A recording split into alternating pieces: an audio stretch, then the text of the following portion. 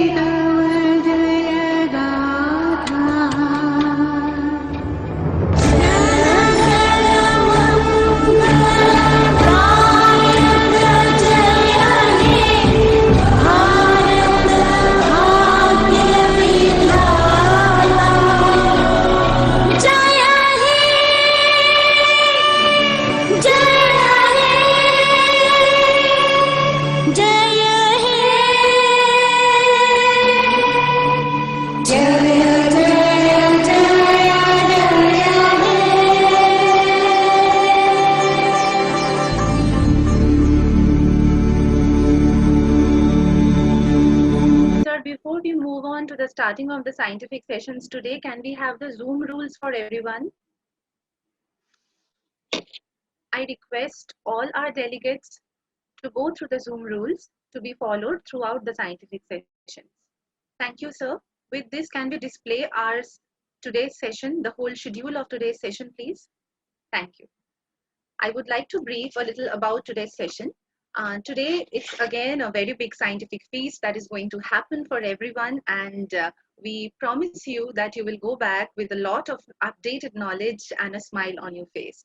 Well, I'll just read out in brief what we have today for you all. Saving the diabetic kidney, an endocrinology perspective as well as a nephrology perspective, followed by the ADA Update 2020 and hypertriglyceridemia in diabetes, followed by the benefits of newer injectables in better diabetes care and treating the diabetic in critical care, followed by treating diabetes in the elderly and diabetic diarrhea, which will be followed by glucodynamics of modern sulfonylureas, followed by the role of SGLT2 inhibitor in cardiorenal syndrome, and lastly, we will be having Indian SGLT2 inhibitor in type 2 diabetes mellitus. So as you can see, it's like a fantastic scientific session that we are going to start today. And with this, we move on to the first scientific session for today's evening. I once again welcome each one of you in today's scientific feast, thanking you for joining with us and making this event successful.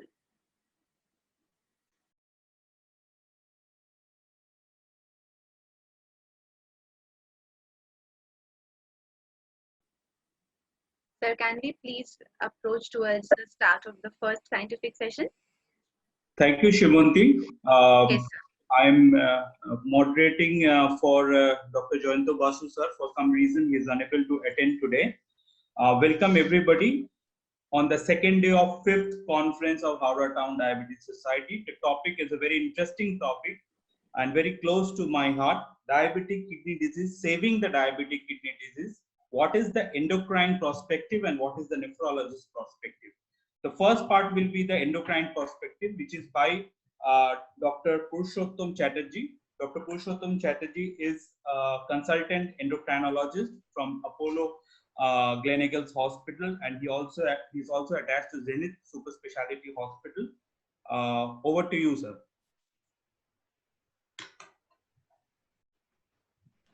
Thank you very much, and I especially thank the organizer for giving me this opportunity. So let me share my slides.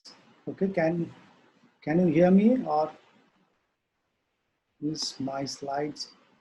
You are audible, sir. Your slides are also visible. Thank you. So I know there are a lot many talks. I will try to make it very specific and brief. So today the topic is saving diabetic kidney, and being a diabetologist and endocrinologist, I will mainly focus on the kidney disease in diabetes in our perspective. Now, as we know, the kidney disease is increasing rapidly because of increasing prevalence of diabetes, particularly type 2 diabetes. And what we know, that we mainly diagnose diabetic kidney disease, that is commonly called DKD, by usually two parameters. One is urinary albumin creatinine ratio and estimation of eGFR from creatinine and other variables. The diabetic kidney disease natural history is different in type 1 and type 2 diabetes. I will mainly focus on type 2 diabetes today because they are the majority, more than 95% of diabetic patients and those with diabetic kidney disease. The peculiarity of type 2 diabetes and kidney disease is that a patient with type 2 diabetes may present with diabetic kidney disease at the very first visit in your clinic. And globally, the major cause of ESRD is type 2 diabetes, and also those patients who require dialysis or kidney transplantation. So it's a huge socioeconomic burden, and not only DKD itself, but in a background of diabetes, DKD increases the other complications of diabetes, particularly cardiovascular risk and retinopathy. Now, if you see the global burden of kidney disease, there's a recent publication in Lancet from 1990 to 2017.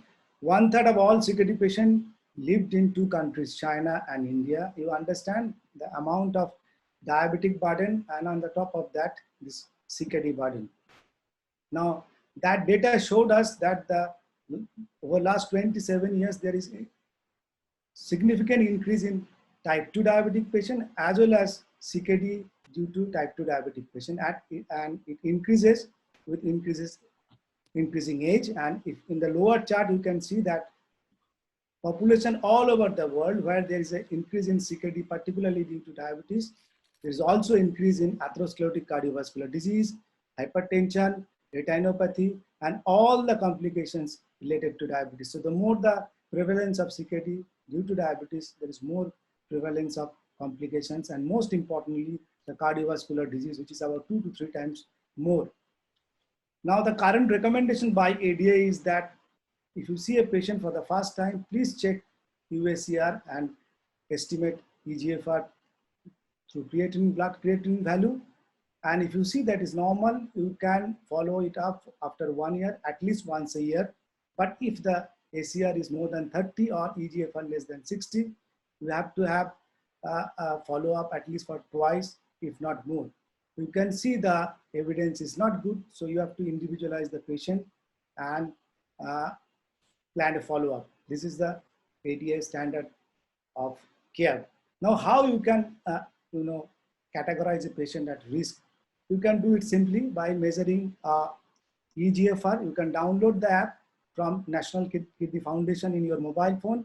You can use the app to calculate EGFR by CKD, PI, or MDA. Just put on the age, the creatinine level, gender, race, etc., and that will give you a EGFR.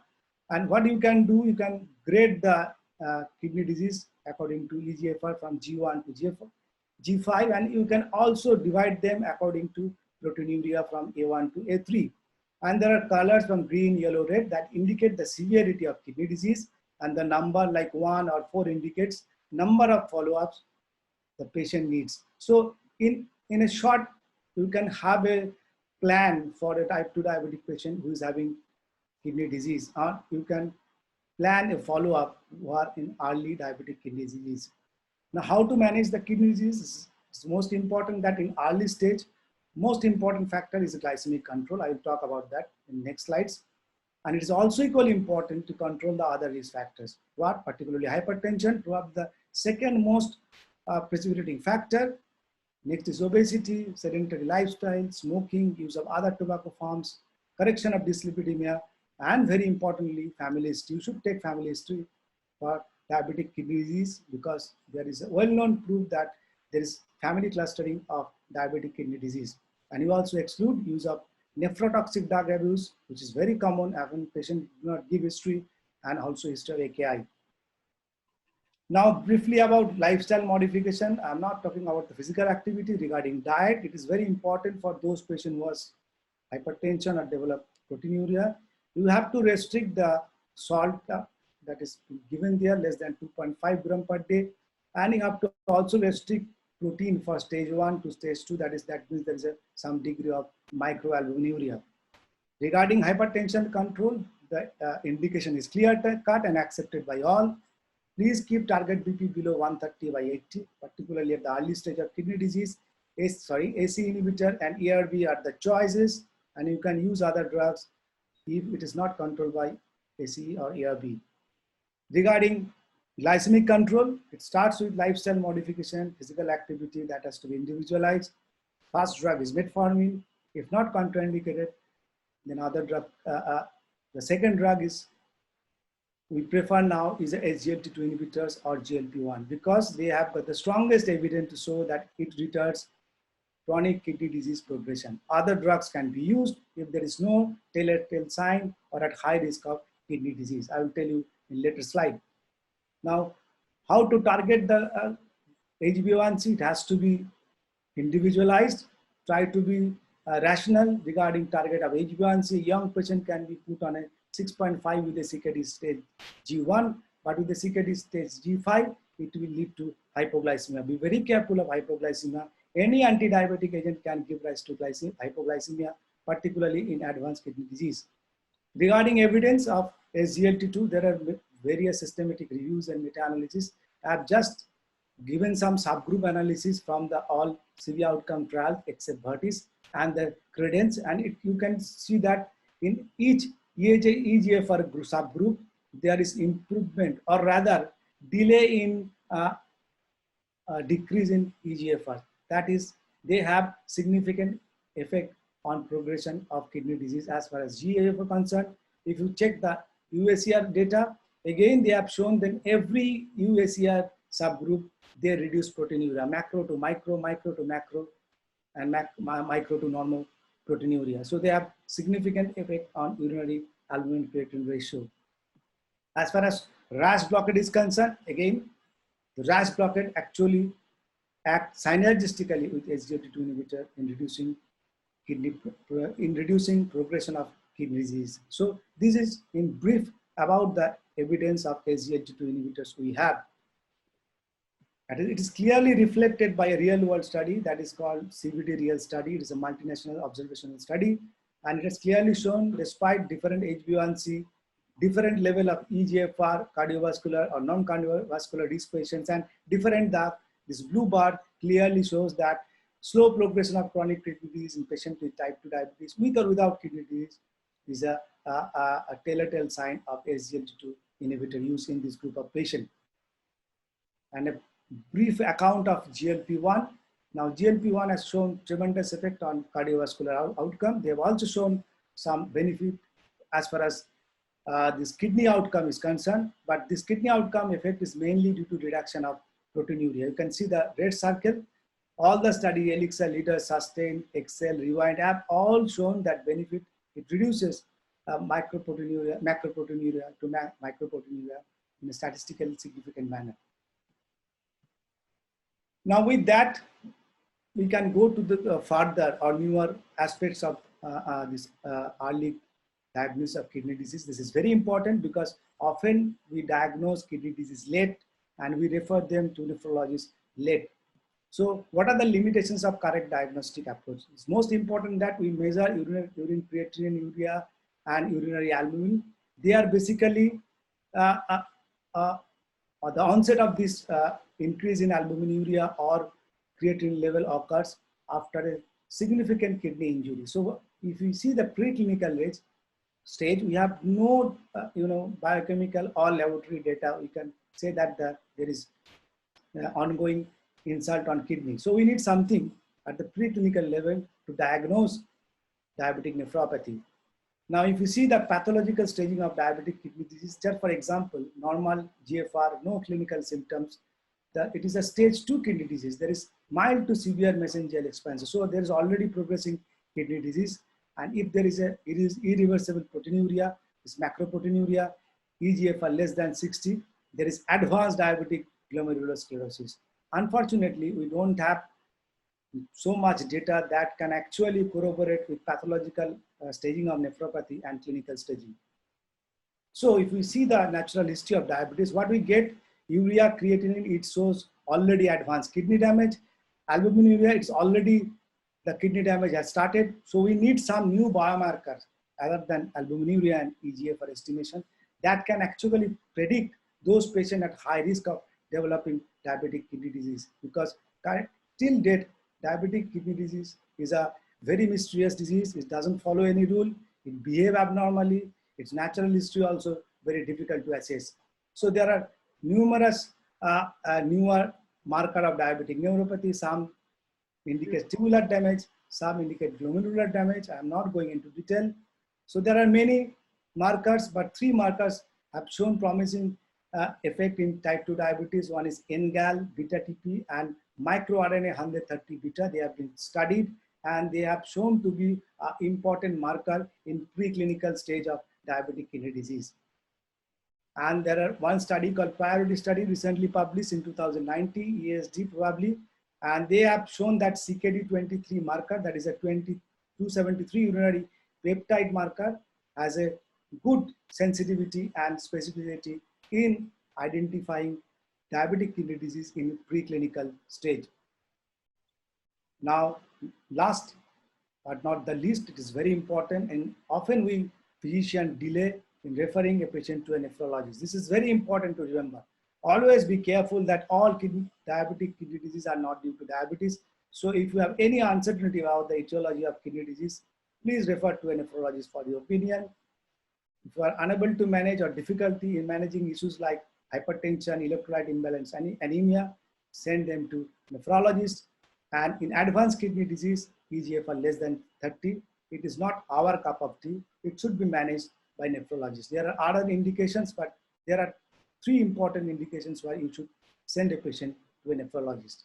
To summarize my talk, it is very important that diabetic nephropathy is a increasing menace, and it is a major and growing public health problem, and it is causing huge socioeconomic problem to each and every country.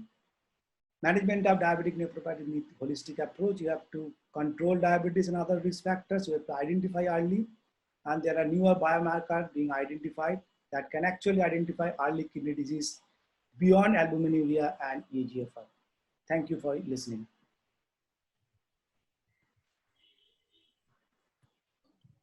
Thank you, Dr. Purushottam, for an excellent and enlightenment speech on the endocrine perspective in saving a diabetic kidney disease. I have 2 comments and 1 question. First, cystatin C has not yet been properly standardized across all the age group. That's one problem which we are facing many times, which normal GFR, it comes at the borderline level. But there are definitely a lot of researches which is going on, and even there are GFRs which can use cystatin C as a element for calculating the glomerular filtration rate. And urinary UV by P is the most specific, especially when we are taking for transplant to calculate the GFR, because it measures the creatinine values in urine. Secondly, GLP-1, though you have shown all the studies we had discussed yesterday also, definitely it has a role in reducing the urinary protein, but it has not translated in controlling the GFR. Most of the studies, the change in GFR or decline in GFR was not significant. Yeah, I've shown it in my slide. That is, the GLP effect is predominantly due to reduction of macroproteinuria, not GFR. So, CKD being a multifactorial etiology, what is your comments on DPP-4 being used in CKD population for diabetes control? The CKD, as far as glycemic control is concerned, it has shown your safety over the years. You have to adjust the dose. Regarding the pathophysiology and DPP-4 inhibition, definitely there are animal studies which have shown that the inflammatory changes in diabetic kidney disease, they are significantly reduced by use of DPP-4 inhibitors. But we don't have any such data to prove that DPP-4 inhibitor actually delay or prevent kidney disease. There is no such data. They are rather neutral in that aspect. Any other question from any other panelists or delegates? No. So we'll move on to Dr. Purushottam, will you please stop sharing your screen, please? Thank you. So thank you very much. Thank you very much, Dr. Purushottam. So we'll move on to the second part of the talk, which is saving the diabetic kidney disease, which is a nephrologist perspective. And basically, we are discussing here the recent guidelines, which is come in 2019 and 20 KDOCI. And to this, my friend, my colleague, and my mentor, Dr. Pratik Das, eminent nephrologist from Arintagore Hospital. He has numerous transplants under his belt. The first dual kidney transplant was done under his care, and he's my guru. Thank you for being with us today on this scientific fest. So over to you, Pratik Das.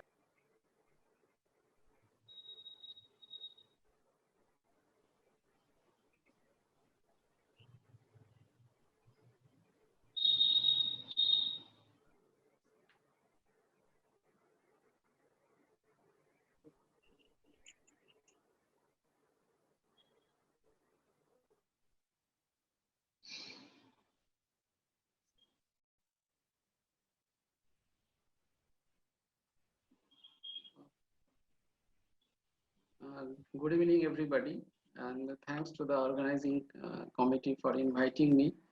Already, Purushottam, my brother, he has told almost everything from the nephrologist perspective also. So, next week there may be some overlap, so we'll be trying to at least give some ideas, conceptual thing in treating a diabetic nephropathy rather than giving more information and guidelines like that, so that practically you can save a kidney of a diabetic patient. So just to start with, this is to a nephrologist, this is the basic, this is the structure of a nephron, and if you can see, I just want to highlight at one area. This is a normal nephron, and this area here the afferent arteriole is come in contact with the distal convoluted tubule, and it senses here lies the thing we call it juxtaglomerular apparatus and a macula densa. They sense everything, the electrolytes, osmolality, and the sodium chloride content of the distal tubule, and send some feedback so that the glomerular blood flow is altered. So these probably, as so long as diabetes is considered to be a glomerular disease, now it is considered to be most of a tubular disease with a secondary effect on the glomerulus. And if it happens, you can see in the diabetic patients what happens if there is a excessive glucose and that is filtered coming to the proximal tubule, and here it is absorbed by the proximal tubule by a transporter which also absorbs sodium, so that the distal tubule gets less sodium. When distal tubule gets less sodium, there is a feedback goes to the afferent arteriole so that it thinks that there is some need to excrete more sodium from the body, so it dilates and there is a glomerular hypertrophy. Here lies the glomerular hypertrophy and increase in the GFR. And here start the basic problem of diabetes over the kidney. Diabetes was first described about 3 millennia back, and it required 3 millennia to establish a relationship between a kidney and the diabetes, and within the next few decades diabetes has become the most important cause of the end-stage renal disease. Once it started in this form, then it goes through these various mechanisms, like it activates the RAS systems, activates other N-glycated end products, and they goes and the TGA beta is activated, ultimately resulting in a glomerular hypertrophy. There is a basement membrane thickening, some tubulointerstitial changes, and ultimately kidney fibrosis. So this is like that. You can see this is a normal one, and once you get that, this is an on the right side, you can get the abnormal kidney function. Ultrastructurally, you can see the basement membrane is thickened compared to the normal one, and so that so much so on that happens to the kidney.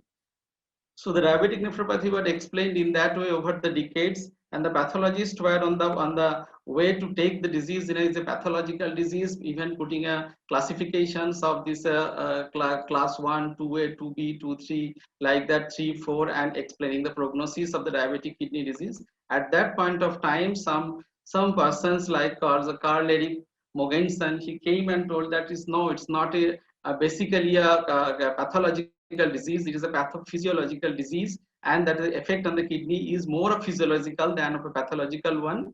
I have already told that when there is a hyperglycemia and there is a negative tubuloglomerular feedback induces hyperfiltration, and after that, after some time, there is a mesangial expansion and slight fall in the GFR, there is a clinical latency, then comes the microalbuminuria due to membrane thickening, macroalbuminuria ultimately lands in renal failure.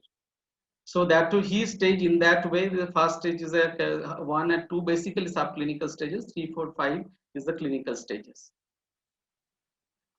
So if we consider these together, you can see this is so many things going together. If we don't understand this, you cannot save the kidney. Hyperglycemia goes on throughout the kidney disease, except in the end stage kidney disease, where you can get some amount of hypoglycemia.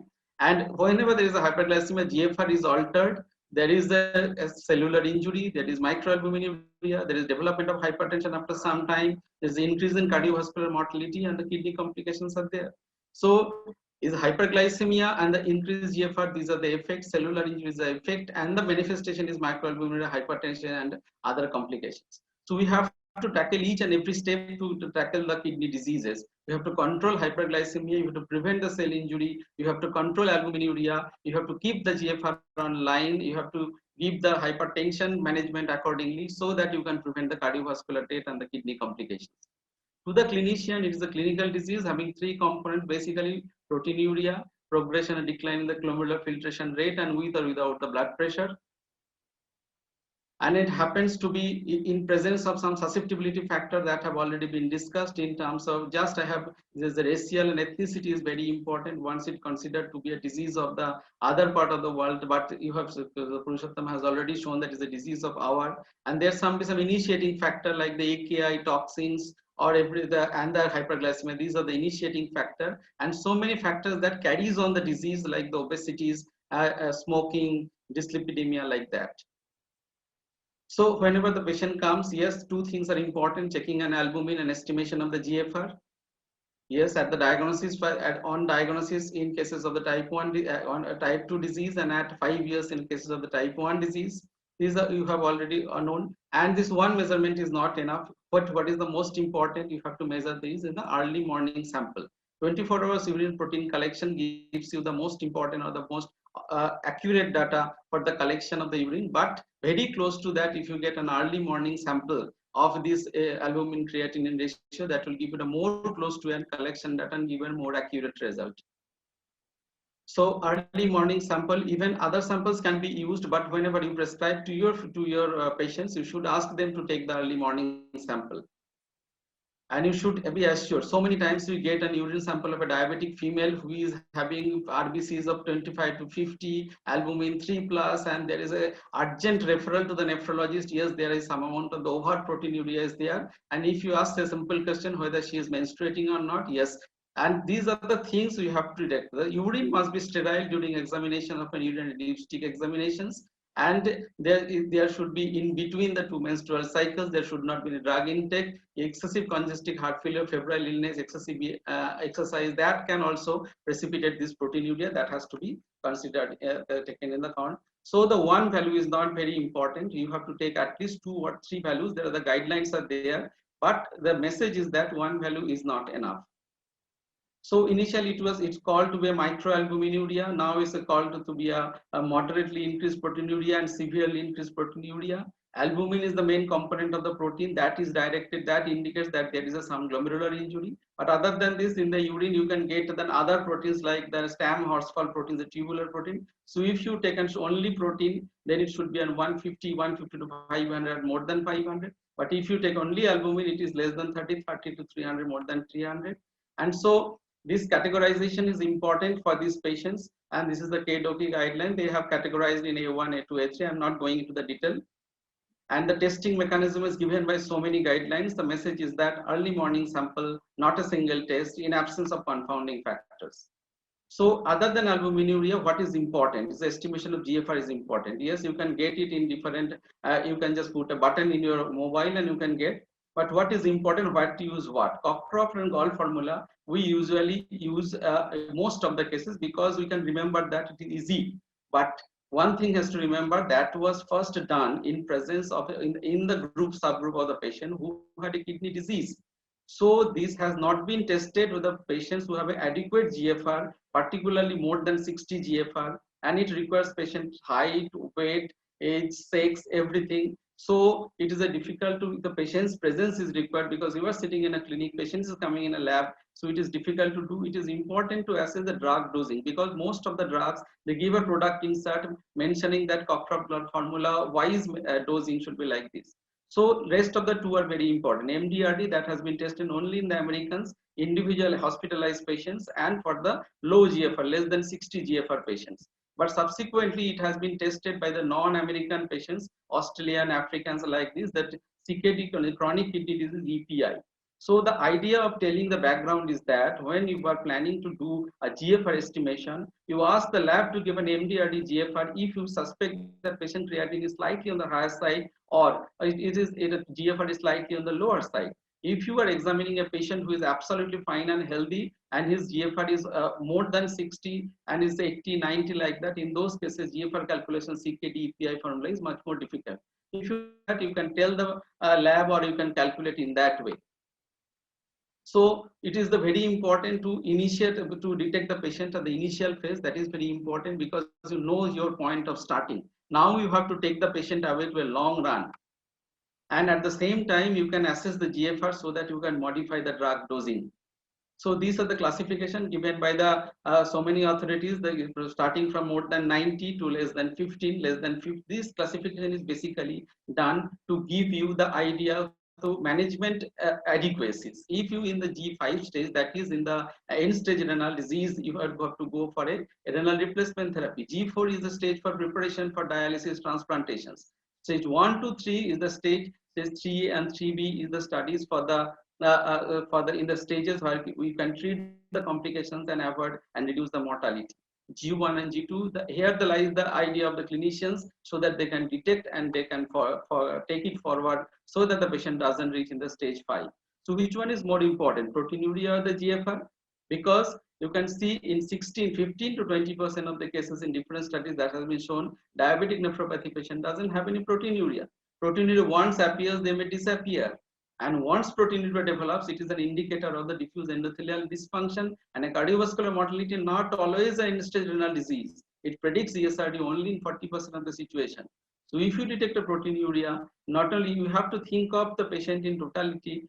Patients' renal failure, in terms of renal failure, patients' proteinuria may have a little value compared to the GFR. That slide you have already shown. So we have to take account both of these and accordingly initiate or follow-up strategies. So if this, whatever I told in this phase, if you put together, you can get a curve like this. Initially, there is some amount of functional change, then structural changes, then there is a gross drop in the over proteinuria stage going to the end stage renal diseases.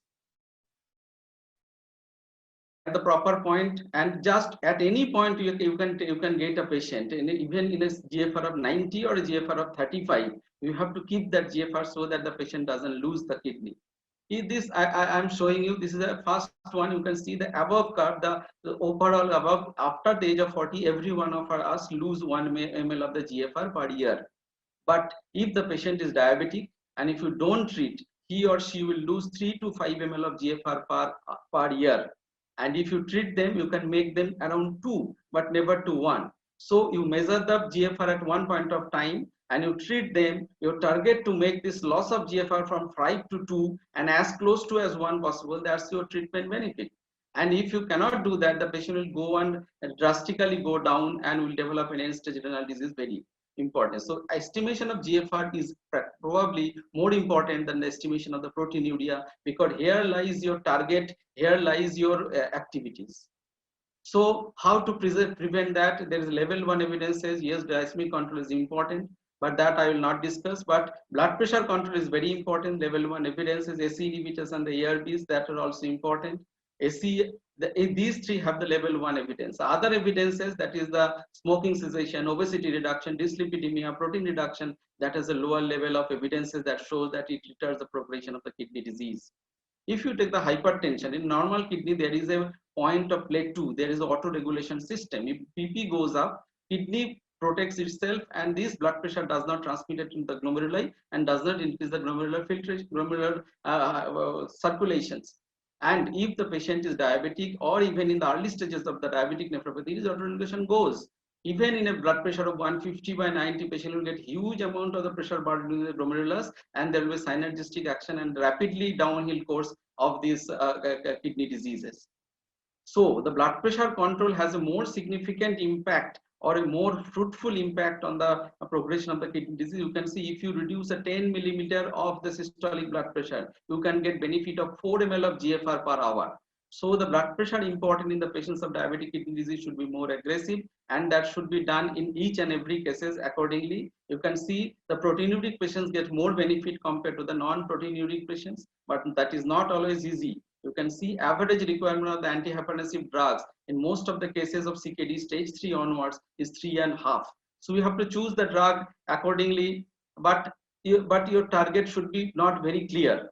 Once it was called that yes, 139 is the KDIGO guideline, ADS is okay, but the JNC8 gives that it should be 140/90. But recent SPRINT trial, that is not on the diabetic patients, but they have shown that nowadays many of the patients, they measure the blood pressure at home with the automated blood pressure machine, and if this measurement is the target, in those cases the target should be slightly up and down. So in the it should be different for the in-chamber measurement, to the paramedics measurement, to the patient's own measurement, like that.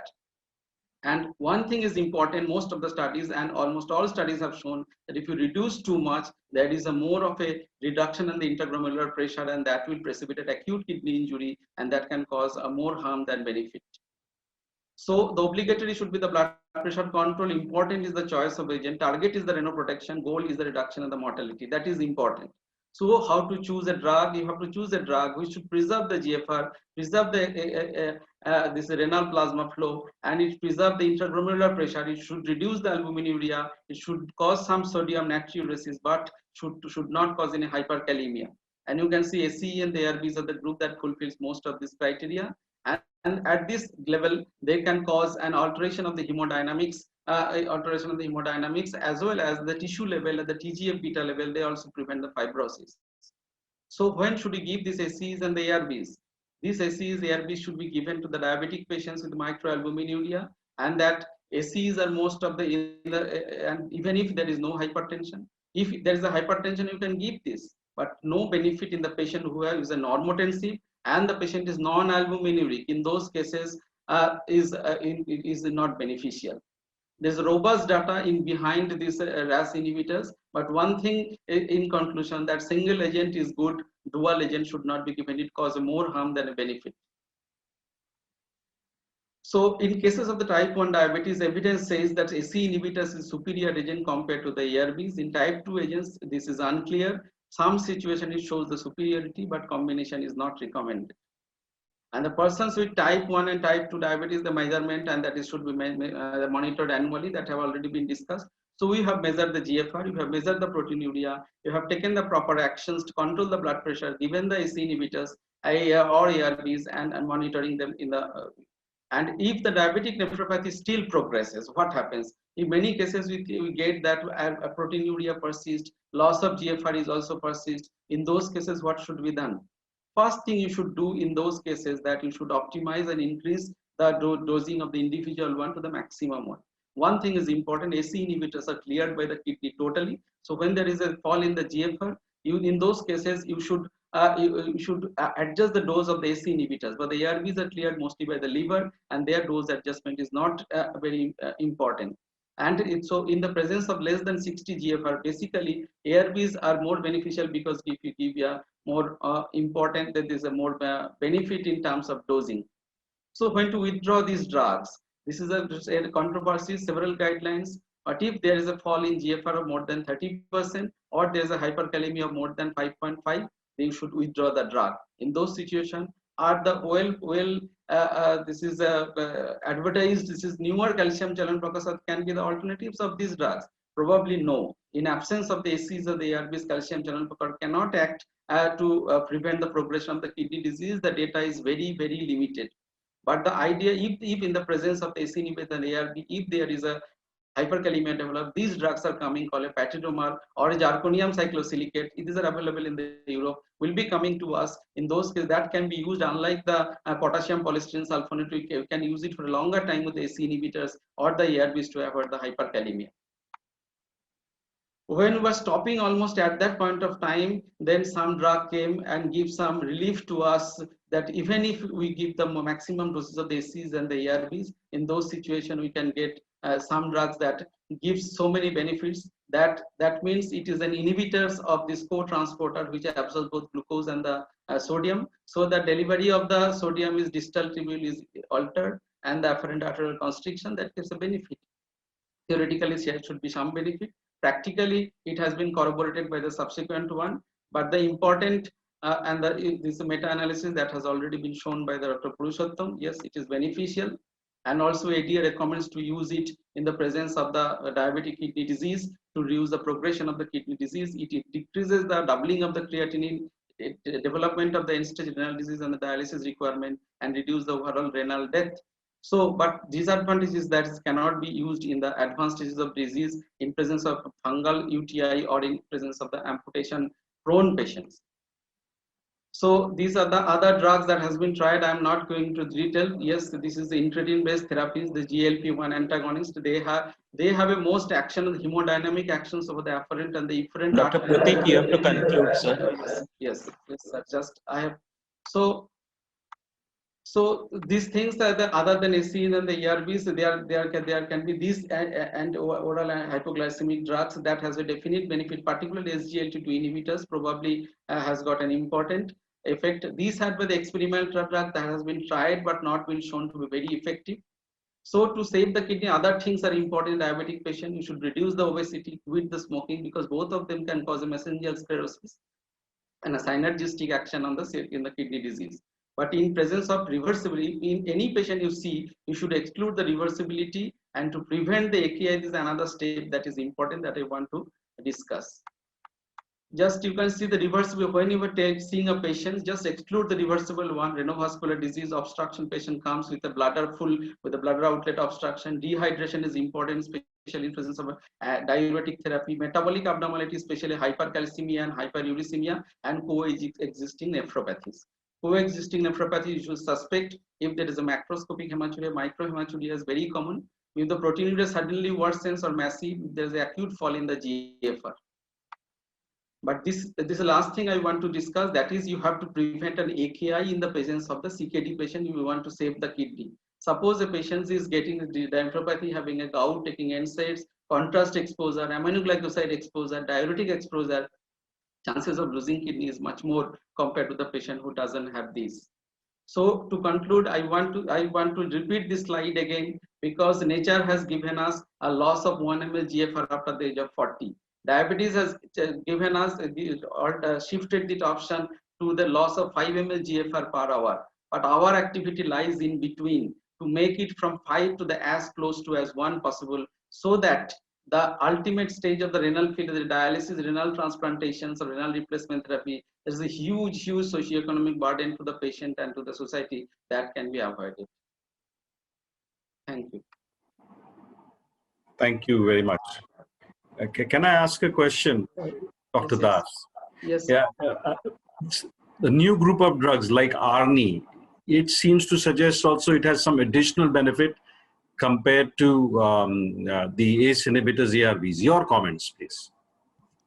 Those drugs has been tried, mostly that was excellent and successful in the animal trials, but subsequent trials that has not been corroborated, that has been not been reproduced in the human trials. These are stray reports. This is not a randomized control trial that have been shown, that prospective trial that has been shown to be beneficial. Till to date, we are not in a position to recommend these drugs for the prevention or the retardation of the progression of the kidney disease. Thank you.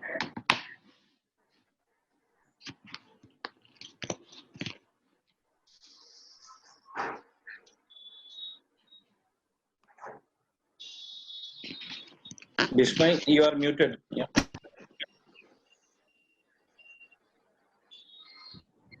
One question which is very commonly asked, and it's important for as a physician, when should we suspect a non-diabetic kidney disease, or else when should we suspect should do a kidney biopsy for these patients?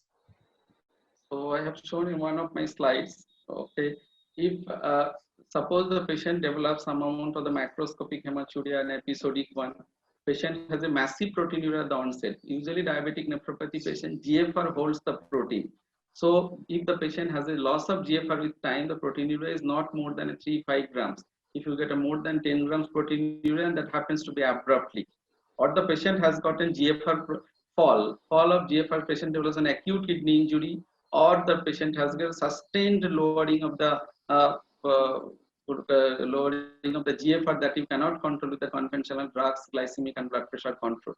In those situations, basically, and if a clue, the patient is having an arthralgia, patient has a rash, patient has a positive ANF, patient severe anemia, patient have a signs of paraproteinemia. In those situations, yes, you should do a biopsy. But another aspect of this thing is that even if you diagnose the disease, the patient is having a non-diabetic glomerular disease, and if you treat them, it has been shown in many studies that yes, its benefit in terms of benefit is much lesser compared to those diseases which develops de novo.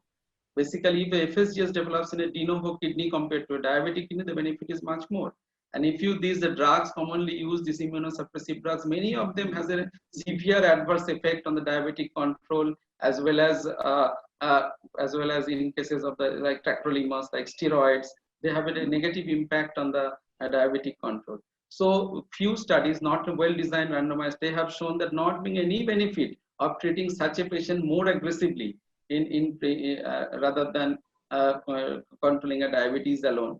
Until and unless, yes, this is severe proliferative glomerulonephritis, there is a systemic clue, low complement, high antinuclear factor, ANCA is positive. In those situations, yes, you need to treat. Dr. Das, how to suspect non-proteinuric diabetic nephropathy? That's why this other aspect has been added, that is GFR. In present, the presence of diabetes is present, you are detecting for the first time for diabetes type 2 or sometimes in type 1. And if you estimate the GFR, and if the GFR is falling and that is more than the physiological one, then you should suspect, yes, the patient probably is having. In those situations, maybe biomarkers may help, but the biomarkers has been shown to be more helpful in the acute events in the life of a diabetic nephropathy patient, not even as a patient who is on diabetic nephropathy progressively, gradually, and relentlessly progressing disease. In those cases, probably biomarkers are not very effective. That's why this is the GFR has been added and given more importance than the proteinuria alone. Thank you, Pratikda. I think we are running short of time and we need to conclude the session. Thank you for an excellent scientific data on saving the diabetic kidney. I just pass on to the next moderator. You can just take over from me. Thank you very much. Thank you so much, speakers. Thank you so much, Dr. Vismay Kumar, for moderating the session.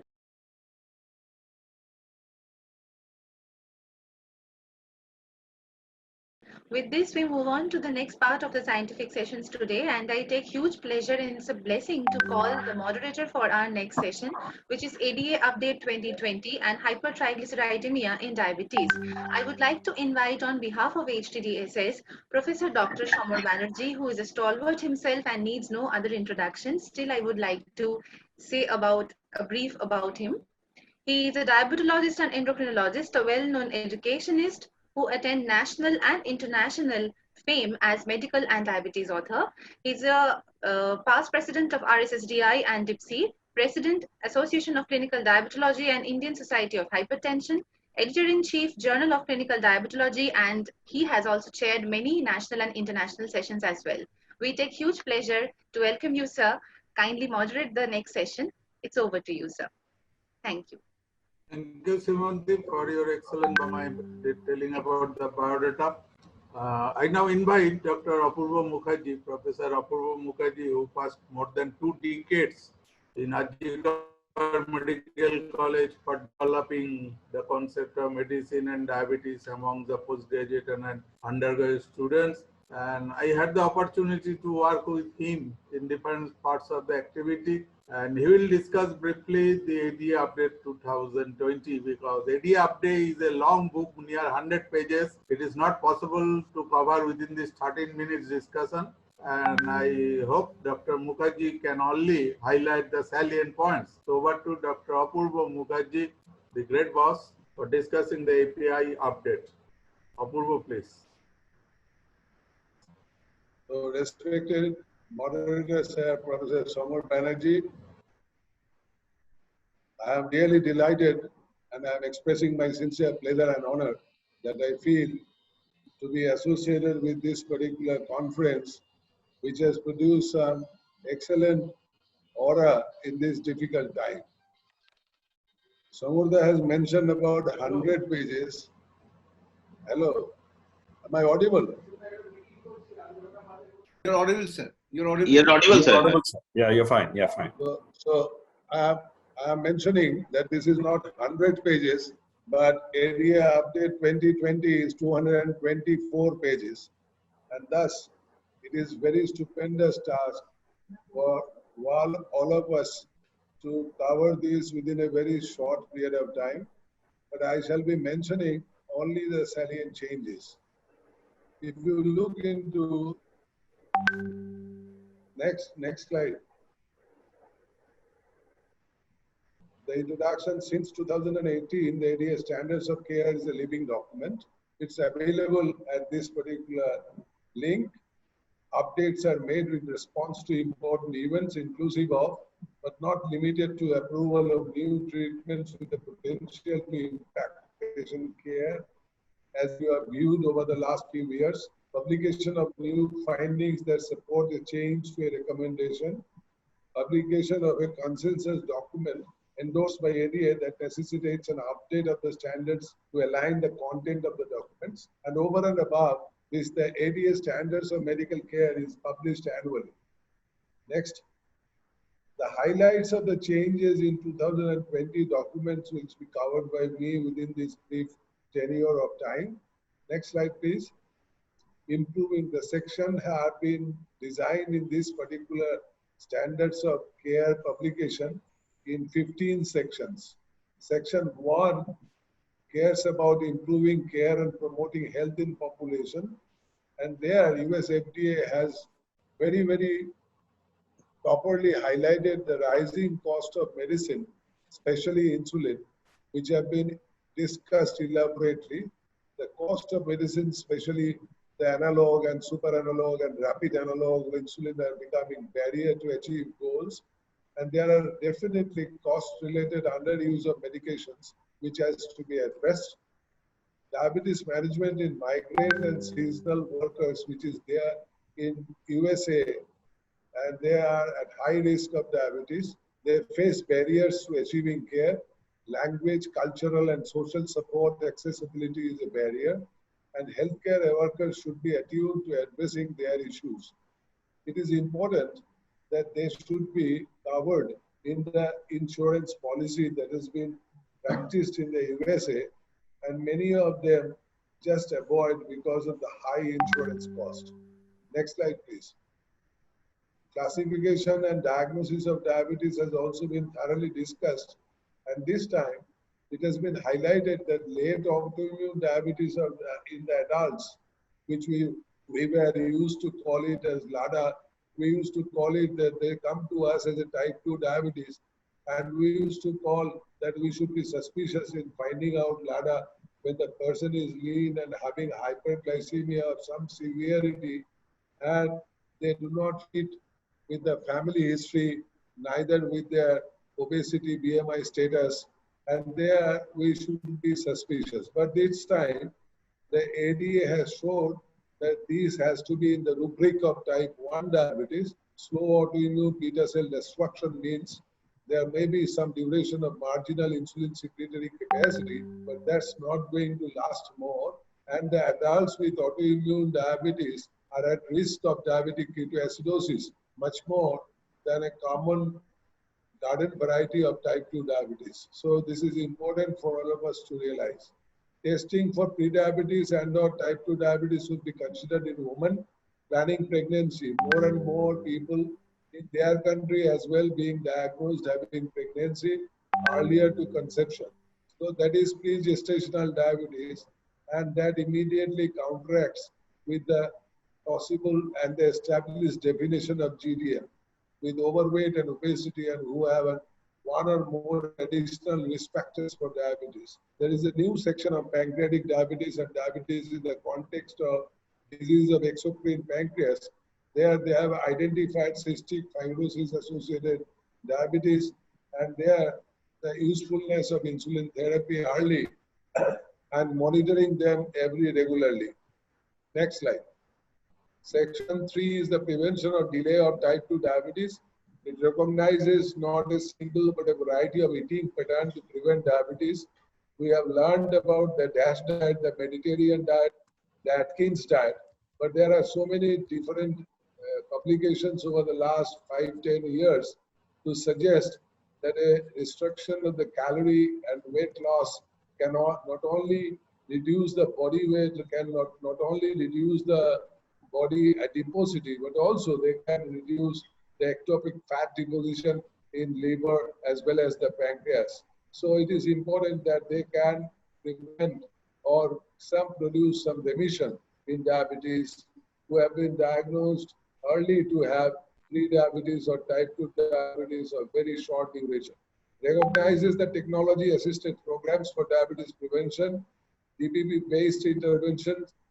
The CDC recognized diabetes prevention program, where there are definite designs of the physical activity program with a view to achieve and maintain weight loss, which should be more than 7% of the original body weight, can produce a significant improvement of overall glycemic control. As well as there should be prevention as well as the delay in the development of type 2 diabetes. It recognizes and re-emphasizes the use of metformin in the prevention of diabetes in high risk group, that is high BMI, previous history of GDM. Next slide.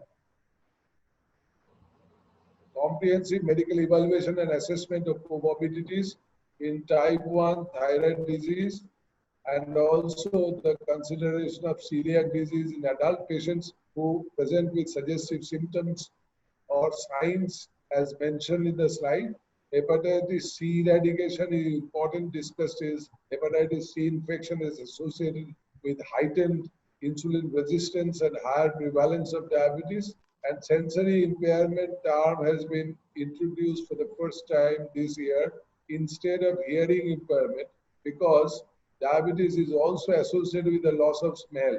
More than 70 years of age people or diabetes duration more than 20 years do have 2-3 times increased propensity of development of hearing impairment or impairment of loss of smell. Next slide. So facilitating behavior change and well-being to improve health outcome. This name was lifestyle management earlier. This has been changed only to emphasize that motivation and the behavior change on the part of the patient as well as their whole family and the friend circle is extremely important to facilitate and maintain the behavior change for a prolonged period of time, which is beneficial. Harms for e-cigarettes discussed in detail. No person should be advised to use e-cigarettes either as a way to stop smoking tobacco or as a recreational drug. Next. Glycemic targets, which might be more interesting for the people who are the caregivers on day-to-day basis.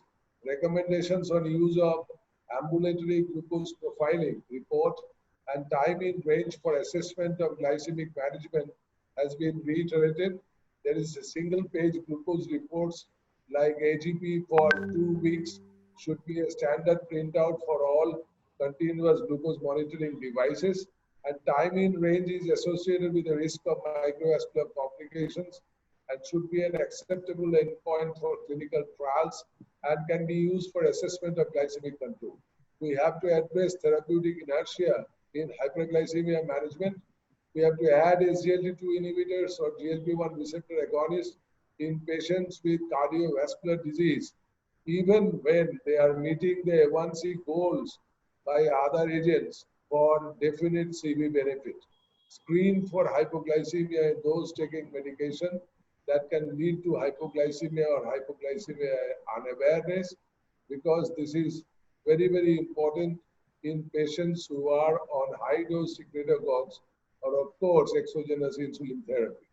Intranasal glucagon and glucagon solution for subcutaneous injection were included in the section of hypoglycemia due to their recent approval by US FDA. Next.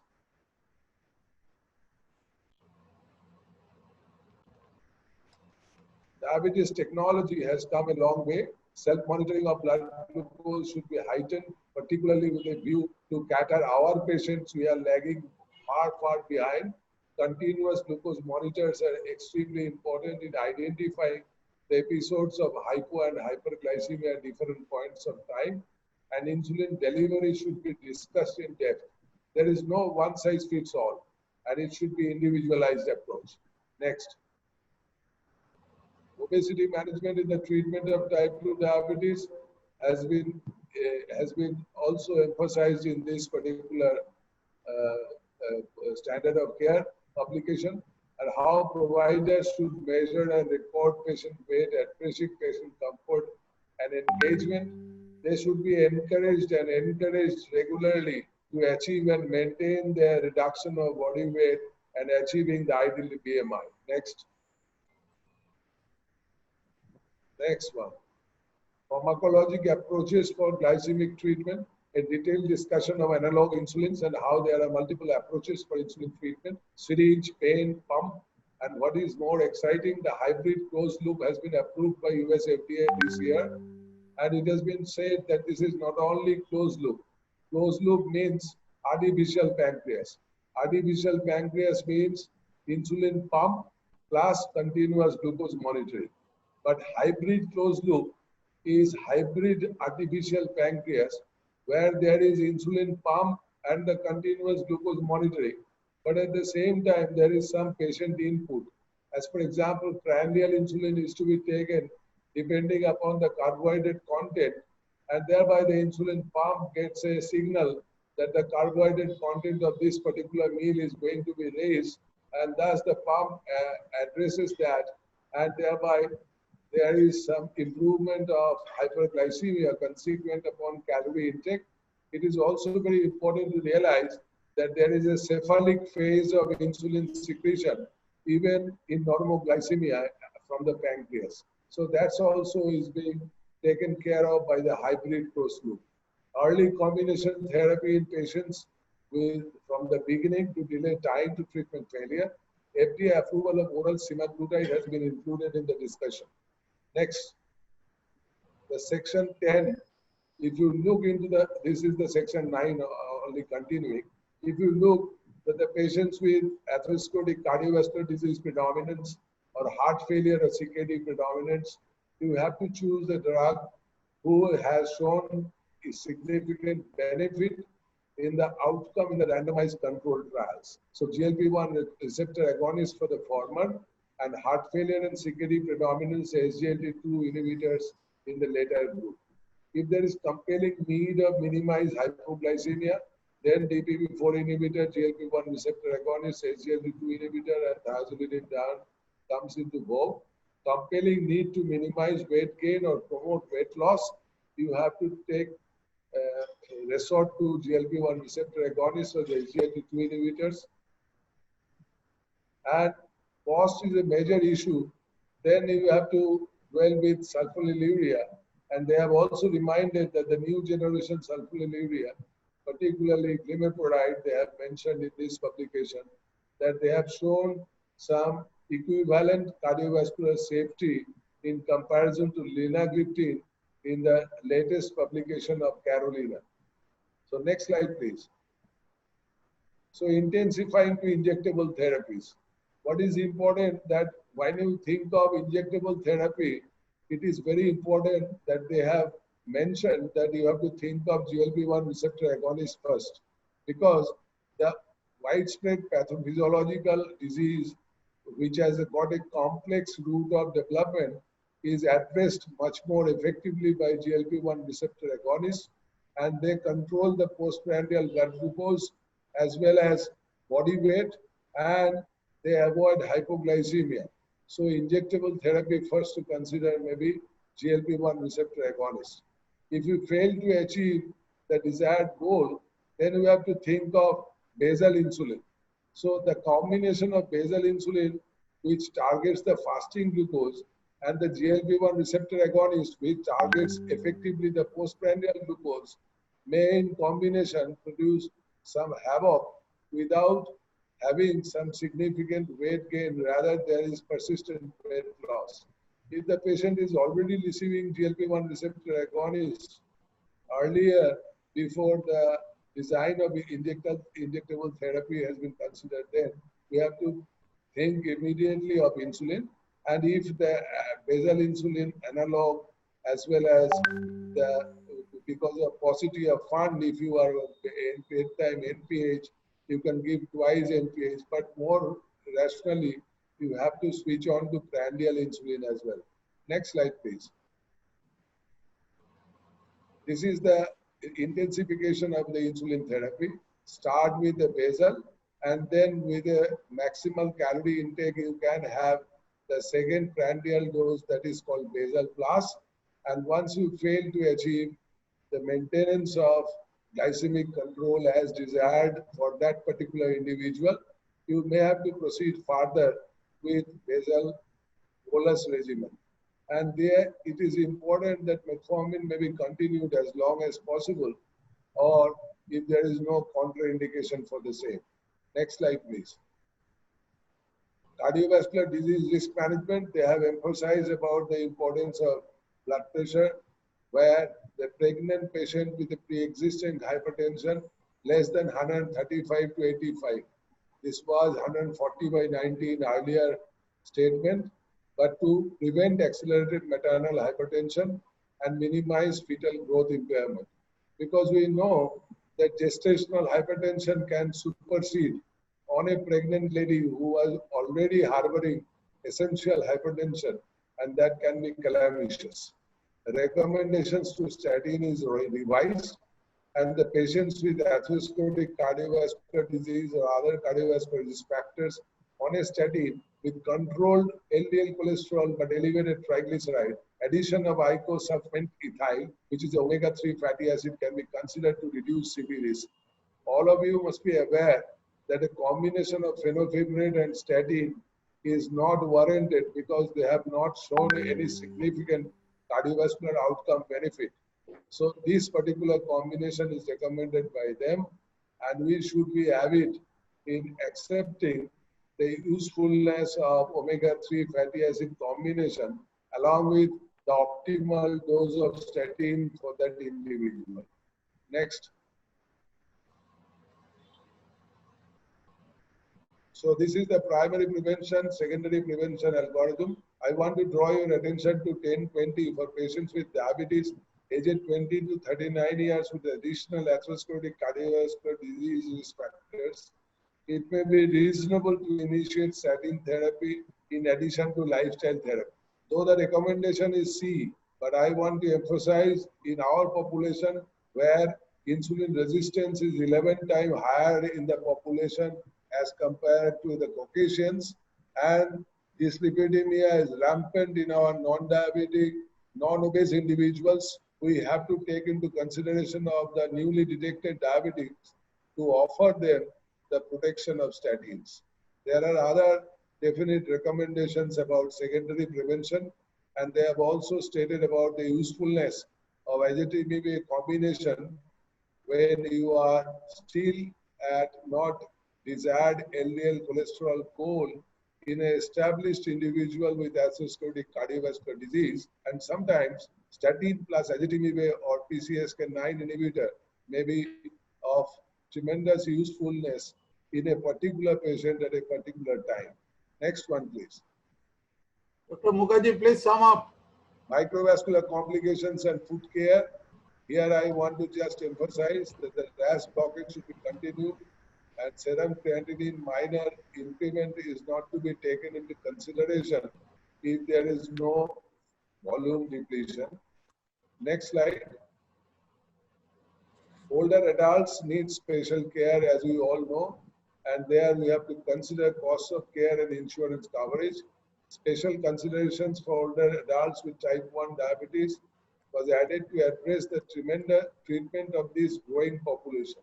The type 1 diabetics are also becoming old and they are having a lot of problems.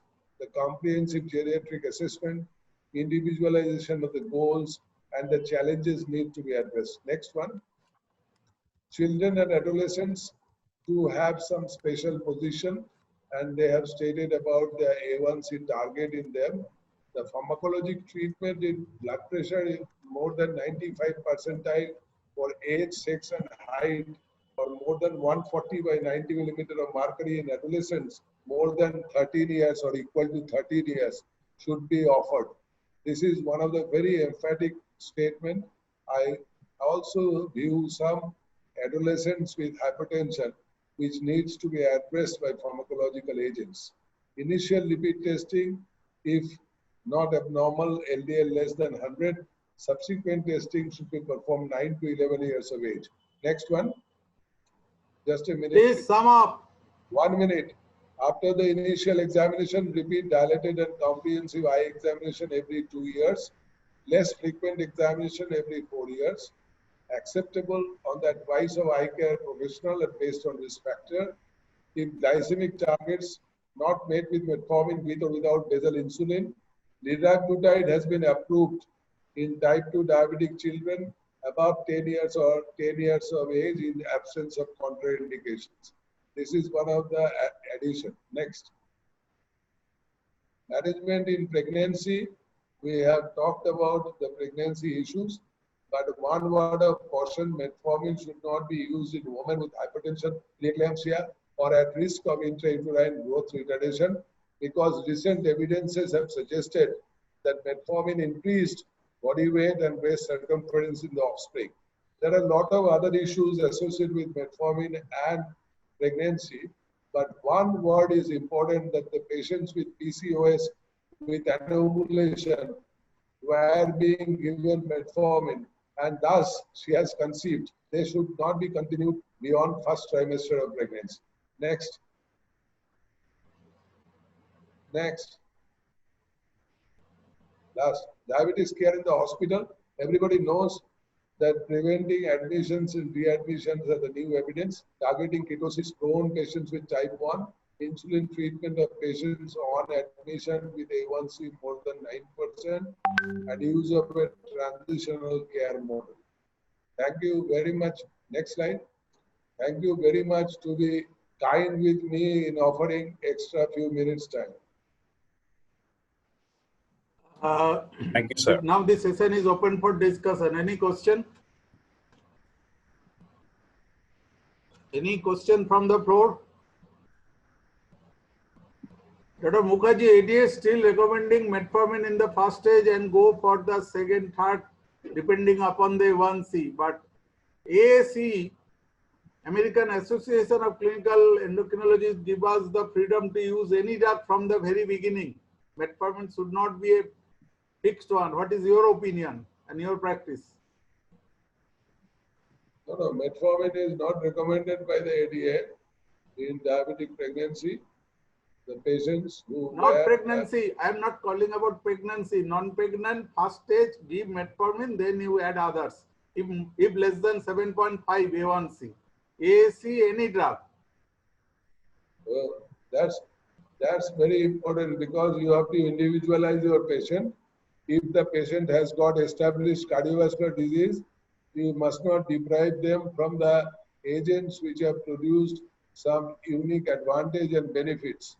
Thus, metformin is not to be a blanket recommendation for each and every type 2 diabetics at diagnosis as they are propounded.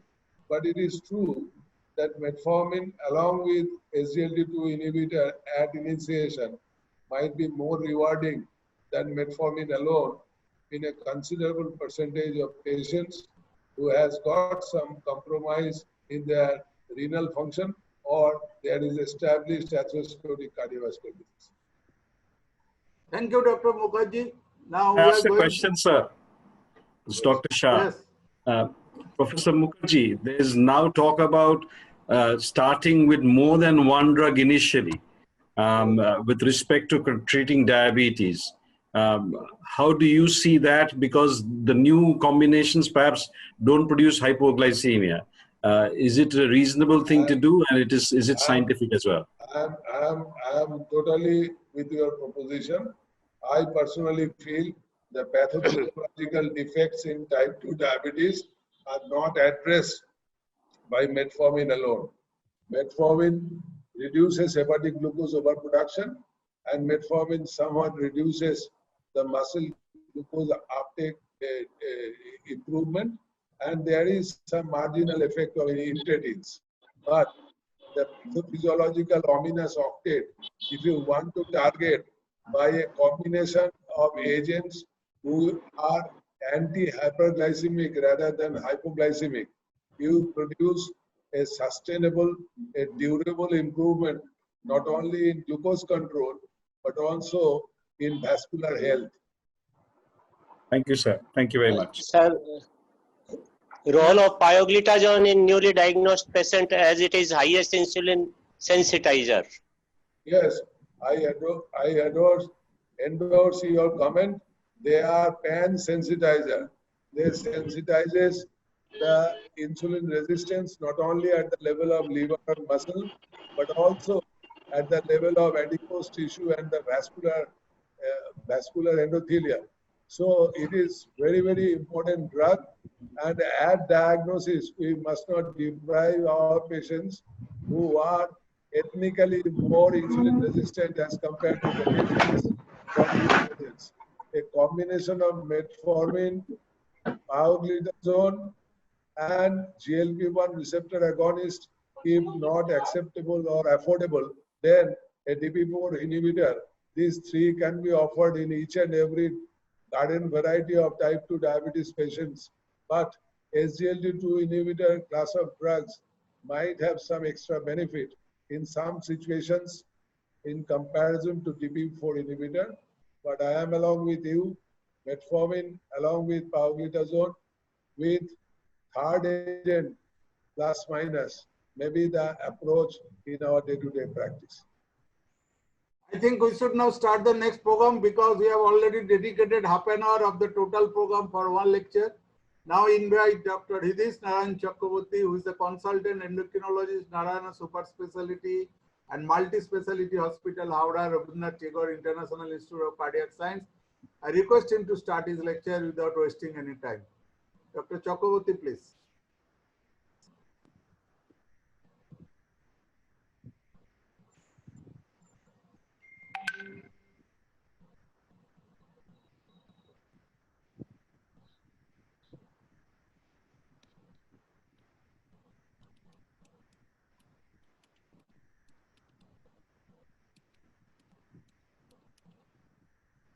Thank you. So am I audible and visible now after being unmuted? Yeah. Absolutely. Yeah. Thank you, sir. So be it COVID times or non-COVID times, our quest for knowledge would always continue, and our conquest of various scientific evidences will also continue. So today's topic in short would be hypertriglyceridemia in diabetes. Can I move my slides? Yeah. Thank you. So at the outset, I must mention that there are some declarations and disclaimers that there is nothing to declare at the present moment. And I can't move my slides from my end. Can you help? Shall I give you the control? Yeah, you give me the control.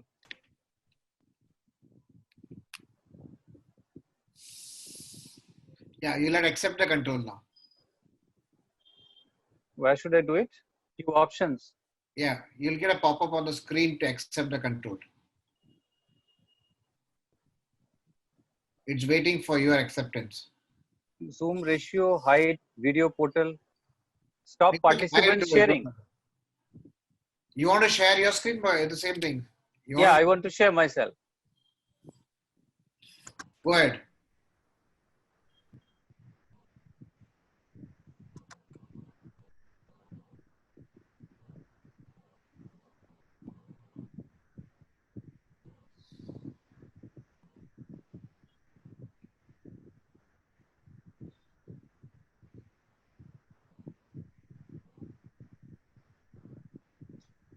Okay. So after that technical glitch, I am back. And obviously what we are discussing today is considered true only for today's days because the next morning something new may crop up. So our journey would be having a starting point, a few stops, and reaching at our destination. So the starting point would definitely be a relevant lipid biochemistry. We all need to recapitulate that we have lipoproteins, which are a group of different lipid molecules and proteins that vary in size. And we have the various components like triglycerides, phospholipids, specific proteins called apolipoproteins.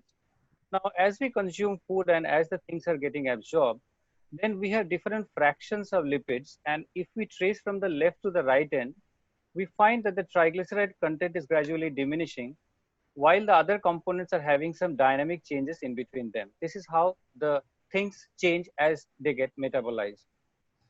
So the stops in our journey would be the prevalence of diabetic dyslipidemia, diabetes and a high triglyceride, that is a vicious cycle, how it is related to CVD, what are the standard options, what are the newer options and future horizons.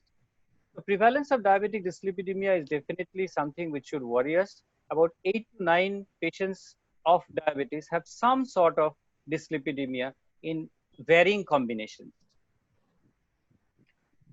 Now, if you look at the prevalence of diabetic dyslipidemia, maybe we'd be awestruck to find out that prevalence of dyslipidemia in male type 2 diabetes is to the tune of 85%, while in females it's even higher, 97.8%.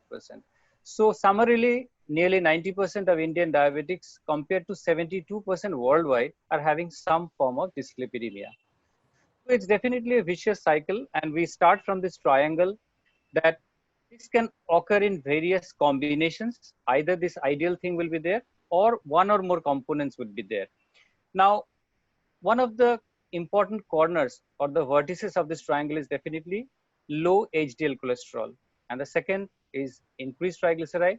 And third is the LDL cholesterol may be raised or it may even be normal, but there is a quantitative shift in the type of LDL cholesterol, and we have small dense variety. So the curious case of small dense LDL, why I'm mentioning in triglyceride is that, as I mentioned, that there is a dynamic change between the components as they get metabolized. So these particles have a longer plasma residence time and thus are more prone to oxidation and thus may be more pro-atherogenic. In case of diabetes, the insulin resistance, obviously, which qualifies the type 2 diabetes, there is increased free fatty acid flux to the liver because the inhibition of beta oxidation is less. So obviously the free fatty acids move more to the liver and the various lipoproteins become more triglyceride rich. And obviously then there are some enzymatic transfers and ultimately it leads to production of small dense LDL rather than the large buoyant LDLs, which are relatively good compared to the small dense ones. If we look at the high TG, how it varies with the dynamic changes of small dense LDL is that if we look at the boxed one, phenotype A, and the triangled one, that is phenotype B, at a cutoff of say 100, 85% has predominant large buoyant LDL particles. At a cutoff of 250 of triglyceride, you are seeing about 85% has just exactly the opposite of the bad variety of LDL cholesterol, that is small dense one. So this thing has to be remembered that small dense LDL is more atherogenic. Keeping triglyceride at 200 to 250 may not be optimal to reduce the atherosclerosis. This is basically the take-home message of this slide. Now, obviously, the Asian Indian phenotype is different. We have thin fats. So we have more visceral fat, higher insulin resistance, more inflammatory markers, abnormal ratio of HDL to triglyceride, and obviously higher risk of diabetic complications and CVD.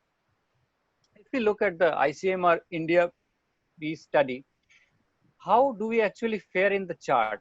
And what are the commonest varieties of dyslipidemia in India? Is definitely low HDL is the commonest variety. Second is the hypertriglyceridemia. Third is the hypercholesterolemia. And last is the high LDL. So obviously high LDL may not be a qualifying term here. The more important thing will be the character of the LDL. So high TG is a severe risk factor. Obviously, it can lead to atherosclerotic changes.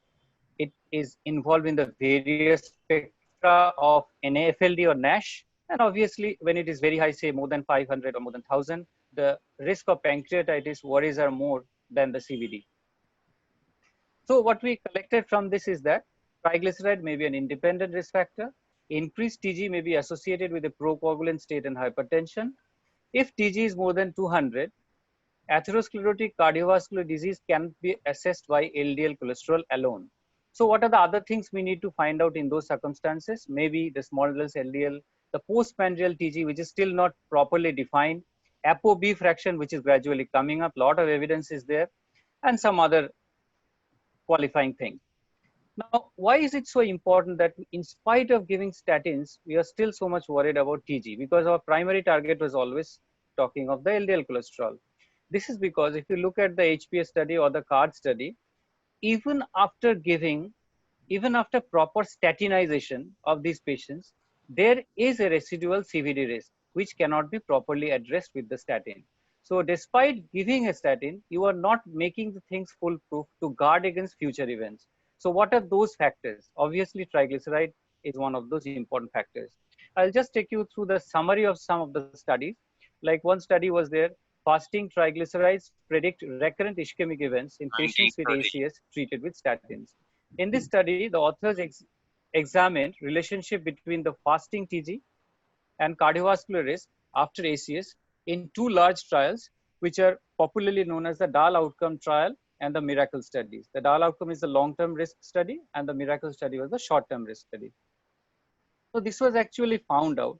If you arrange the triglycerides in quintiles, starting from 80, proceeding to more than 185, you find the risk of primary endpoint is gradually escalating with each quintile. If you talk of the Miracle study, which was the short term, here the tertiles of triglyceride, that means the three groups it was arranged. Here also you can see an ascending order being presented of the risk of primary endpoint given.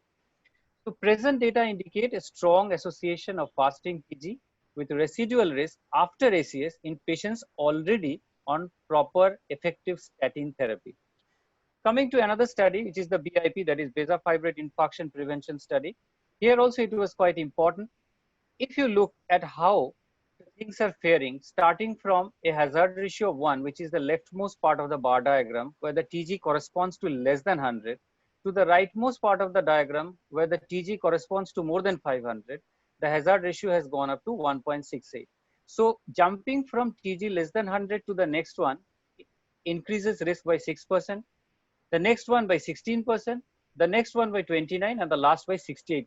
So obviously, the 22-year mortality risk for patients with severe hypertriglyceridemia was increased 68% when compared with patients with low normal triglycerides. This was a study, Strong Heart study, published online in 2017. Here also they studied about 3,000 odd patients. And here it's a busy slide. I just want you to focus on this, that there was a diabetic cohort and a non-diabetic cohort. They were looking at CHD as well as ischemic stroke. This red colored bar is talking of CHD in the subgroup with high TG and low HDL. In the non-diabetic group, the hazard ratio was 0.88, while in the diabetic group, it was 1.54. Coming to the next one, if we talk of ischemic stroke also, the same pattern, that high TG and low HDL, just let us look at the non-diabetic population also. Here also the hazard ratio is more than 1, that is 1.16. And the diabetic population is more than 2. So obviously this combination, high TG and low HDL, is quite dreaded as far as CHD is concerned in diabetic population, as far as ischemic stroke is concerned in both diabetic and non-diabetic population. So obviously from these, there was a meta-analysis of 5 landmark trials. This is definitely not an RCT. 4,000 odd patients were analyzed. And then a recommendation definitely came that if the TG is more than 204 and HDL is less than or equal to 34, maybe it favors when we give TG lowering therapy. This thing is very important and it has been incorporated into guidelines year after year. So even the international guidelines have incorporated this. If you look at the middle panel under additional risk factors, the fasting or postprandial hypertriglyceridemia has been recognized and acknowledged as an additional risk factor for cardiovascular disease. This was the standard classification which we had, that the normal should be less than 150, then we have borderline high, high, very high triglyceride levels, and the goal should be less than 150. So now coming to the strategies which we have to lower it. Obviously, lifestyle would always come up first in the list: weight reduction, physical activity, and carbohydrate reduction. Agents that we have, obviously the first thing to come in our mind is a statin, not because of LDL cholesterol lowering only, because it also per se can reduce triglyceride by 10 to 30%. So obviously statins, because they're already being prescribed in diabetic population for some other targets, they can also lower TG to the tune of 10 to 30%. Now, what are the issues that we have? Obviously, targets may not be met, residual risk may persist, myalgia, transaminitis, CPK elevation, myopathy, which have to be kept in mind. These are, though very rare, but which we face in clinical practice. Coming to the next group, which we have, fibrates, definitely they have a robust effect on triglyceride lowering to the tune of 20 to 35%. They can raise HDL cholesterol a little bit. They actually cause PPAR alpha agonism at the level of the liver. That is how they actually act. And they also reduce small dense LDL and increase large buoyant LDL without altering the total LDL. This is another benefit. Now, there are some issues with these studies also, that if you look at the VAHIT studies like primary lipid abnormality was a low HDL. The BEAT study, which I already mentioned, the primary outcome in high-risk patients was not achieved. In the field study, which was very much touted at that time, the primary outcome there also was not achieved. So they also have their limitations. There is risk of gallstones, abnormal LFTs, increased serum creatinine. Obviously, this is reversible, but to some extent it worries both the patient and the doctor. Myopathy, rhabdomyolysis when combined with statin. Then we come to the next group, very important. My previous speaker, my sir, has already mentioned this in the summary of the ADA standard of care. Omega-3 fatty acids have become very important. We had eicosapentaenoic acid and docosahexaenoic acid combination is still available in the market, 180 mg and 120 respectively. But presence of DHA has a role in increasing little bit of the LDL or the harmful cholesterol. So obviously new things have come up.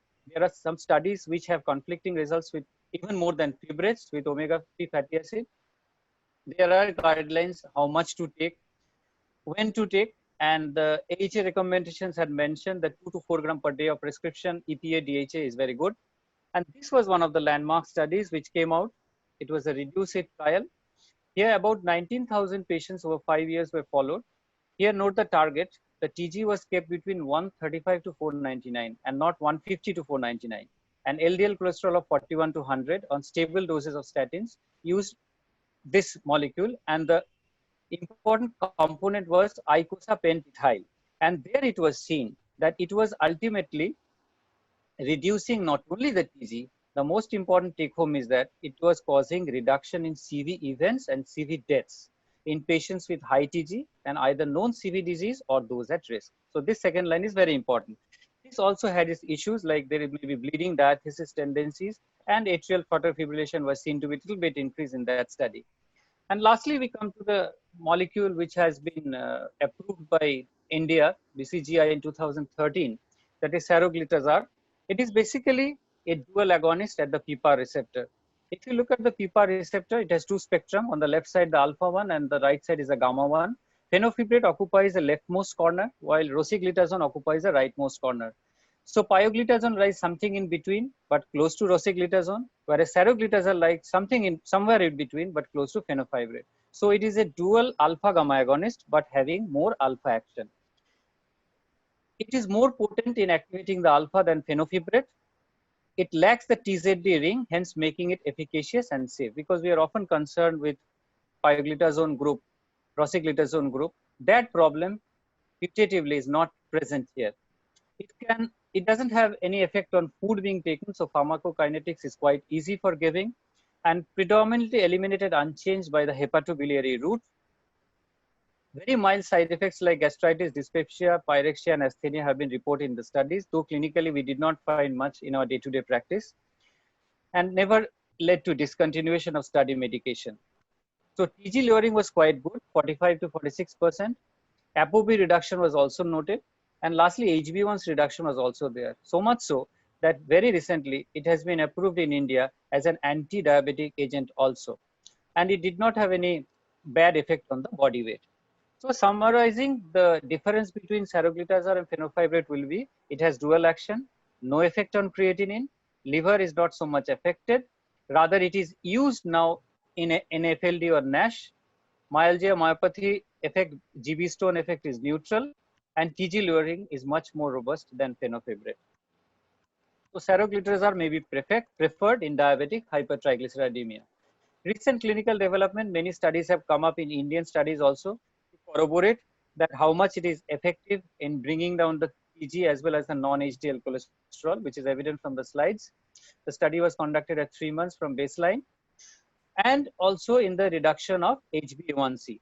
And this actually led to the clearance for use in diabetes.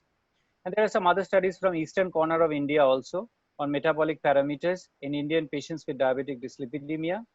Here also you can see how much they have fared well regarding the sugars as well as the lipid parameters. And the p-value is quite explanatory in understanding this. So right patient for Seroglotizer may be a type 2 diabetic who is on lifestyle, anti-hyperglycemic agents, already statinized, and still the TG is not at target, because Indians are more prone to have problems with high TG, and Indians actually have more TG than the Western population. So this has been reflected in various guidelines. If you move from 2017 to 2020, my sir has already mentioned this in the previous thing, that now we should target the LDL in the range from 135 to 439. We should treat it as high. Initially, we used to consider 150 to 499. So 135 to 150 still can be considered to be in the non-acceptable range. So what are the future horizons we have? Maybe ApoC3 messenger RNA related drugs are coming up. Angiopoietin related inhibitors are gradually coming up. And lomitapide, which is a microsomal triglyceride transfer protein inhibitor, it combined reduces LDL, TG, and ApoB. So some exciting times are still ahead of us. We have to look forward. Imafibrate is a drug which has been brought by Koya Pharma and already approved in Japan, where 0.1 milligram use was found to be very much useful in reducing triglycerides. So the take-home messages would be diabetic dyslipidemia is a growing concern not only globally and more so in India. Low HDL and high TG is one of the commonest dyslipidemia patterns found here. We have to rule out secondary causes. This is very important, like endocrine causes, hypothyroidism, uncontrolled diabetes mellitus itself can cause high TG. If the sugars are brought down, TG itself comes down a bit. TG may be an independent cardiac risk factor, and we have to withdraw a fibrate if Seroglotizer is started. Sometimes we find prescriptions that both rosuvastatin, any statin or fenofibrate has been given. Along with that, somebody has added a Seroglotizer. So better to withdraw the fibrate in some circumstance because there may be competitive inhibition at the PPAR alpha receptor at the liver. Further study is still required, and maybe we need some CVOTs to put a final stamp how safe it is. Thank you for your patient hearing. Thank you, Dr. Chakraborty. Excellent delivery regarding hypertriglyceridemia in diabetes. Now the session is open for question answer. Any question? Dr. Chakraborty, as we know that, excuse me, Dr. Chakraborty. Hi, sir. How are you? Previous studies regarding lowering TG by fenofibrate and by niacin, they could not reduce cardiovascular mortality. But icosapent and ethylene reduce it, and Jelly's trial, they reduced mortality by almost 20 to 25%. So how it is different? If only lowering TG would have been beneficial, then these two previous studies with fenofibrate and niacin should have been positive. But icosapent ethyl, it is only positive study. Icosapent ethyl with the docosahexaenoic pentanoic acid, that failed. Docosahexaenoic acid with icosapentanoic acid. They could not reduce the mortality. So why it is so? Though actually we cannot compare all the previous studies with this because any study will be different. So apples with oranges may not be comparable. But icosapent ethyl actually reduced the triglyceride as well as the mortality.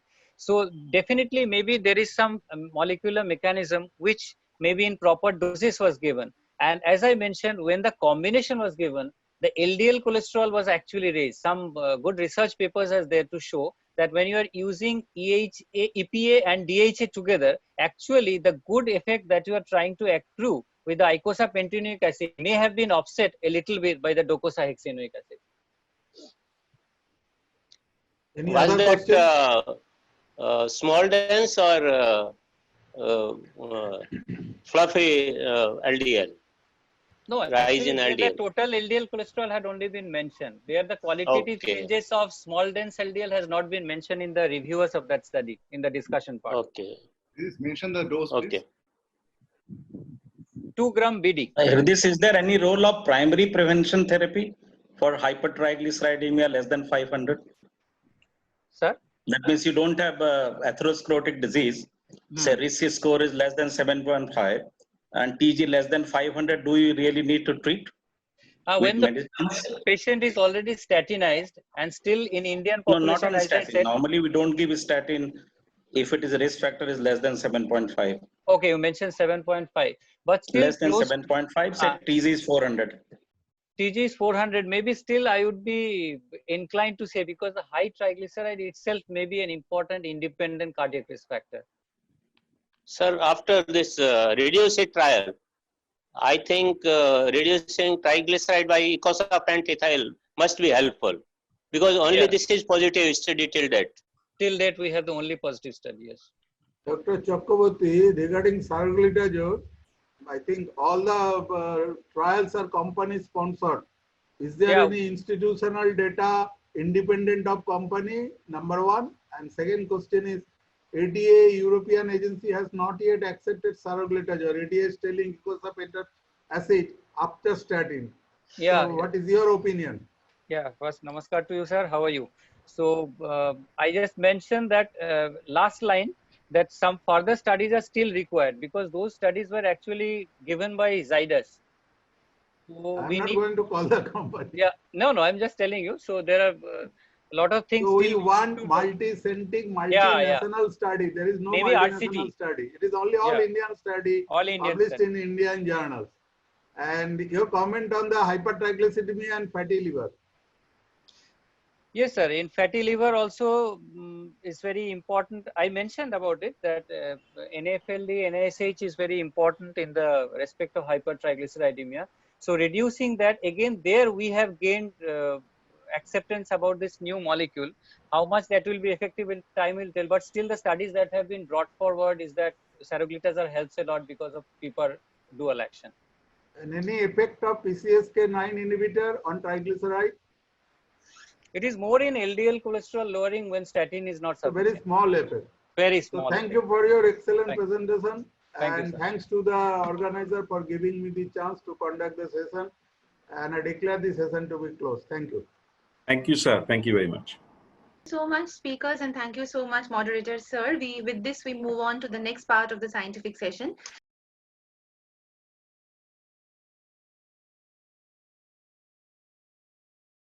And that calls for benefit of newer injectables in better diabetes care and treating the diabetes in critical care. I would like to invite our moderator for this particular session, Dr. Satish Gupta, who is a consultant physician specialized in pulmonology and internal medicine. He's attached to Narayana Multispeciality Hospital, Howrah, and executive committee member of Howrah Town Diabetes Study Society. We welcome you, sir. Over to you. Thank you, and good evening, everybody. It's a pleasure to be here at the. Can you hear me? Hello. Yes, we can. Yes, we can. Yes. We can see you too. Yes. At the outset, I'd like to congratulate Dr. Sanjay Shah and the entire team for their determination and hard work in organizing this conference in these difficult times. In the interest of time, we'll move on straight to the two talks that we have in this session. First, I would like to invite Dr. Tirthankar Chowdhury. Though we say old is gold, but he's going to talk to us about the newer injectables to improve diabetes care in our patient. And next is the ever interesting controversial topic of sugar control in critical care by Dr. Shubhadeep Pal. So to Dr. Tirthankar Chowdhury, please, who's a senior consultant diabetologist and endocrinologist at Apollo Gleneagles Hospital. Thank you very much. And can I share my screen, please? And when I'm doing this, I thank the organizers for inviting me to speak on this platform. Can I share my screen?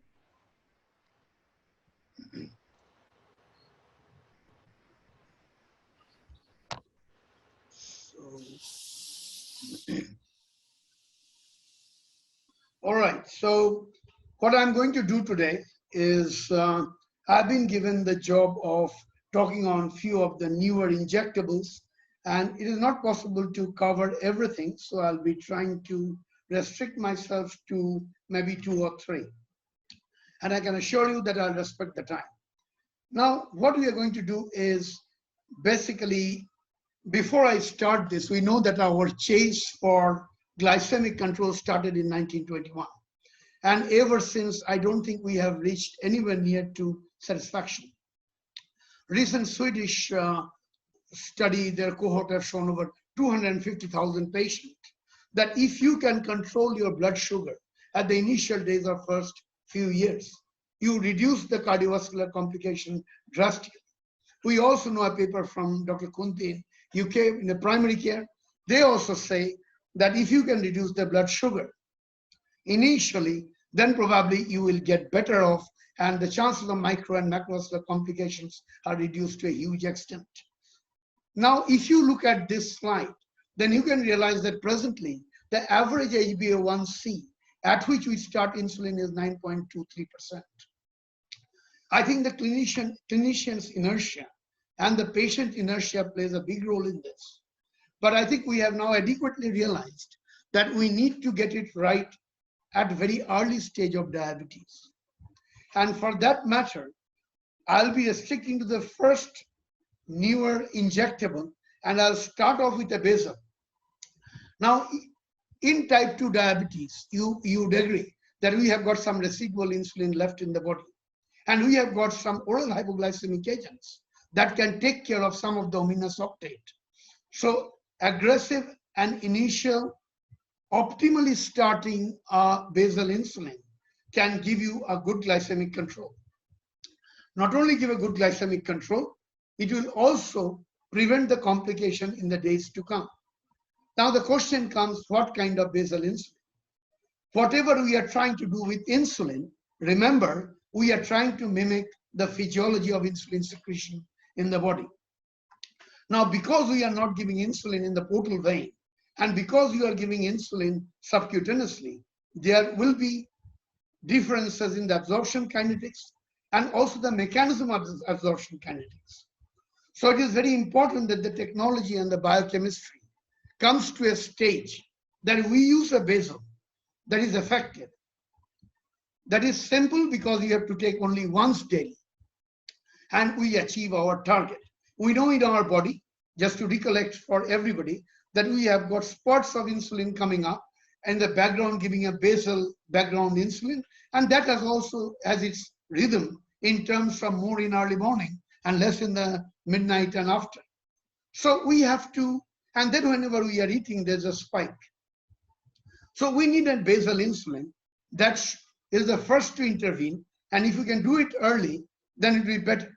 Now, insulin degludec is one of the newer ones that has come in the basal. Now, why is the drive for a basal insulin so much? Because we have to look something that addresses the condition, addresses the glycemic problem. It is easy to measure and optimize. It is easy to titrate. So degludec is an insulin that came as an hex. Once you give, it becomes a hexamer, and its gradual dissolution or absorption into the capillaries tries to give a flat pattern. That's why a background insulin, which is effective, doesn't give you much peaks and troughs, and is also effective in controlling the sugar, whereas you can use optimum OHA would be very useful.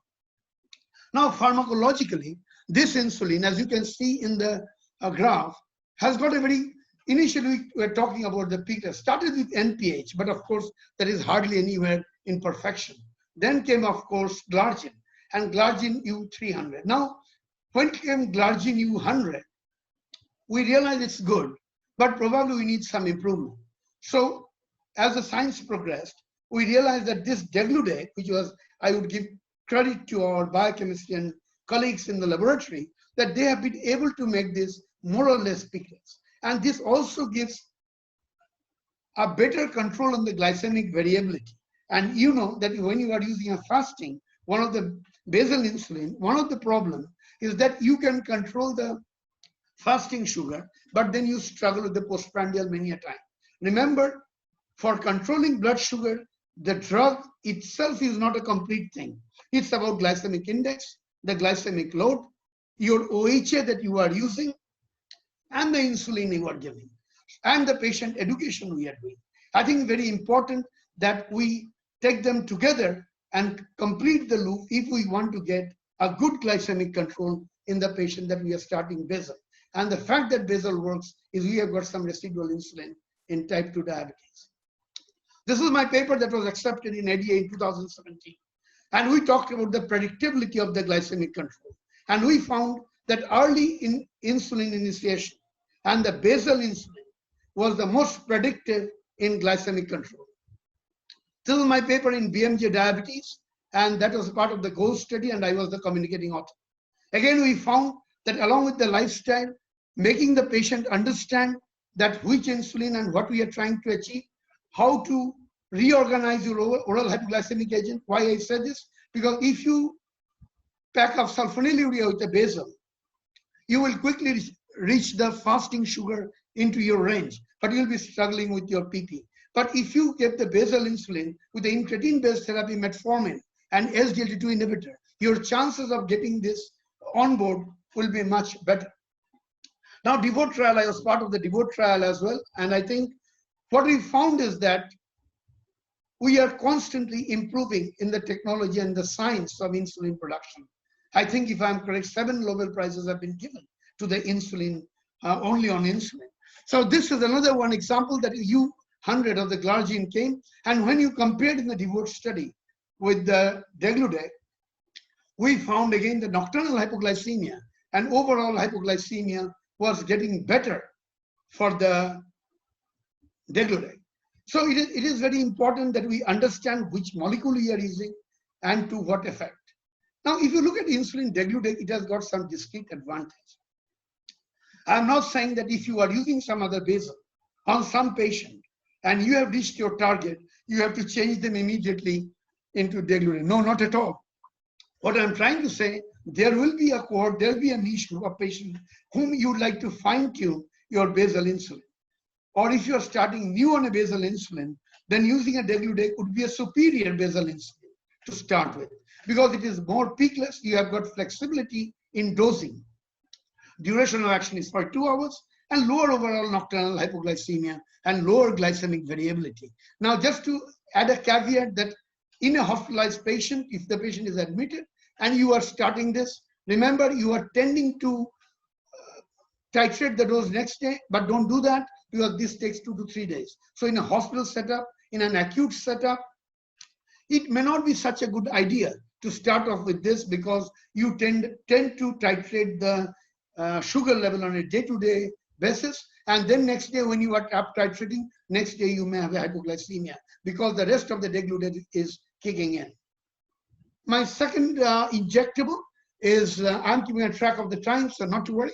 Say ultra fast acting. As I said at the beginning of my speech, that whatever we are trying to do is to mimic the physiology of the body's insulin secretion.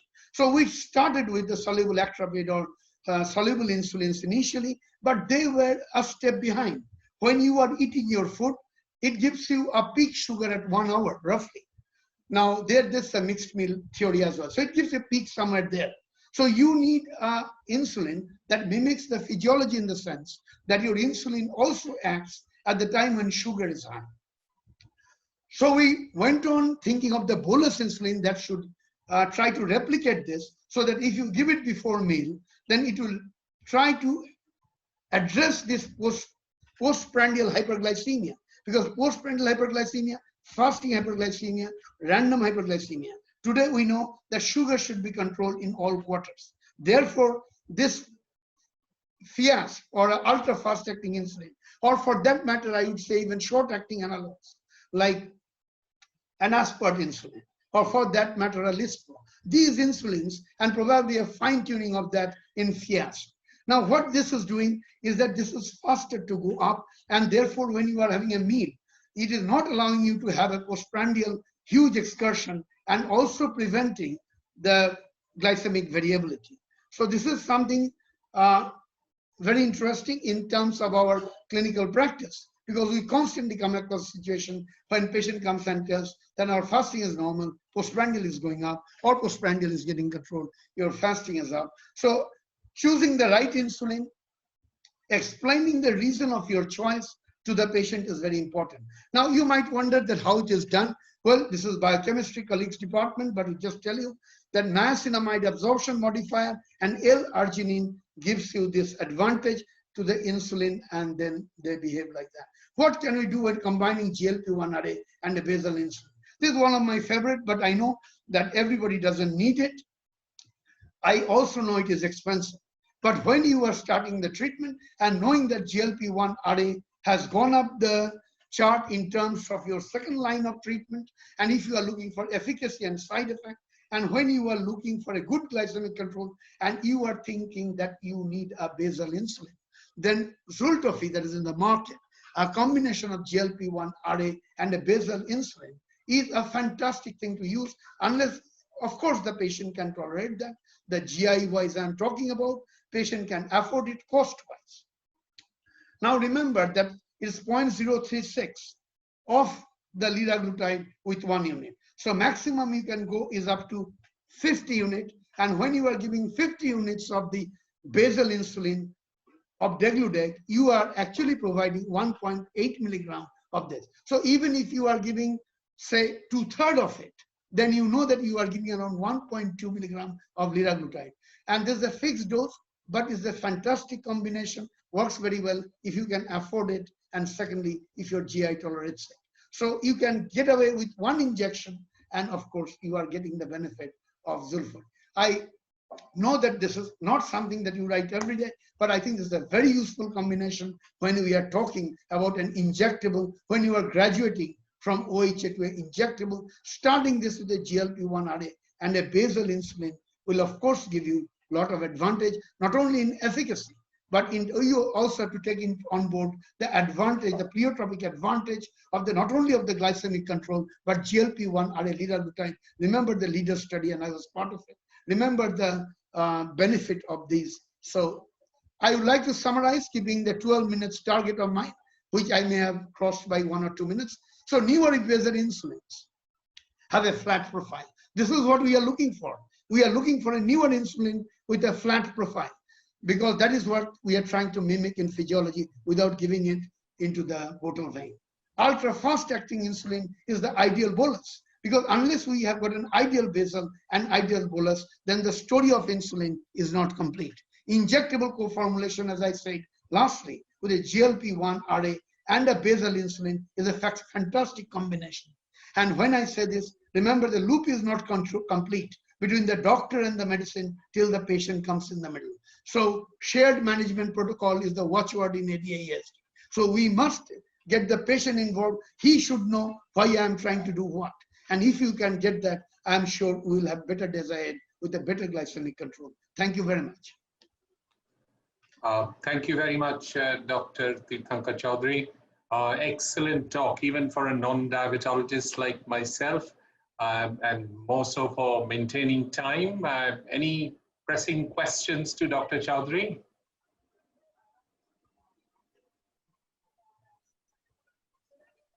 Any questions? I don't hear any questions, so I think Tirthankar, this is Dr. Shah. Yeah, Sanjay. Yeah.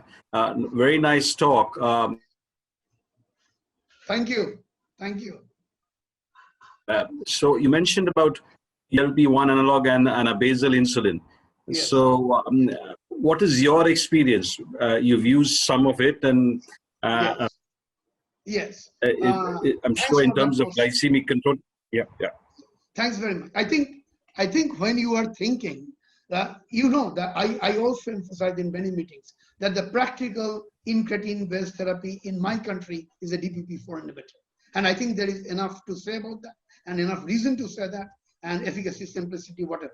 Now, you cannot deny that there will be a group of patients who will benefit from GLP-1 RA, and that is a better incretin between the incretin mimetic and incretin enhancer. And incretin mimetic is a GLP-1 RA, and incretin enhancer is a DPP-4 inhibitor. So if you are using incretin mimetic, you will have a better glycemic control, so efficacy goes up.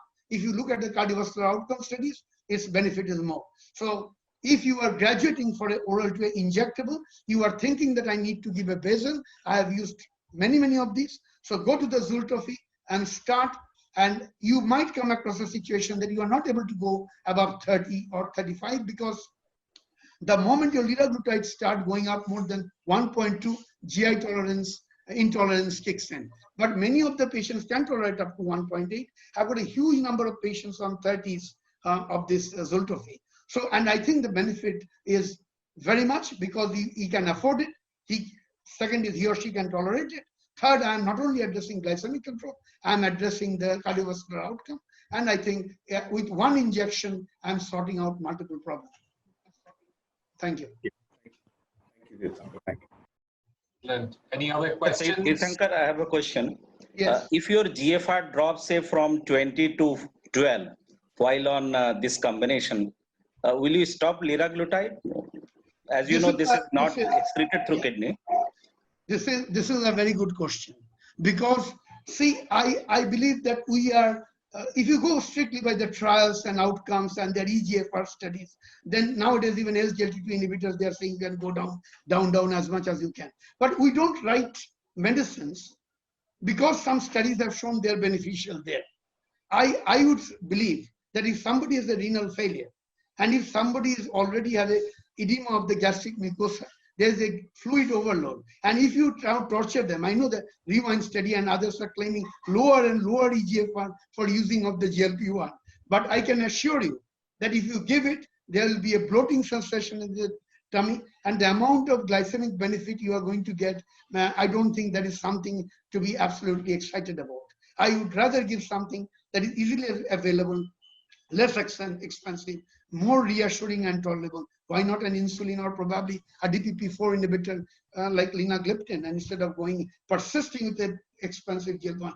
And anyway, the poor gentleman is already in the middle of hell of a problem. So I don't want to add on to the financial or physical. Okay, thank you, Dr. Chaudhary, for that excellent talk once again. Thank you very much, sir. We'd like to move on to the next speaker, Dr. Shubhadeep Pal, who's a consultant physician specializing in medicine and critical care. He's going to talk to us about diabetes and critical care.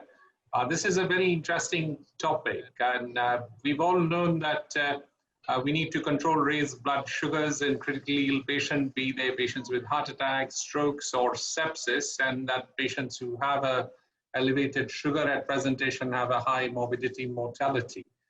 The cat was let out of the bag in about 20 years ago when the paper by Vandenberg came in, advocating very tight glucose control. And since then, the wheel has again turned that, well, it is important to control, but maybe not that tight. Other things have come in, like the glycemic variability, which is perhaps more important than the actual sugar levels. To talk on all this, I'd like to invite Dr. Shubhadeep Pal.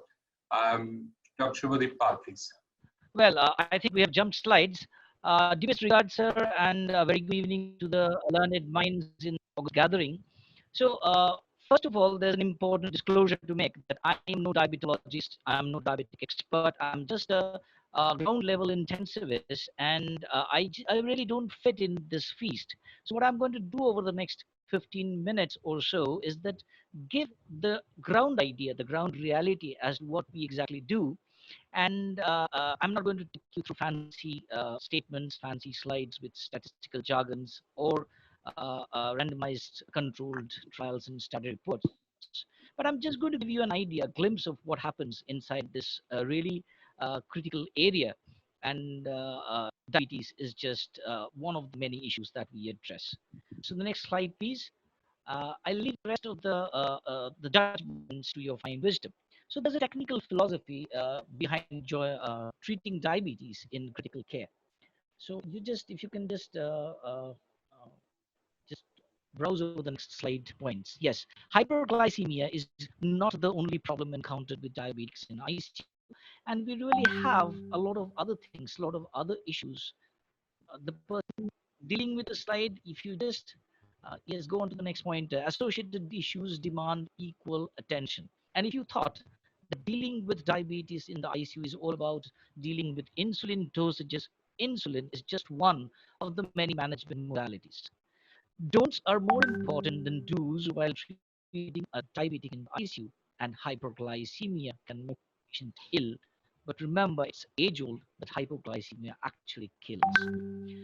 So first of all, let's go through the magnitude of the problem. Why exactly we are talking about diabetes in the hospital?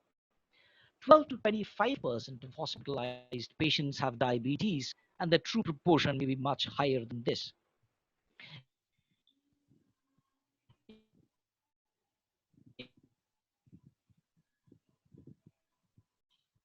If you the statistics in our unit over the last 6 months, we had 53% of patients who had diabetes or altered glycemic control. 29% of all cardiac surgery patients have diabetes, and hospitalization with diabetes almost costs 5,000 crores annually in the US, and that is a backdated data to say. So when the magnitude is such, here's a very interesting study by Prinsley et al. Over 1,800 patients in the medical ICU were studied, and it was clearly found that the mortality was typically low in a group that was presenting with mean blood glucose levels between 80 and 99. We know that we don't go for such low levels these days, and we are really afraid of hypoglycemia. But what is more interesting is that with every increment in mean blood glucose level, the mortality went up by leaps and bounds, and it was clearly evident from this study. If you have a mean control of mean blood glucose, if you have a persistent control over a period of time, you can actually bring down mortality. there's not all-cause mortality I'm talking about. If we really want to bring patients who are having diabetes in the critical care unit, you have to concentrate on having a control over the mean blood glucose values.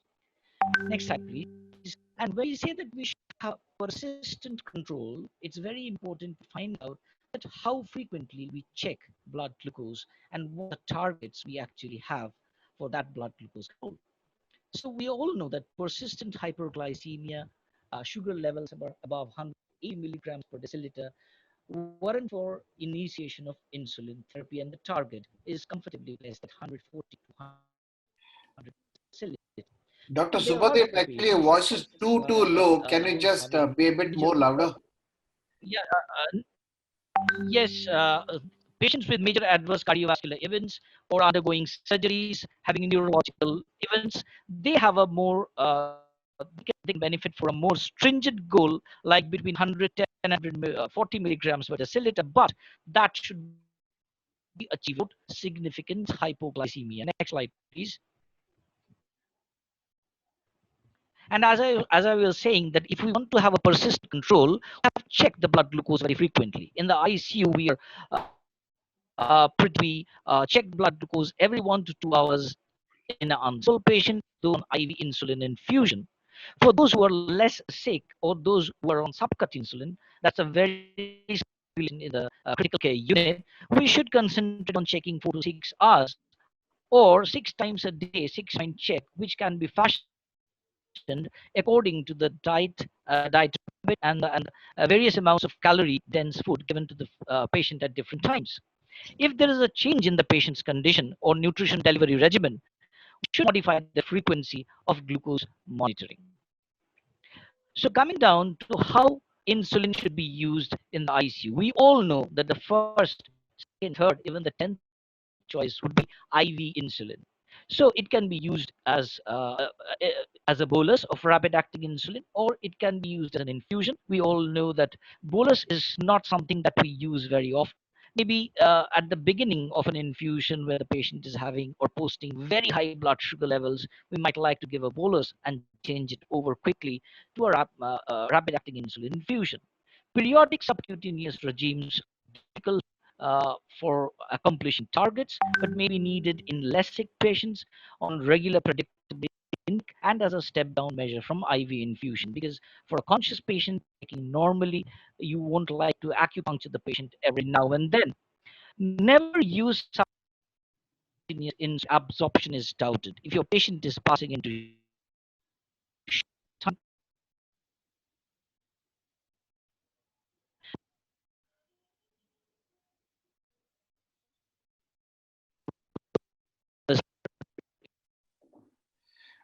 Again, Dr. Subhadev, you are completely not I'll audible. show you the list.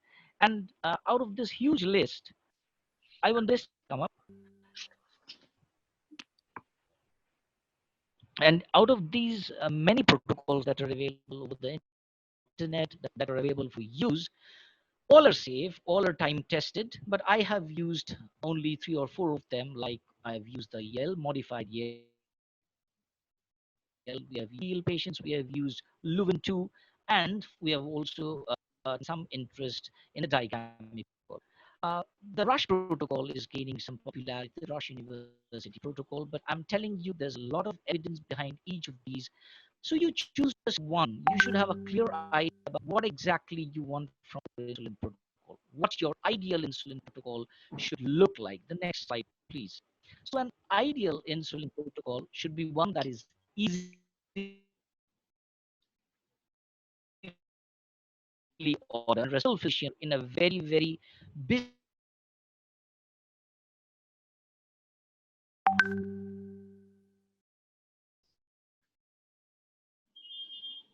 ICU and should maintain blood glucose within a defined target range over several hours. It should include an algorithm for making temporary corrective increments or decrements in infusion rate, and above all, it should be very safe.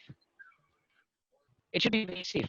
Minimal risk of hypoglycemia is the key word. And if you look at all these insulin protocols, you'll see that they all start with how to deal with hypoglycemia if it ever occurs. It's much like setting alarms first before hooking the patient onto a ventilator.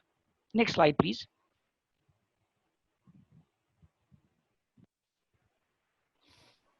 So what is this? I would say that there's some scope still of subcutaneous insulin because all patients won't be needing IV insulin.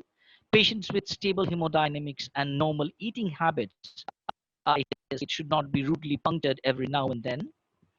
Basal plus is a preferred regimen in most of the ICUs, and we also stick to it, but eventually it may be converted to basal bolus if required. Insulin analog significantly reduce risk of hypoglycemia at the same time providing flexibility, and they should always be considered. Like your patients may be very erratic picking up their food, he might refuse a meal, go half a meal and then refuse, or even they say that they're not going to eat at all, or they can take the whole meal. So if you can fashion it with ultra fast insulin that comes at the end of the meal or halfway through the meal, it makes your job a lot more easier. Uh, this is a different type of a slide. Lifestyle modifications. One might think, what lifestyle modifications in the critically ill patients? But we feel lifestyle modification is no less important. Just as you fashion, you time your Excuse me, insulin. Dr. Pal, can you switch off your video? Because I think the network is bad. So because of that, your voice is not completely audible to the viewers. So if you can switch off your video and just keep your audio on, I'm sure there will be an improvement in the sound. I've stopped my video. Yeah. Let's see. Well, right? Yeah, I can go ahead. Yes, thank you, sir. Please proceed with the slide. As I was saying, that even making your patient walk up and down 10 or 20 steps 3 times a day is going to do a lot good to the glycemic control of the patient. You should provide reason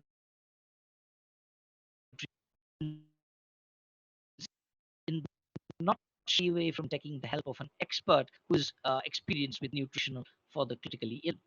Time your feeds with insulin if the patient is not on infusion, and a special attention for patients who are fed with a Ryle's tube, because you might choose to give calorie dense foods 100 ml 10 feeds in a day, or you might choose to give 150 ml of feed 8 times a day, and it's very important that you choose your insulin regime according to that.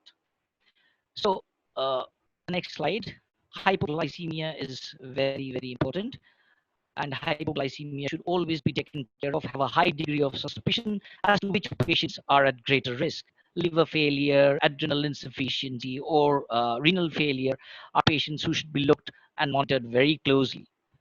The infusion should be stopped immediately, and 50 mils of 25% dextrose, that is what we do. And we repeat the check of blood sugar unless it is 90 milligrams per deciliter and the patient is asymptomatic, and then repeat the CBG checks every 30 minutes and gradually extend the interval when we are sure that the patient is coming through. But remember to avoid the nighttime hypos. We do not actually bother to prick our patients in the wee hour of the night or early in the morning hour, which are happy hours for the hypoglycemic kills. So that's the end where we have the carry home messages coming up. So treating diabetic patients in the critical care is a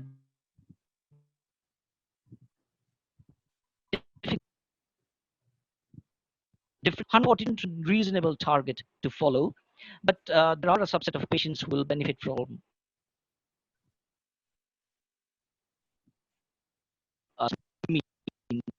high glucose control has not been associated with proportionately better outcomes.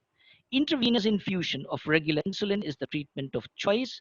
Analogs are even now approved for the purpose, but remember, so many protocols clearly mean that we are still in the search of the ideal protocol. IV insulin protocols should be tailor-made for the unit and for the patient. And finally, subcutaneous insulin should be only for stable and improved patients. Hyperglycemic urgencies should be promptly identified and protocolized treatment given. I think that is followed in every other ICU in the same protocolized manner. Thank you very much. Thank you, Dr. Pal. I think that was an excellent snapshot of practical management of diabetes in critical care, even though the internet plays ওই ঘরে যাবে, ওই ঘরে গিয়ে কথা বলেন। Any questions? Can I come in? Yes, Dr. Chowdhury. Just wanted to ask that in your ICU, some of the things that I encountered, so I'm asking that what is your protocol of Shubhadev from infusion to what regimen do you switch over to? So we usually switch over from the IV infusion protocol. We calculate the total dosage that is consumed by the patient over the previous 24 hours or so. Yeah, got and that. So what regimen? We usually switch over to a basal bolus regime or a basal plus. Yeah, I think that's right.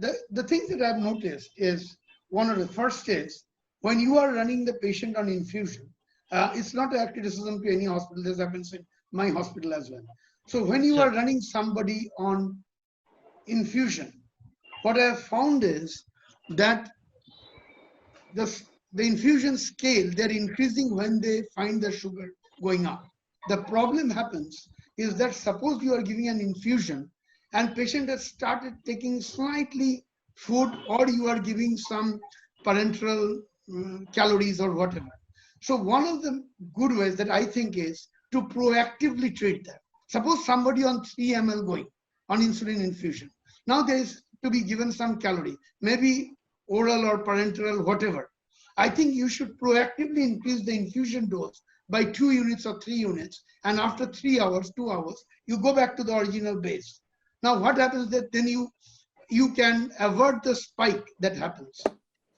And basal bolus, as I said, is very important. Correctional scale is also very important. We tend to say by traditions sliding scale, but what happens is that when you have gone into a regimen of basal bolus, what you exactly find next day is try to see what was wrong and you correct them. So rather than a sliding scale, I think nowadays it has become more of a correctional scale, and which is very useful. I think you would agree with that. Problem happens in ICU with the nutritional things, sudden deterioration of the patient. And if the peripheral perfusion is, if patient is on some pressure agent or something, then infusion of course is something that I would not like to compromise with. Certainly, sir. We are using it exactly in the same manner, because if the spikes happen, the mean blood glucose level can never be achieved. The target mean blood glucose level is just for a 6. And when my patients are on pressors, we dare not go in for subcutaneous insulin because the absorption is absolutely erratic. So is the response. Right.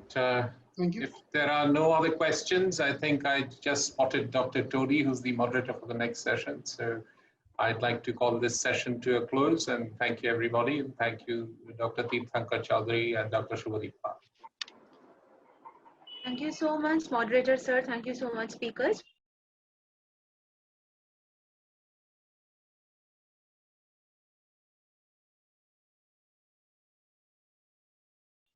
With this, we move on to the 4th scientific session for today, that is treating diabetes in the elderly and diabetic diarrhea. For this particular session, I would like to invite Dr. Dilip Todi, who is a senior leading gastroenterologist of Howrah. He is a member, scientific affairs, and founder member of HTS and is attached to Narayana Multispeciality Hospital. Over to you, sir. Welcome to this session. Good evening, everybody. Since we are already running an hour late, I think I will just invite Dr. Amartya Shankar Chowdhury. He is a consultant gastroenterologist and endocrinologist at Mission Hospital, Durgapur, to start his deliberation on treating diabetes in the elderly, which can be very tricky and difficult at times. Dr. Chowdhury, please. Thank you, Dr. Todi. And at the outset, I would definitely like to thank the organizing committee of Howrah Town Diabetes Study Society for inviting me for this talk. I'll just share my screen. I'd like to stop my video as well in case there are any network issues.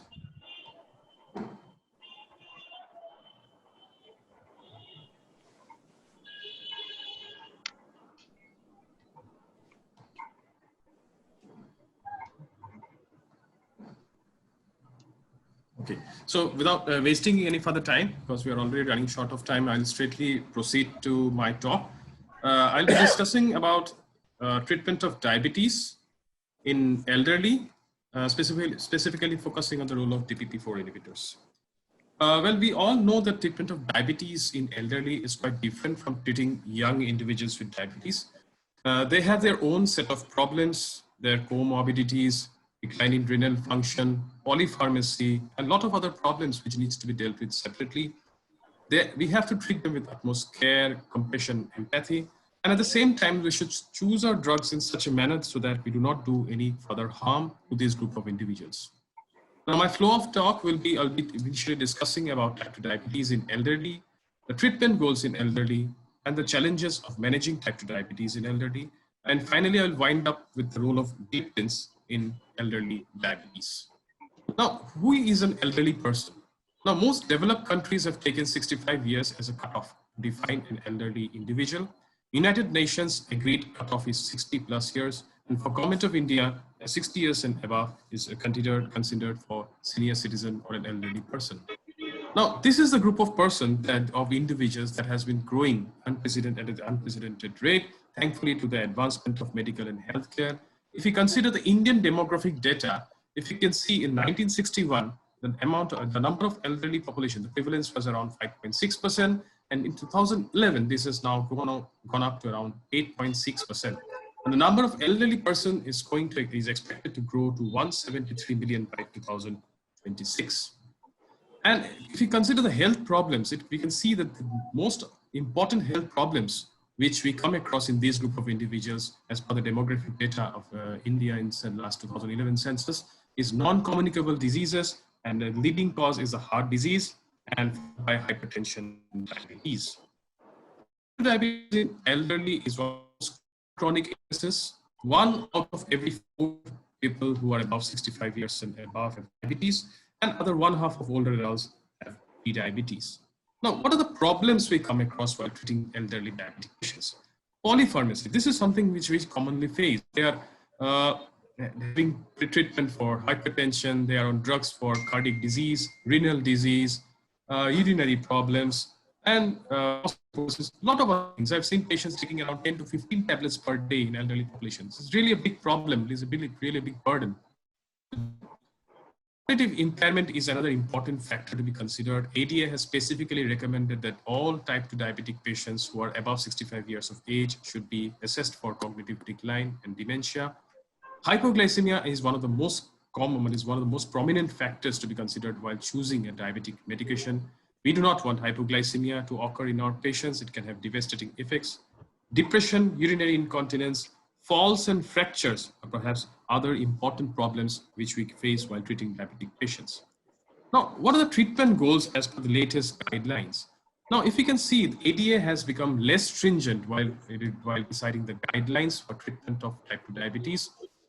Healthy adults, healthy elderly diabetic. Can we, excuse me, can we unmute? Can you have others muted, please? There are some background noises which are coming.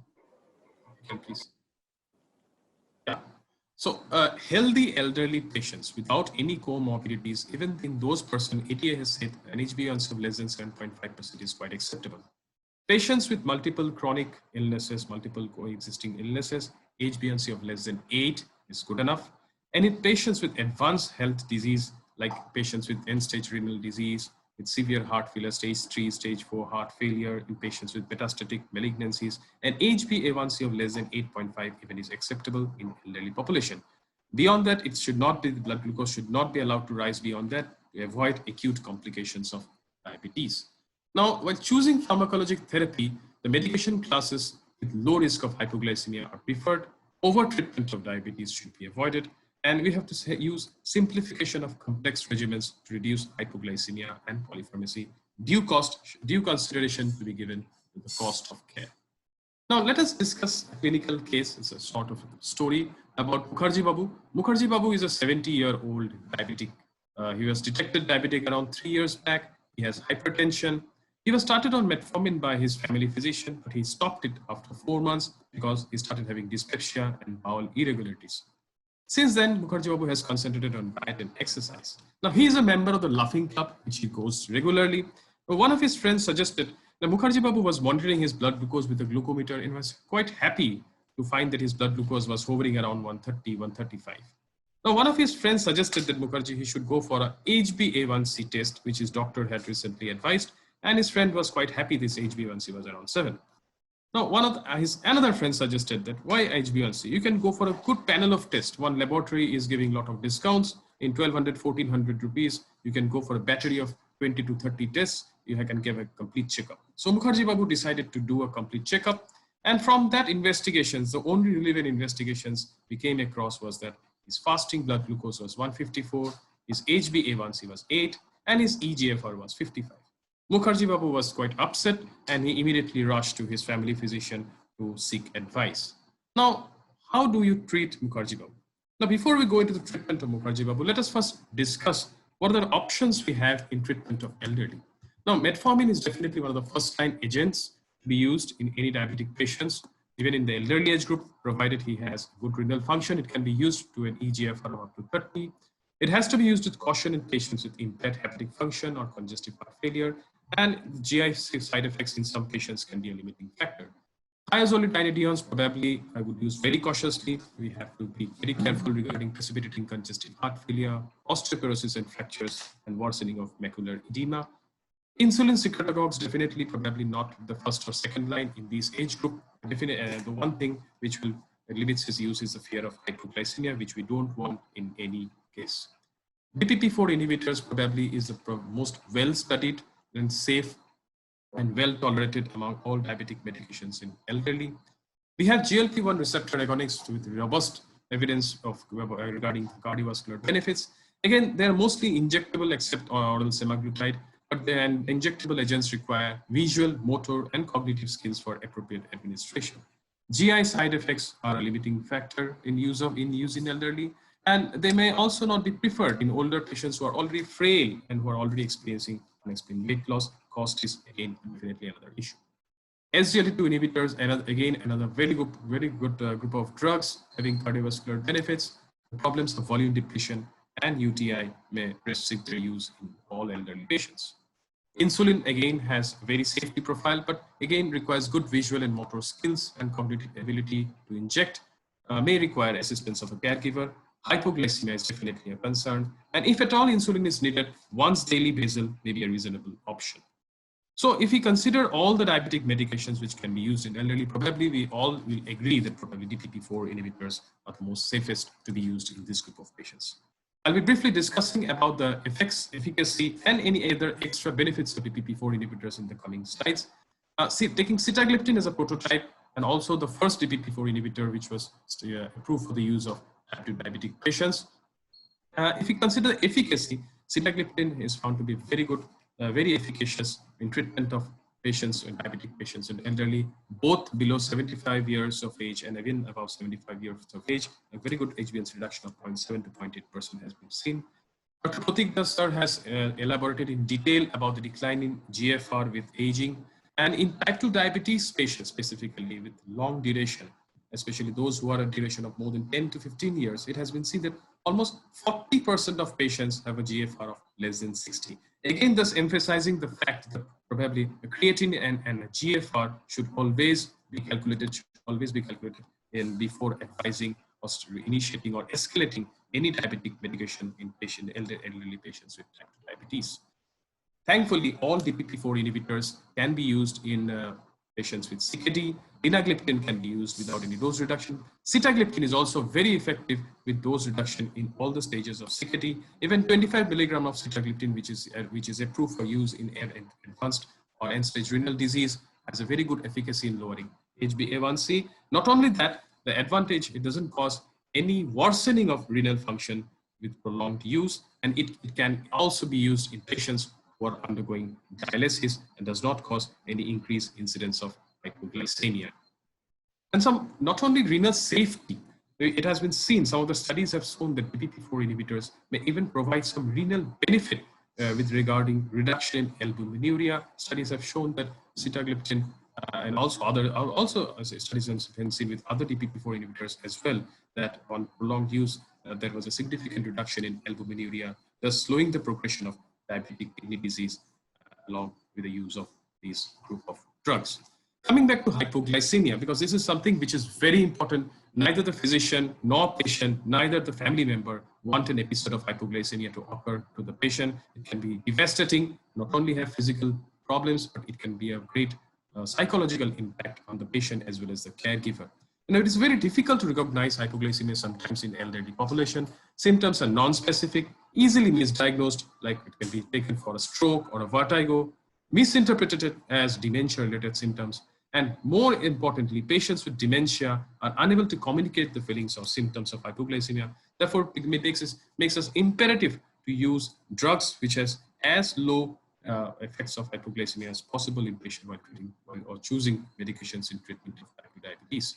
Now, sitagliptin monotherapy, sitagliptin with metformin we have seen that they have very less chance of hypoglycemia. But even when patient needs to have escalation of therapy, when a basal insulin was added to sitagliptin metformin combination, even then it was found that the incidence of hypoglycemia was quite less. Now, the last decade has been a decade of cardiovascular outcome trials, and we have become obsessed with the results of cardiovascular outcome trials. And whenever we discuss any drug, any anti-diabetic drug, definitely we have to consider its cardiovascular merits and demerits. Thankfully, most of the DPP-4 inhibitors have been found to be cardiovascular safe. The TICOS trial has shown that sitagliptin is quite safe in elderly and was not associated with further worsening of major adverse cardiovascular events, hospitalization to heart failure, and death or increased mortality. Now, there have been conflicting studies and trials regarding heart failure hospitalization with DPP-4 inhibitors.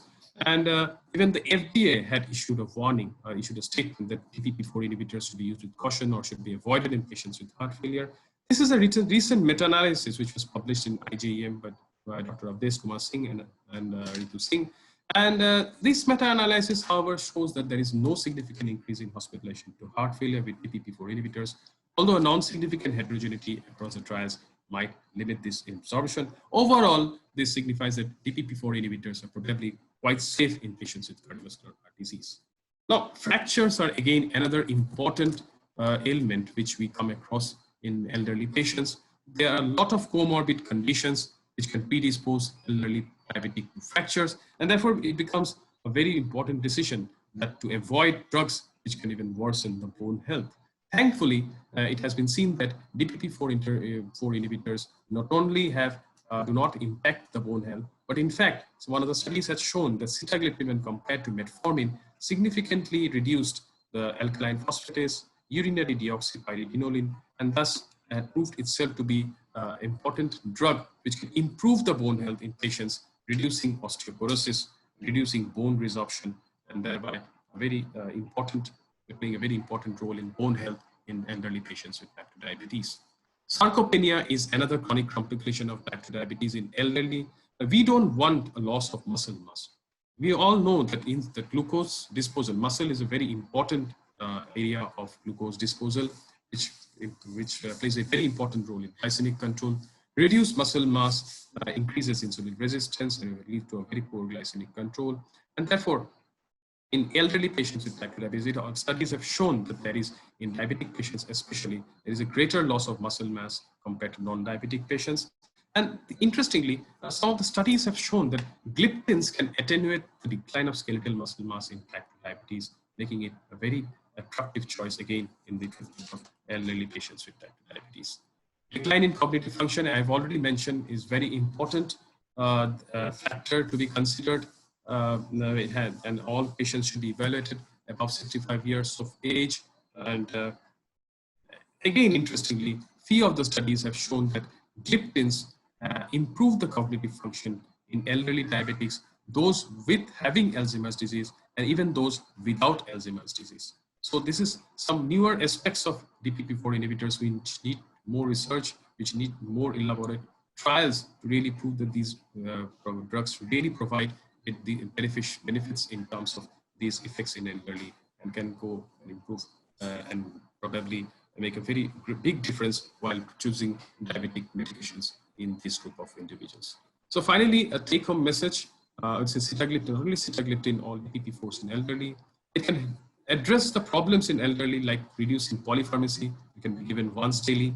reduces hypoglycemia, has been seen to be found to be very safe in chronic kidney disease and cardiovascular disease, less GI intolerance, and possible benefits as that it can reduce albuminuria, bone health, sarcopenia, and dementia, thus making DPP-4 inhibitors a very irresistible choice when we consider diabetes medications in the treatment of elderly age group. With this, I'd like to thank my presentation. I'd like to thank all of you for your patient hearing. Thank you. Thank you, Dr. Chaudhary, for an excellent deliberation and especially for sticking to time. You are absolutely stuck to time, and we are already running very late. Are there any pressing questions by the audience? Any pressing questions?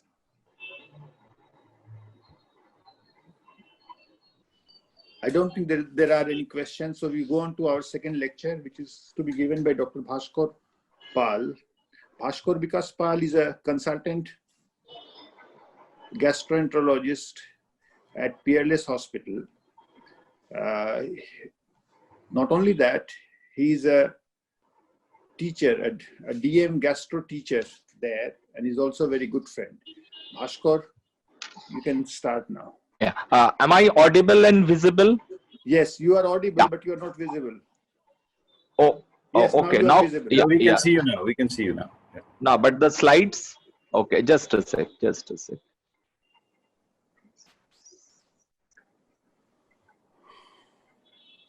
So, are my slides visible? Yes, they are Hello. visible now. Okay. Okay. So, yeah. So, first of all, I would like to express my deep gratitude to HTDSS and Dr. Dilip Todi, who is like an elder brother to me. And why I express my gratitude is that it's a rare opportunity to speak in front of your teachers. Professor Somor Banerjee, Professor Apurva Mukherjee, they were my teachers in my NRS days. And I personally know Dr. Satish Gupta also as a chaperone during my SSKM days. So with these few words, I will straightway go into diabetic diarrhea, and I'll try to be as fast as a diarrheal episode. Okay, so actually diabetes is, has got a gamut of gastroenterological problems. That is starting from your oral cavity where you have candidiasis, you have esophageal dysmotility, you have gastroparesis, you have the small intestinal dysmotility, you have colonic disease, diabetic radiculopathy presenting as pain, you have pancreatic disease, not to forget pancreatic cancer, cholelithiasis, gallbladder ischemia like emphysematous cholecystitis, NFLD, autoimmune disease with type 1 diabetes like celiac disease, which is very dear to our as gastroenterologists to us, and which Professor Mukherjee has very highlighted this about the celiac disease. Okay, so if first this is a general actually approach. So when a diabetic comes to you with chronic bothersome GI symptoms, give a treatment trial, unsuccessful, exclude organic disease, lab tests, endoscopy, abdominal imaging, especially CT scan, keeping in mind that metformin is to be avoided at least 48 hours prior to your CT scan. Radiology, then mild to moderate complaints, treatment trial, unsuccessful, then we go for this symptom-based GI functioning. So for this dysphagia, we use high resolution manometry, pH monitoring. For dyspepsia, especially diabetic gastroparesis, we have these gastric emptying scintigraphies, we have these octanoic breath acid breath tests, spirulina breath tests. Constipation, we have these wireless motility capsules now. We have these radiopaque markers. We have the hydrogen lactulose breath tests also, and anorectal manometry function in the form of balloon expulsion, EMG, and also manometry, but it's very, it's not that available easily. Next, fecal incontinence and diarrhea, which we will come to as our main part of my talk. So what are the putative mechanisms of diabetic diarrhea? We know autonomic neuropathy is the most important. Abnormal small intestinal motility leads to bacterial overgrowth. Abnormal colonic motility, anorectal dysfunction in form of lowered rectal sensory threshold leading to fecal incontinence. increased intestinal secretion. Here we might say that type 1 diabetes can be associated with different rare other like celiac screw and all those things. Exocrine pancreatic insufficiency, again Professor Mukherjee in the ADA 2020 has highlighted about this what we call type 3 diabetes, that is which is related to pancreatic diseases. Next are very important causes are drugs like acarbose, metformin, miglitol, and also which is exenatide and orlistat, which are frequently used in diabetic patients. Concurrent celiac screw, similar genetic predisposition, almost 6 to 15% of type 1 diabetic patients, they have concomitant celiac screw, and at least 80% of them will be diagnosed within 5 years of type 1 diabetic detection. And bile acid malabsorption is a bit controversial. So this is the mechanisms. So next, going on to the molecular mechanisms, here we know that in diabetes, in the enteric nervous system, there is an imbalance between the inhibitory and the stimulatory enteric neuropeptides. So in the first phase, usually there is a more of stimulatory loss of these inhibitory, especially the nitric oxide generating actually neurons. Rather, they are lost easily. And the mechanisms now can be oxidative stress, apoptosis, and more important nowadays have become the immune. That is, as we know, the M1 type of this macrophages, which actually produces more of interleukin 6, TNF alpha, which can damage the neurons, especially the inhibitory neurons, leading to more diarrhea. So clinical manifestation, we already know that this is a watery type of diarrhea, mainly nocturnal and periodic, starts and stops, may get cured spontaneously also. One thing to distinguish is fecal incontinence, because it has got a different approach to diarrhea. So this is approach to patients with fecal incontinence. This we must ask good questions. Physical examination in the form of, is there any history of pelvic irradiation, neurological disturbance, long-standing diabetes, and to perform a digital rectal examination, and to obtain specific anorectal testing.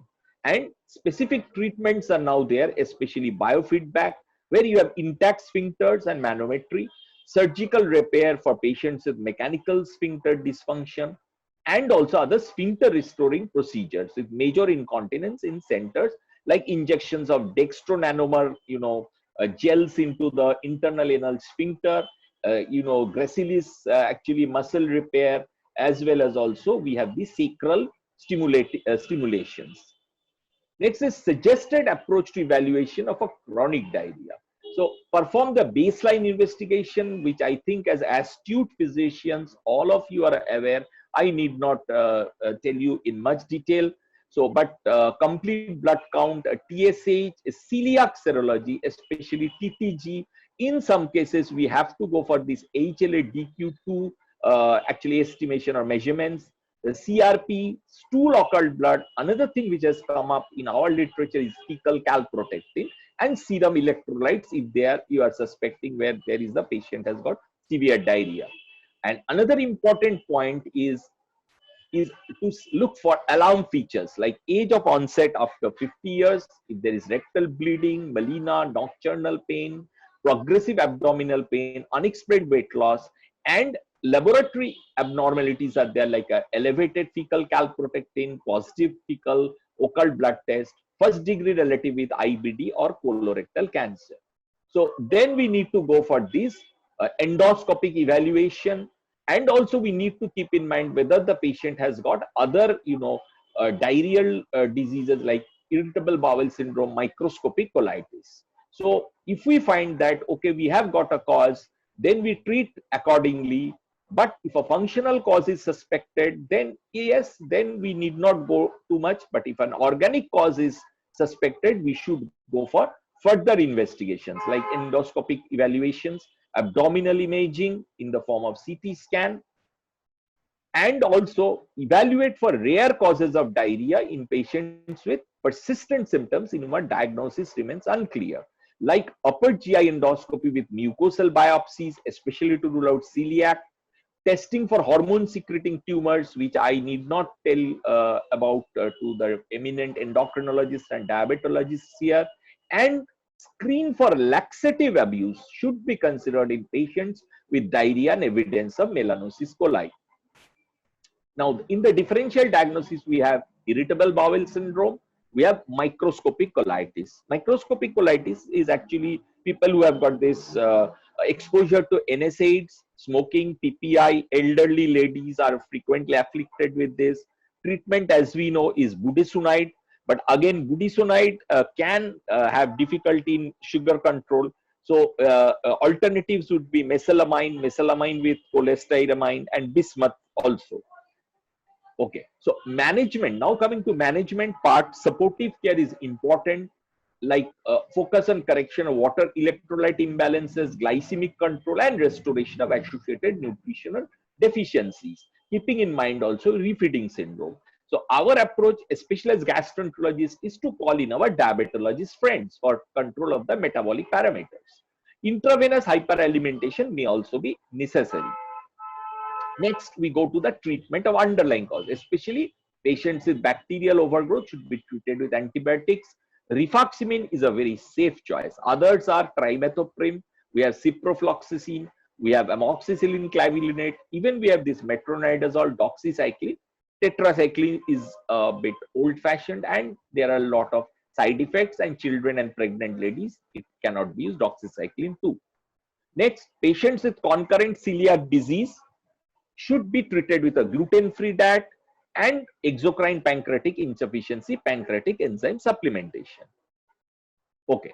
Regarding symptomatic treatment, anti-diarrheal agents are used because it's a predominant watery diarrhea, and mu receptor agonist, especially loperamide, is quite useful here in prolonging transit time and reducing fecal volume. Codeine has also been used. Next is important is management of fecal incontinence. Is supportive care including avoiding foods or activities known to worsen symptoms and maintenance of perianal skin hygiene. Again, we suggest a bulking agent and antidiarrheals in patients with fecal incontinence due to diarrhea. Biofeedback therapy I've touched upon, and also anal injections of dextronanomers stabilized in hyaluronic acid, and sacral nerve stimulation patients who are neither candidates for injectable anal bulking agents or sphincteroplasty, or in whom they have failed. So, and in the last resort, we can go for fecal diversion with colostomy or ileostomy in patients with this diabetic fecal incontinence who have failed or not candidates for minimally invasive surgical interventions. And dynamic graciloplasty and artificial sphincteric devices are associated with significant morbidity and only to be used in refractory fecal incontinence. Now coming to pharmacotherapy, clonidine, which is an alpha-1 adrenergic agonist, decreases intestinal transit because it's a central sympatholytic agent. So, and it decreases small intestinal secretion, but use is limited by adverse effects, orthostatic hypotension. Octreotide, because it increases, intestinal MMC, so it decreases your intestinal transit, increases intestinal transit and decreases small intestinal bacterial overgrowth, and also it acts as a that is a secretory inhibiting agent. However, octride though has been very usefully used, but it is complicated by recurrent episodes of hypoglycemia, and it can inhibit exocrine pancreatic secretion and can aggravate steatorrhea. Other pharmacotherapy are bile acid sequestrants, especially in a post-cholecystectomy patients. Bismuth sapsalicylate has also been used, and serotonin 5-HT3 receptor antagonists like ramosetron and ondansetron have been used for control of this watery diarrhea and fecal incontinence. Thank you. Thank you, Bhaskar, for an extensive review, and you have kept to time. Are there any questions, any burning questions from the floor? If there are not, let me first ask you something. You see, the history is very important, isn't it? We have to take a history of the drugs, because normally they are on various medications, and the medications themselves can cause diarrhea. Yes. Because it is our practical experience that we see a lot of them are on medication which are causing the diarrhea. And if you stop the medication, the diarrhea goes. And we are always thinking that the diarrhea is due to diabetes, but it may not be due to diabetes per se, but because of the drugs they are taking, isn't it? What is your experience? Yes, that is because very rarely we have found that it is a case of small intestinal bacterial overgrowth. We send many patients for these breath hydrogen tests, but most of them come out to be negative. So it's a most common is metformin, as we know. All the authors have said this, as we know.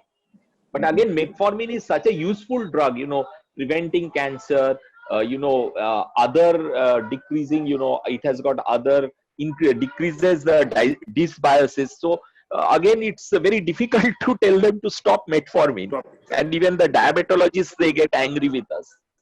Yes. And the other thing is, if the history is going on for a certain time, if you're diabetic for a very long time, then you think of more diabetes related problem rather than it is due to something else, isn't it? Yes, because because what I actually suggested, if you have a newly diagnosed diabetes with steatoria or with diarrhea, I think we should be thinking in more in line of some malignancy, especially like pancreatic cancer and all these. So if it's a long standing, definitely we need to think of this, or we need to think of IBS. But if it's a short period of a history short, so as I mentioned earlier, that alarm symptoms and a good history and physical examination, I think should be able to tackle the whole gamut of these GI diabetic diarrhea. Right. Okay. Any other questions? No, there doesn't seem to be any more questions. Thank you, Bhaskar, once again. Okay. Thank you, Dilip. For an excellent lecture. Thank you. Okay. Thank you. Okay. Good night. Good night. Thank you so much, speakers. Thank you so much, moderator, sir. With this, we move on to the 5th scientific session now.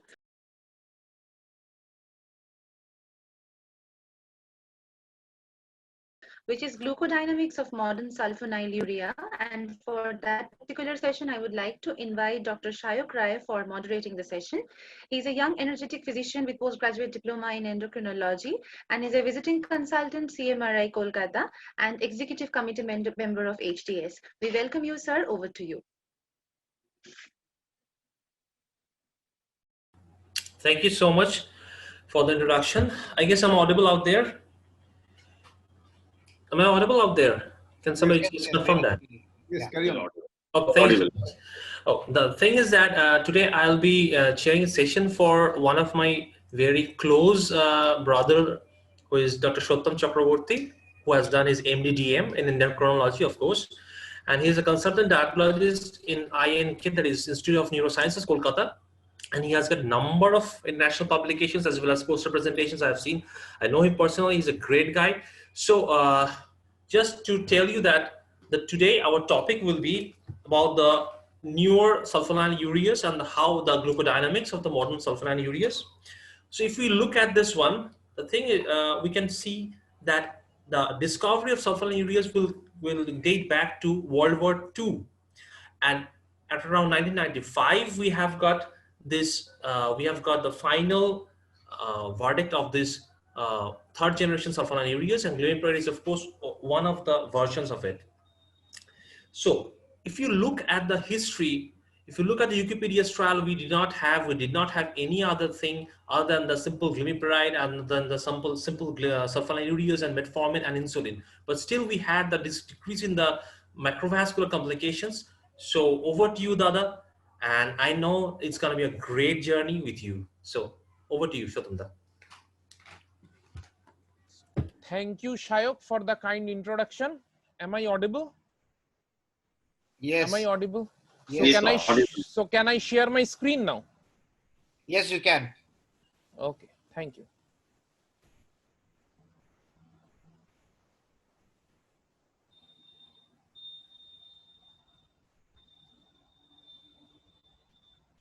So is my screen visible? Yes, yes. And it's moving?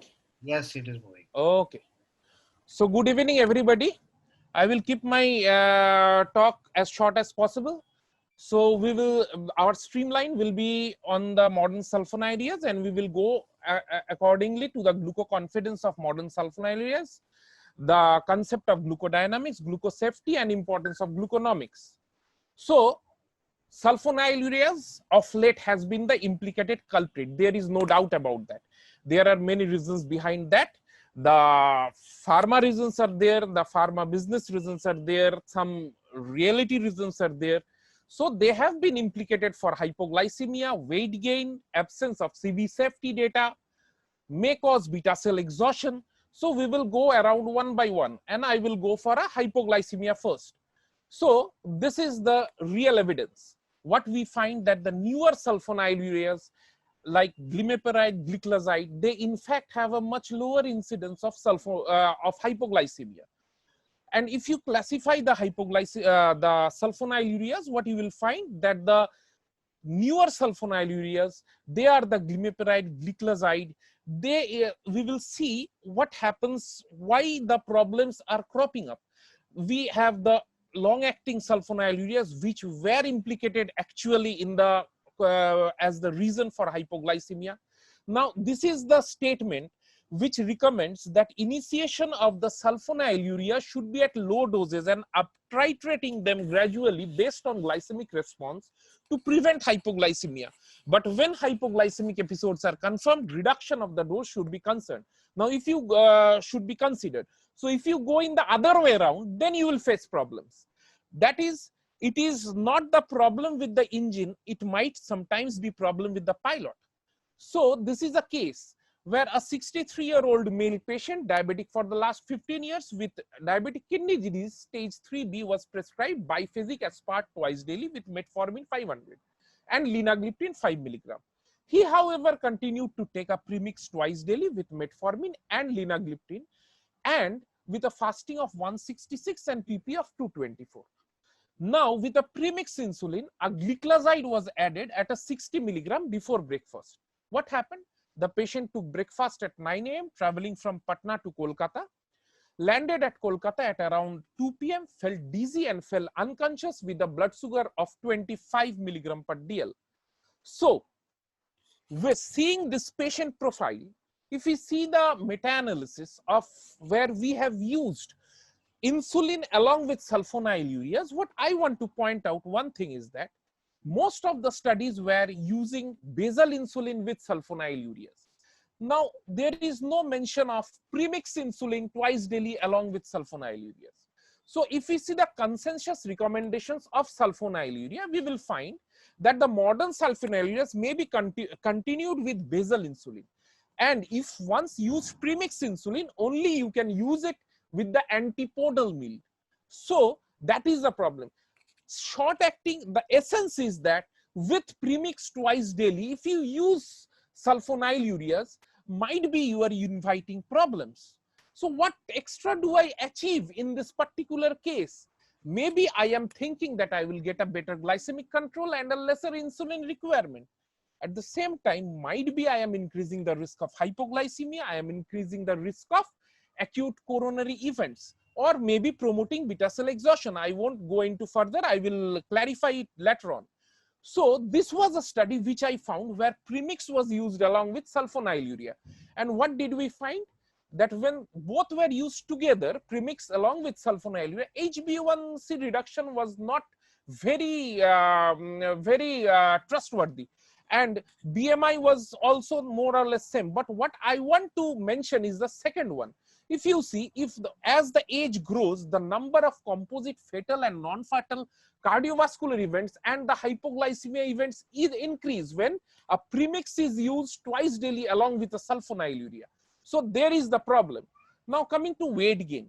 Now weight gain with sulfonylurea can be attributed to the enhanced utilization of ingested glucose and subsequent lowering in glycosuria.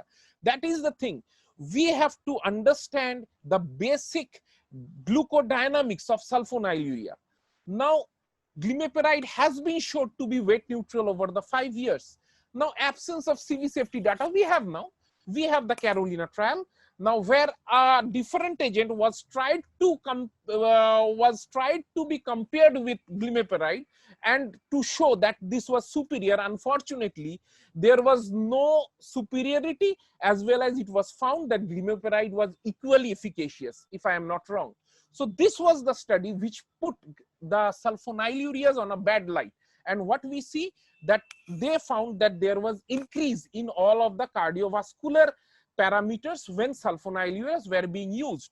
But if you see critically, that the study was done between 1997 and 2006, and what happened is, well-known risk factors such as lipid disorder, hypertension, body mass index, smoking, physical activity, dietary factors, and all were not accessible in the study.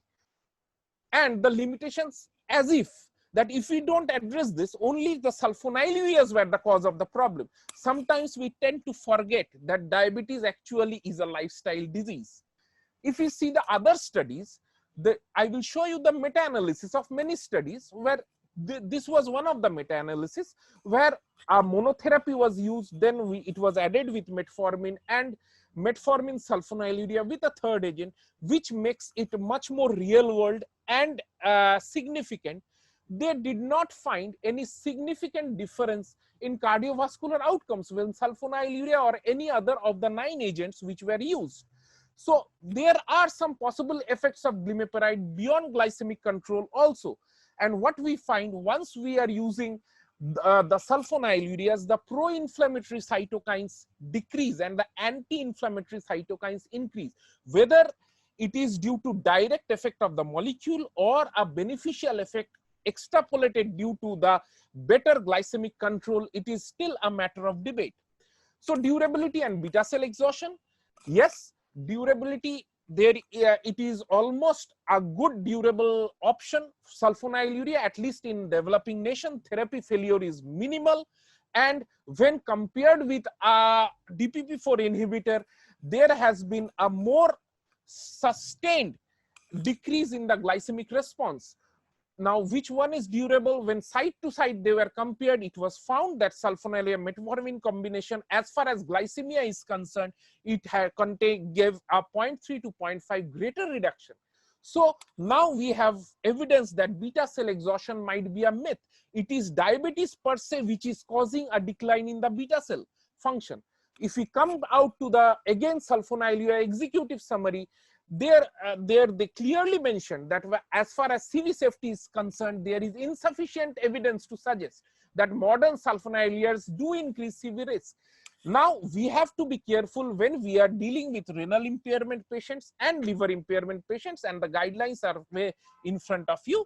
Now, coming to my last case, this is a 56-year-old male patient, diabetic for the last 8 years, presents to you with dyspnea, bilateral pedal edema, peripheral neuropathy, occasional dizziness, at times postural.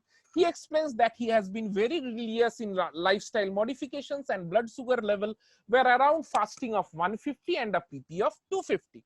Now, of late, for the first time, his blood sugar report is a fasting of 83 and a PP of 92.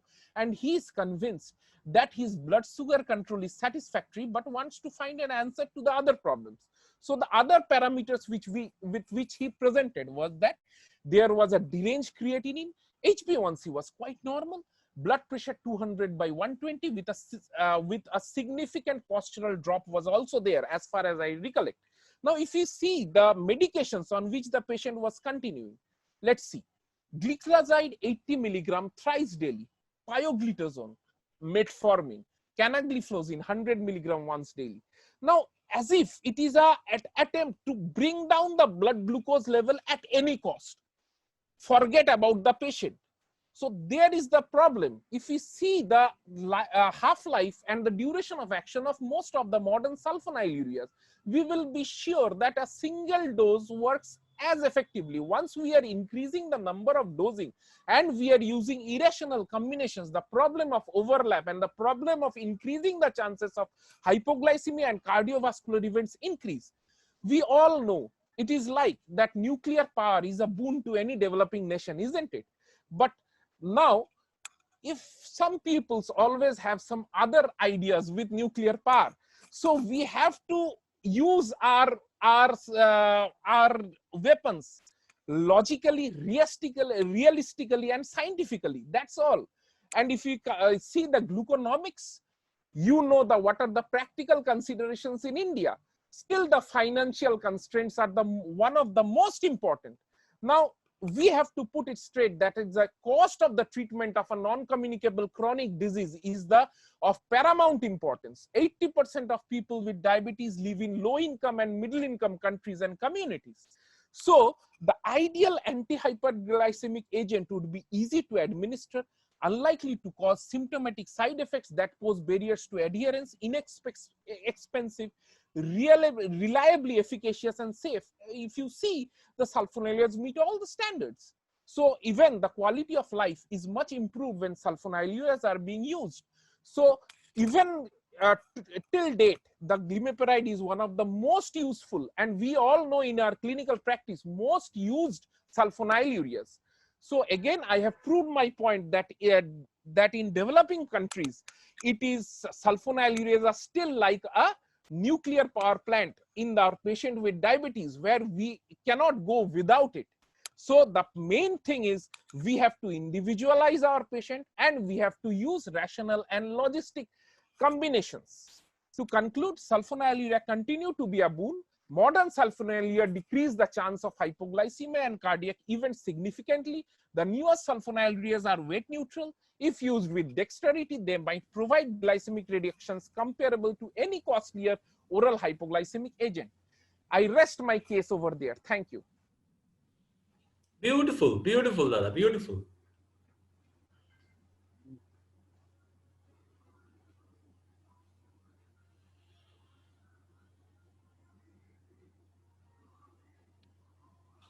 I have to conclude. Well, Satyam, stop sharing your screen, please. Your screen. Well, yes, you can just stop sharing. Well, it was a fantastic session, as usually presented by Dr. Shottam Chakraborty. And like he said, we should focus on not only on the fears that the patient might be having hypoglycemia, but we have robust data that it is cardiovascular safe as per the Carolina trial itself and the long-standing Wikipedia's trial that these are the drugs which, even if when DPP4 was not there, SGLT2 was not there, these are the drugs which in the interventional arm actually gave long-term benefits in terms of macrovascular disease degradation, as well as we can say that this is safe cardiovascular as well as renal safety is there. So we have to conclude over here, and thank you. Fantastic speech by Shottamda. Thank you so much. Thank you so much, sir. Thank you so much, speaker. And I thank Shottam. Thank you for keeping time. I can't believe it. You're doing so well. Thank you so much, doctors. With this, we move on to the 6th session today.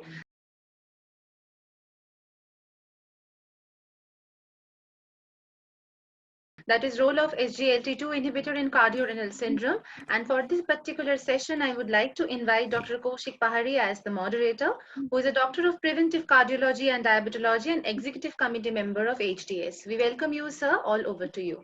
Good evening, everybody. At first, thanks to all organizers who worked a lot to make this digital conference successful at this COVID time. Without wasting much time, I shall go to the topic directly. Oral anti-diabetic therapy has been changed a lot with time. In oral anti-diabetic therapy nowadays, we have got a novel group of drugs, and that is SGLT2 inhibitors. This group of drugs has many other pleiotropic benefits, including its sugar lowering effects.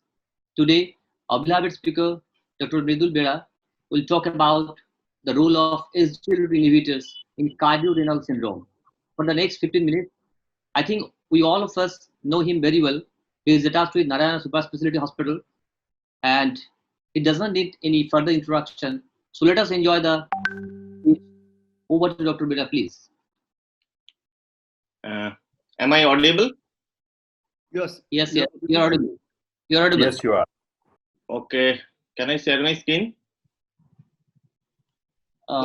Can do that. Still, it is not shared. Yeah, click on the share screen. No sharing is there. Is the slides Screen is not shared till now. Click on the share screen, Dr. Mudal.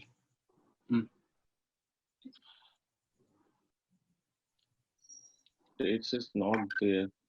Shall I help you? Shall I do that? I have the data here. Okay. You can help.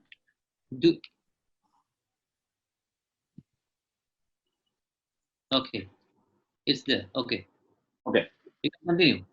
Okay. Thank you, Kosik, for your kind introduction. Now we are nearing the end of this 5th HDS conference, and we are been taxed by the myriads of talks we have been hearing for last 2 days, but no cardio-diabetic conference will be complete without an SGLT2 inhibitor dedicated talk, and that's why the honors comes to me to end this conference with an SGLT2 inhibitor talk. Now, the topic is the role of SGLT2 inhibitor in the cardiorenal syndrome. Next slide, please. Now, if we see the thing about the cardiovascular renal spectrum of diabetes, diabetes affects the pumps, diabetes affects the pipes, and diabetes affects the filters.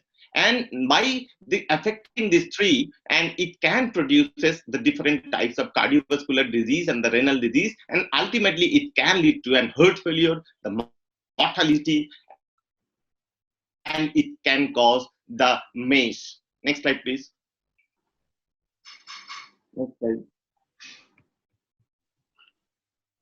Now, if we see the pathophysiology of the cardiorenal disease associated with type 2 diabetes, there are many. And if you think about the heart, the diabetes increases the cardiac preload and also the afterload. It increases the cardiac stress and thereby reduce the cardiac output.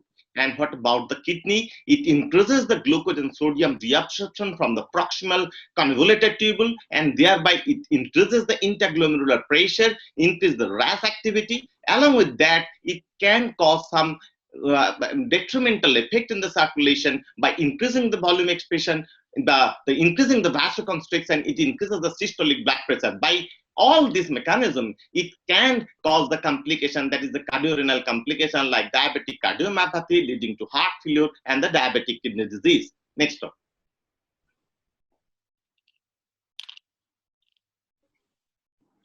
Next slide, please.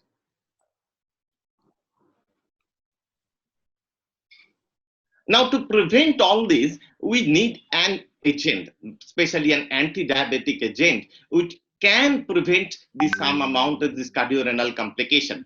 Now, if you think about the SGLT2 inhibition and this effect, it has got some glycemic effect and it has also got extra glycemic effect. Now, thinking about the glycemic effect, it mainly increases the glycosuria, and by increasing the glycosuria, it reduces the HbA1c, reduces the glucotoxicity, decreases the insulin resistance, and increase the beta cell function and decrease the body weight.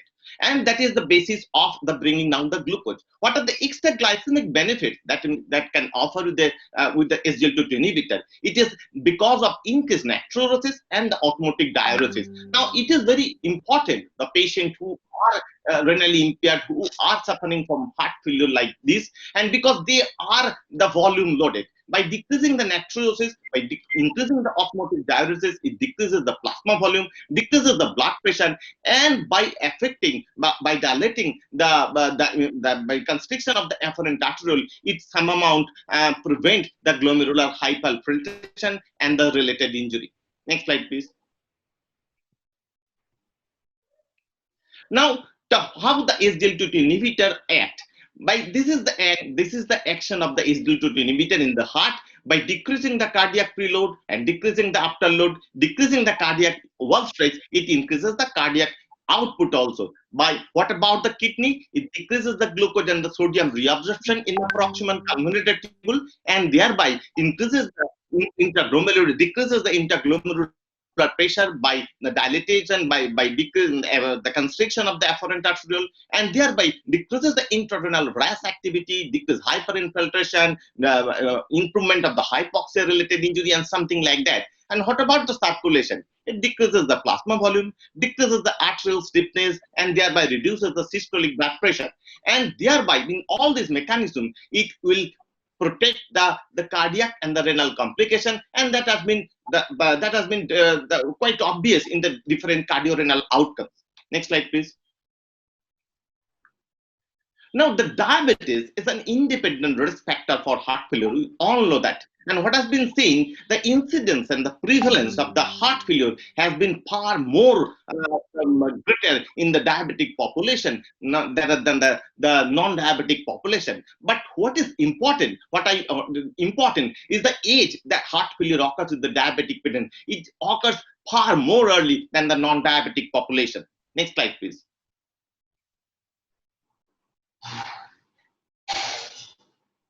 Now, besides biggest risk factor for the development of heart failure, the type 2 diabetes is also increases the hospitalization for heart failure. Now, why the hospitalization for heart failure is important? Because hospitalization for heart failure increases the mortality after being discharged from the hospital. Next slide, please.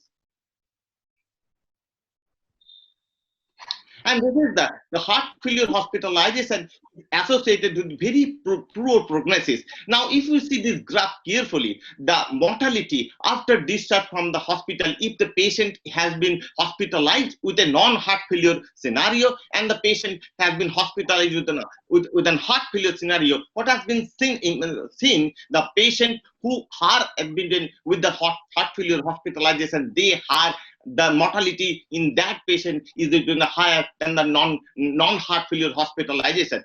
And these prognostic data remain true irrespective of what the heart failure, what type of heart failure the patient occurs, whether the patient has been suffering from heart failure with preserved ejection fraction or the heart failure with the reduced ejection fraction. Thus, the heart failure hospitalization prevention overall, and especially in a high-risk patient, represent an important therapeutic goal to achieve. Next slide, please. Now, furthermore, only the number of repeated heart failure hospitalization, that is more important, because the number of hospitalization, that is repeated heart failure hospitalization, worsens the outcome more. And that means the heart failure hospitalization itself is a strong predictor of future mortality. And as the number of recurrent hospitalization increases, it further increases the mortality. And that means we have to tackle this issue for prevent the patient to being hospitalized for heart failure, and also we have to prevent the recurrent hospitalization for heart failure also. Next slide, please. Now, the renal and the cardiovascular diseases, all know, are interconnected and should be considered together. But what are the most common factors? All the CKD patients who are suffering from CKD are not likely to die of the ESRD. They die of more of the heart disease, and rather than advance to the ESRD. And that is the graphic has been shown. The rate of the ESRD, the patient with CKD progress to ESRD is 0.5 per 100% per year, but the patient who are suffering from CKD progress to CVD is around 3 per 100% years. That means that in the CKD patient, the end result will be on the CV death, not at the patient in progress to the ESRD. Next slide, please.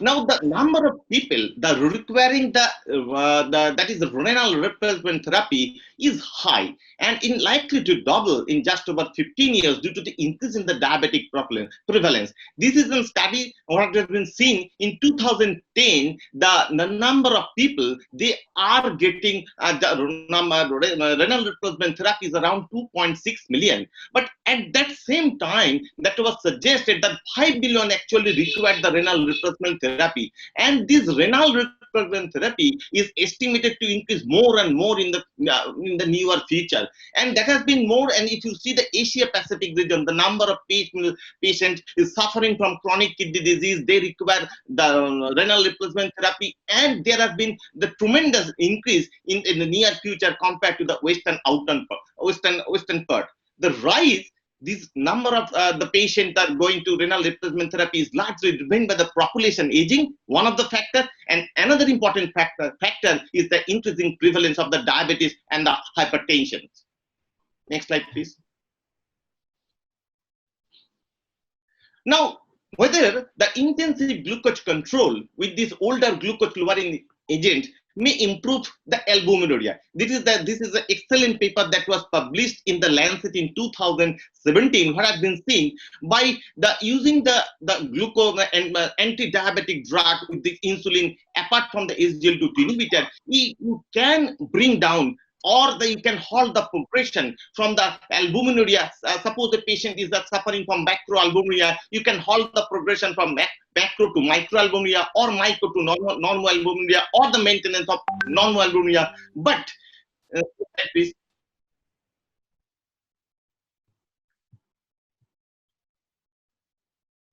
Next slide, please.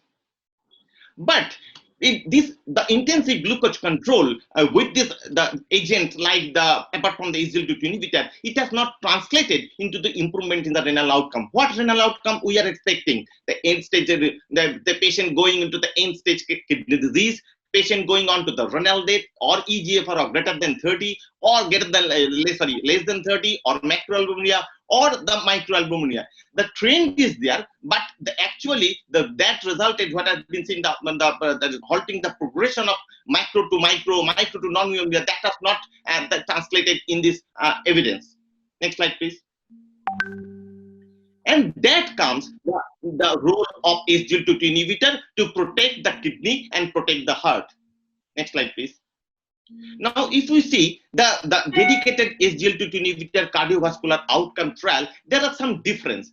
But if you see all the trial, that is the DECLARE-TB with the DAPA, the CANVAS with the CANA, the EMPA, RAY with the EMPA, and the Varieties CB, the recently concluded the CBOT trial with the arteglipizide. Now, most of the majority of the population included is the diabetic patient and the patient with an established cardiovascular disease. Only two trials, only two. The DECLARE-TB with the 60% population without established cardiovascular disease, and CANVAS trial, only 35% population without cardiovascular disease has been included.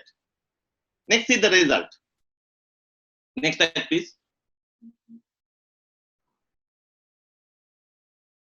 Now, if we see the 3-point MACE reduction in this trial, in EMPA-REG and the CANVAS, there is definitely the 14% reduction of 3-point MACE. That means the CV death, non-fatal MI, and non-fatal stroke has been reduced in EMPA-REG and CANVAS. But in the DECLARE in the Varieties CV, there is no improvement in the 3-point MACE. At least the statistical significance was not there. Next slide, please. But if we target this primary endpoint in a different way, that is reduction of heart failure hospitalization and CV death, if this is our target, then we can see the benefit that has been seen on all of this trial in the EMPA-REG, in the CANVAS, and also the DECLARE-TB that has been statistically insignificant in the primary endpoint. There has been showing also the 17% reduction. Next slide, please. Now, if we see the hospitalization for heart failure in this different cardiovascular outcome trial, the EMPA-REG with this 35% relative reduction of heart failure hospitalization. Next slide, please. In the CANVAS, that also showing the 33% reduction in hospitalization for heart failure. Next slide, please. DECLARE-TB with the 60% of population is having without established cardiovascular, that population of patient also saw the 27% reduction in hospitalization for heart failure also. Next slide, please. Now, if we see the Varieties CB trial, all have been saying that the Varieties CB is not a good trial, that is a failure trial. But in that case, also the Varieties CV trial with the articulate that has been showing also the good reduction of the hospitalization for heart failure. That means 30% reduction of hospitalization for heart failure has been seen. What has been seen in primary endpoint there has been some the point that in the Dyslipidemia in the Varieties CV there is not much of 3-point MACE reduction was there, but and if you consider the hospitalization for heart failure, there has been tremendous benefit with all these SGLT2 inhibitors, whatever SGLT inhibitor you like. Next slide, please. Now, coming back to the renal endpoint. Now, the renal endpoint, that is in all of this cardiovascular outcome, the renal endpoint was being captured by the extrapolation. What has been seen in all of this renal endpoint, renal outcome that has been very, very positive. That is, the renal endpoint reduction was very much there in all of this trial. If you think about the empiric, if you see the canvas, if you see the declare, all has been good reduction of the composite renal outcome. Though the renal endpoint in different trial is different. In the empiric, there is the albumin creatinine ratio of greater than 300. In canvas, there is 40% reduction in eGFR to renal replacement therapy to renal death, and Dyslipidemia just like this. But if we see this all of this trial, that if you see the renal health, there is quite healthy population. All of this trial, the renal and the eGFR is greater than 75, and in that population also that has been showing good results. Next slide, please. Now, if we see the meta-analysis of this SGLT2 inhibitor cardiovascular outcome trial by the presence of atherosclerotic cardiovascular disease or not, and yes, that there is, with the presence of atherosclerotic disease, there has been reduction of this MACE. But without the atherosclerotic cardiovascular disease, the 3-point MACE is not very significant. At least we can say it is neutral. Next slide, please. Next slide, please. Now, if we see the Dyslipidemia trial, that is the primary outcome trial, the primary outcome not very great. But if you see this patient, the Dyslipidemia trial, in the patient population with the patient that is the 40% patient with established cardiovascular disease, also in the Dyslipidemia trial, in that group of population, if we categorize the patient who have on prior MI, and if we see the primary outcome, the MACE reduction in that population, there has been getting also the similar benefit, that is 16% reduction of the MACE reduction is also there with this type of population who has been suffering from the previous MI. Next slide, please.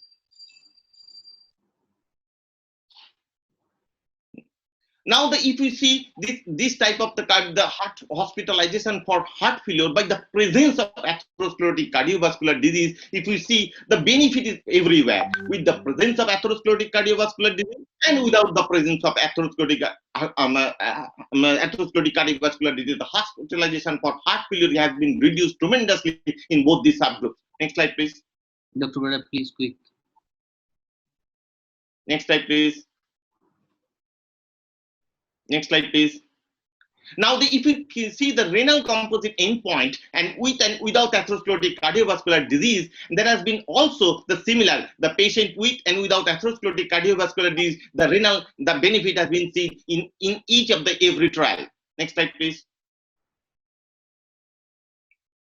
Now, if we just assess the renal composite outcome by the renal function, by the eGFR of less than 60, eGFR of 60 to 90, or the eGFR of greater than 90, this renal endpoint benefit has been seen in everywhere. What has been most important to remember in the Dyslipidemia, that is the eGFR of greater than 90, it is a substantial the group of population that the patient is having, and the eGFR of greater than 90, that means the most normal, healthy adult person. In that group of patients, also the dapagliflozin showing good benefit as far as the renal endpoint is at the 50% reduction of the renal endpoint. Next slide, please. Now I'm moving on to the dedicated renal trial, that is the patient with the Credence trial, where the canagliflozin has been used, and all the patients have been included is the patient have been suffering from CKD, either the patient is eGFR of 30 to 90, and all the patient has been suffering from the urinary albumin excretion of greater than 300. What is the trial that this is patient with the canagliflozin? The primary endpoint was the end-stage kidney disease, the doubling of serum creatinine, renal and CV death. See the result with the canagliflozin. Next slide, please. Now, if we see the result that has been quite persistent, whether the doubling of serum creatinine, ESKD, renal days, CVD, all has been beneficial with this canagliflozin in the CKD population also. Now I'm coming back to the latest, the DAPA CKD trial, another dapagliflozin, another CKD trial, dedicated CKD trial within there is a gliflozin. But what has been the important difference is the DAPA CKD and the credence trial. In the credence trial, all the patient population was included is the diabetic patient. Here also, all the patient is suffering from CKD, but the non-diabetic population was included. Next slide, please. Next slide, please. Now, all the results of the DAPA CKD has not been published yet, but what I've been saying in their press release, the FORGICA, that means the dapagliflozin phase 3 DAPA CKD trial will be stopped early after the overwhelming efficacy in patient with the chronic kidney disease. That means the SGLT2 inhibitor has been beneficial in the dedicated CKD trial also. Now, what is the place of SGLT2 inhibitor? We have already have been discussed in the previous talk that according to the AAC, the SGLT2 inhibitor is a much more, they have placed SGLT2 inhibitor and the GLP-1 receptor agonist much higher in the ladder. Now the patient, if the patient is HbA1c is well less than 7.5, and you have to start with the patient with monotherapy, then you do not have to start with the metformin. But if there is compelling indication the patient has been suffering from atherosclerotic cardiovascular disease, CKD or heart failure, you can start the patient with and GLP-1 receptor agonist, the SGLT2 inhibitor. And if the patient is have to start with the dual therapy after metformin, if this condition permits, then you have to start with an SGLT2 inhibitor and GLP-1 receptor agonist. What about the ADA? The ADA also are showing the same. They are going in the same line, that if the after metformin a lifestyle modification, if there is compelling indication like the patient has been suffering from atherosclerotic cardiovascular disease, and we have to go to the GLP-1 receptor agonist first, and all with the proven benefit. And if this is not tolerated, you have to think about the SGLT2 inhibitor. Likewise, if the patient is suffering from heart failure and CKD, then you have to start with an SGLT2 inhibitor with the proven benefits. And if it is not tolerated, you can add the GLP-1 receptor agonist. Next slide, please.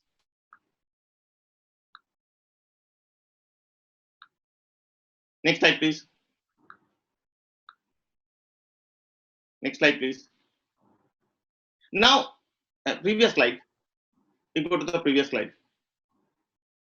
Okay, now this is the all have been coming. These guidelines have been coming from the cardiorenal data. That is all of the diabetic guidelines data. What about the renal guidelines? This is the ERA, that is the European Renal Association and the European Dialysis and Transplant Association. They recommended then switching to an SGLT2 inhibitor plus metformin when patient with CKD and type 2 diabetes mellitus are at HbA1c goal of less than 7% on metformin plus other agent. That means if the patient is suffering from CKD and already the HbA1c has been achieved with an other agent, we have to think about shifting from other agent to an SGLT2 inhibitor if the patient is having any compelling indications. Next slide, please. Now, if we again, I come back to the DAPA heart failure study, because the DAPA heart failure study has been a game changer, I think. And in the DAPA heart failure, all the patients have been included. The diabetic patient and also there is non-diabetic patient who are included, and all with the reduced ejection fraction in all the cardiovascular outcome trial. The study was to prevent heart failure hospitalization. Here, all the patients that were included already suffering from heart failure hospitalization, heart failure with the reduced ejection fraction, and they are receiving the same standard of therapy. And in that group of patients, the patient was given one group of patient was given dapagliflozin and other group of patient was given placebo. What is the primary outcome? Primary outcome is the time to first occurrence of any of the components of the composite of CV death or hospitalization for heart failure or an urgent hospitalization visit. But see the result. Now, if you see the primary endpoint, the CV death or heart failure hospitalization and urgent hospitalization visit, that has been reduced tremendously. That is 26% reduction with the use of dapagliflozin with adding on to the standard of care. Next slide, please. Next slide, please. Now, if we see the component, previous slide. Previous slide. Now, if we see the composite of the primary endpoint individually, the worsening of heart failure event has been reduced by 30% with the dapagliflozin, and also the CV death that has been also reduced by 18%. That means the primary endpoint not driven by any one factor, but equally by these two events, that is the worsening of heart failure event has been reduced, and also the CV death has been also been reduced. Next slide, please. Please wind up. Okay. Next slide. Now, if you see the all-cause death, that has been reduced tremendously. That is 17-point reduction. Why I am giving importance to this all-cause death reduction is that it is a very difficult difficult endpoint to achieve in all of this. We have been seeing a lot of these cardiovascular outcome trials, but all-cause death has not been reduced in every trial. But here in this also that there is 17% reduction of the all-cause death with the use of the dapagliflozin has been showing. Next slide, please. Next slide, please. Next slide, please.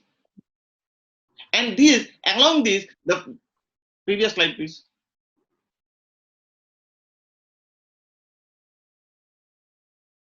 Previous slide.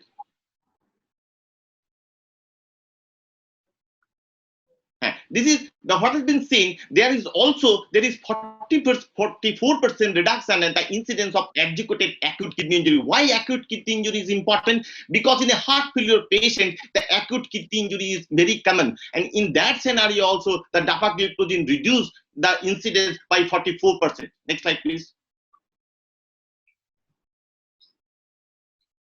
Now the primary outcome, if you see this primary outcome by the diabetes status and the HbA1c, if you see the patient with the diabetes and the patient without diabetes, this primary endpoint reduction has been in the beneficial in all of these. The patient has been suffering from type 2 diabetes mellitus, or the patient without suffering from the type 2 diabetes mellitus. And if you see categorized in the non-diabetic population by the HbA1c category, that is the HbA1c of less than 5.6, on the 5.7 to 5.9, or even in the greater of the pre-diabetic range of greater than 6%, this primary endpoint reduction has been very consistent in all of these subgroups. Next slide, please. Now, with this result, with this the result with the DAPA heart failure trial, and that we call it the momentous victory, and momentous victory in the war against the heart failure. The Deepak Bhatt, the Subodh Verma, and Eugene Bronwald, they described the SGLT2 inhibitor is new pillar for the heart failure with reduced ejection fraction plus minus diabetes mellitus, along with the ACE inhibitors, the beta blocker, that is the MRA, and the neprilysin inhibitor, the dapagliflozin will be the fifth pillar. Next slide, please. Now, the ESC guidelines, what has been saying in the 2019, they have said the empagliflozin, and also they have said the canagliflozin and dapagliflozin, they has been a good agent for the treatment of diabetes and also the prevention of the heart failure also. But at this stage, they have not recommended for this agent as a treatment of heart failure. Next slide, please. Now, in the Canadian Cardiovascular Society guideline, they have said the SGLT2 inhibitor can be used as a treatment for heart failure patient, particularly in the patient who are suffering from heart failure with reduced ejection fractions, and the patient is suffering from diabetes. And they have given us the strong recommendation with high quality evidence. But what about the non-diabetic population? They have kept the SGLT2 inhibitor, the conditional recommendation with high quality evidence. Next slide, please. Now, along with this European Society of Cardiology, the Heart Failure Association also said the dapagliflozin has been highlighted as the only SGLT2 inhibitor with the proven benefit in patients with and without type 2 diabetes mellitus in the treatment of heart failure with reduced ejection fraction. And that means the dapagliflozin is the only one that can be considered in the treatment of heart failure with reduced ejection fraction patient with and without type 2 diabetes mellitus. Next slide, please. I have 2 slides. Now, the FDA also approves the new treatment for a type of heart failure. Today, in the May 2020, the administration approved for Jiga, that is the dapagliflozin as oral tablet for adults with heart failure with reduced ejection fraction to reduce the risk of cardiovascular death and hospitalization for heart failure. With this approval, the dapagliflozin is the first in this particular to be approved to treat adult patient with the New York Heart Association class of 2 to 4 with reduced ejection fraction. Next slide, please. Next slide, please. Next slide. Next slide. The slide is not moving. I have 2 more slides. And previous slide. Previous slide. And that has been, and these dapagliflozin as also by the DCGI, that is the Drug Control Government of India, the dapagliflozin is indicated in adults for the treatment of heart failure with reduced ejection fraction. For heart failure patient, it can be used with eGFR of greater than 30. Next slide, please. Now, evolution of use of SGLT2 inhibitor in the clinical practice, when it was launched, it has been used as in the glucose lowering agent that works in an insulin independent fashion with no hypoglycemia or minimum hypoglycemia, with weight loss and BP lowering. Post-empiric outcome in the CANVAS program, there has been impaired with a reduction in the MACE and heart failure and the CV mortality reduction in patient with type 2 diabetes mellitus with established cardiovascular disease. But in post-dyslipidemia, that expansion that has been also expanded with the patient with and without the cardiovascular disease, also established cardiovascular disease also. Next slide, please. Next slide. Now, the indication approval of the SGLT2 inhibitor, if we think about this, dapagliflozin, empagliflozin, and canagliflozin can be used equally as an oral anti-diabetic medicine, but there is some caveat. The patient if you want to prevent heart failure hospitalization or say to treat heart failure patient, the dapagliflozin will be your first choice. And the patient, if the patient is diabetic patient, has been suffering from atherosclerotic cardiovascular disease, you want to prevent reduce the cardiovascular death, you have to use empagliflozin. For the CANA, the major issue is the patient has been suffering from the cardiovascular disease or without cardiovascular disease along with diabetes, you can use canagliflozin. But to slow the progression of the diabetic nephropathy and reduce the risk of hospitalization for heart failure in patient with type 2 diabetes mellitus and DKD, the canagliflozin will be your drug of choice. Next slide, last slide. Now the question is the time has really come to call the SGLT2 inhibitor as a CKD agent with the merits of benefit in this order of sequence: cardiac benefit, kidney benefit, and the diabetes benefit. Next slide. I will conclude this slide. Next slide. Thank you for his patient sharing, and Hello. Okay, I conclude my talk. Thank you, Dr. Bera, for such a wonderful and detailed.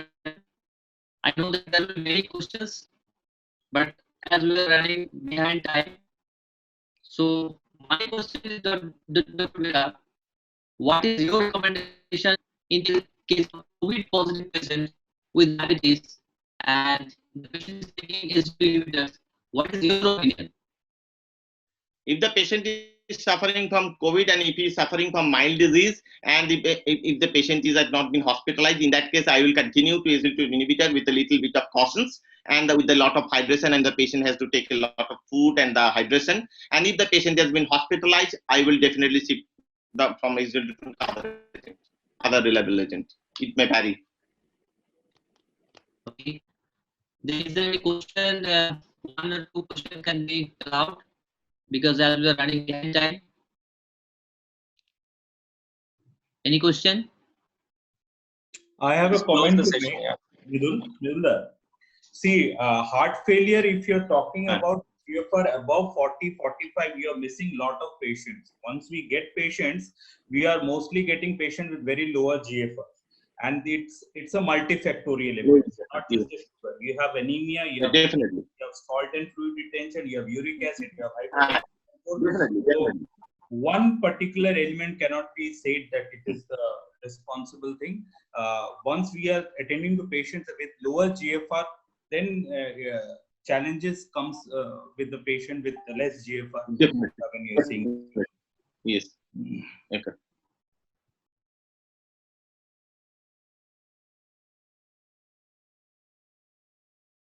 Thank you so much, speaker. Thank you so much, moderator. With this, we move on to the last part of today's scientific session, and that is Indian SGLT2 inhibitor in type 2 diabetes mellitus. And for this particular session, I would like to invite Dr. Shattoki Manna to moderate the session, who is a consultant physician and endocrinologist. We welcome you, sir, and over to you. Thank you, ma'am. Am I audible? Yes, you are. Yes, you are. Thanks to the organizer for giving me the scope to chair this session. Today, from the very evening, I am enriched with so many beautiful talks and by so many eminent persons. Now we are almost at the end of the program, and again the topic is SGLT2 inhibitor. We know nowadays SGLT2 inhibitors are becoming the almost second choice in the varieties next to metformin, as they have many benefits like cardiovascular benefits, renal benefits, CVDs benefits, heart failure, as spoken by Dr. Midul Vera just now.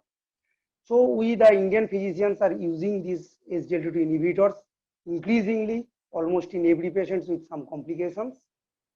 But the sad thing is that all the SGLT2 inhibitors which we are using for the last few years are coming from foreign companies, actually. As you can see, DAPA from a British company, CANA from US company, EMPA from a German-based company.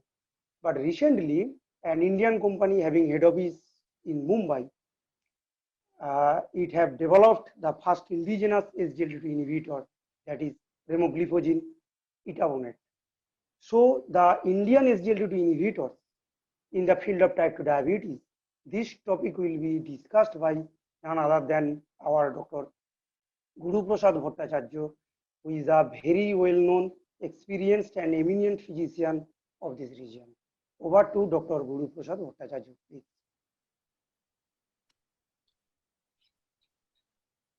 Let me share my screen. Narendra, let me share my screen. Sir, I am stopping my video. You can do that. Okay. Click on the share screen button. Perfect. Yes. My talk is a very simple talk, and my work has been lessened by my previous speakers by establishing the paradigm shift in diabetes therapy, maybe general medical therapy, by involving SGLT2 inhibitor in our treatment armamentarium, which is having unique benefit in cardiac and renal salvage. That's why increasing the lifespan and decreasing mortality of our patients.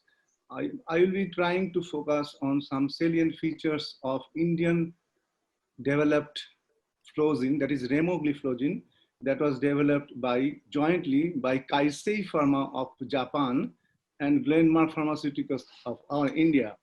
And you may be knowing that Kaisei Pharmaceuticals has also developed another molecule which we use nowadays, that is silodosin. Next, and I will be very brief in my presentation.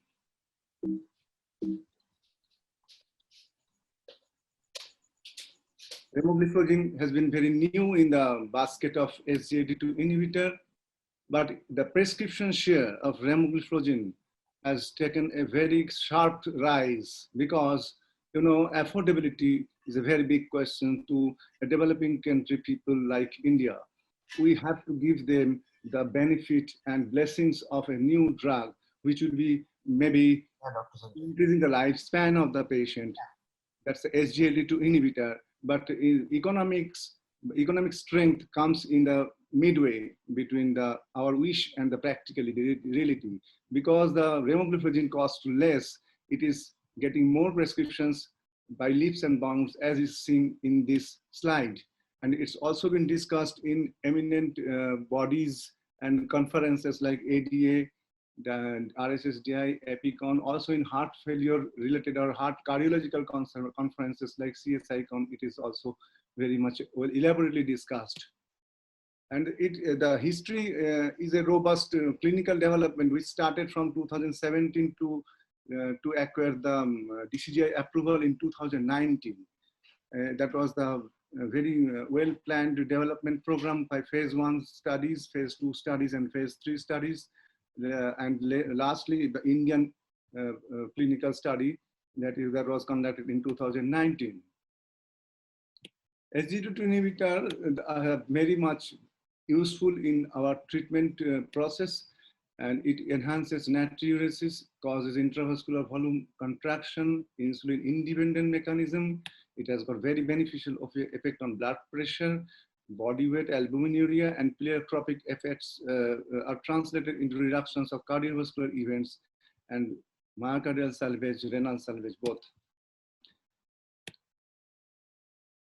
The point which was not discussed in previous slides is that the SGLT2 inhibition leads to calorie loss. About 75 gram glucose is excreted through kidney after using SGLT2 inhibitor.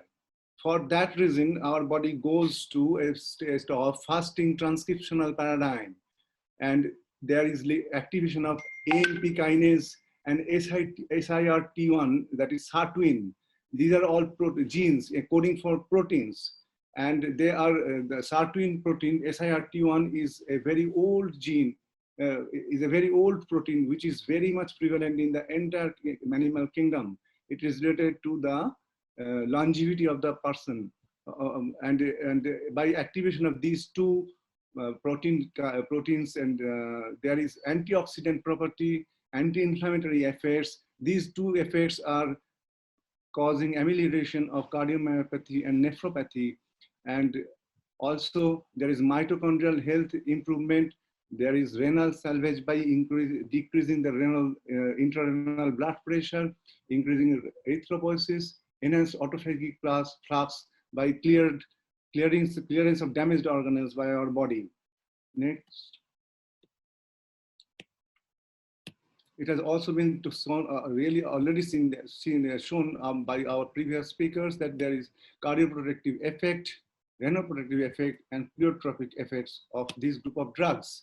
And it has been proven by three big and landmark studies, starting from DECLARE, starting from EMPAREG to CANVAS and DECLARE. And there is hazard ratio, MACE composite, CV mortality, hospitalization for heart failure, renal composite, all are very favorably affected by SGLT2 inhibitor therapy. It's 22 hours. Event rates in SGLT2 inhibitor CVOT trials are all favoring and cardiovascular salvage with the tune of hospitalization for heart failure and maybe in the tune of CV death and renal salvage. It has already been discussed by previous talks.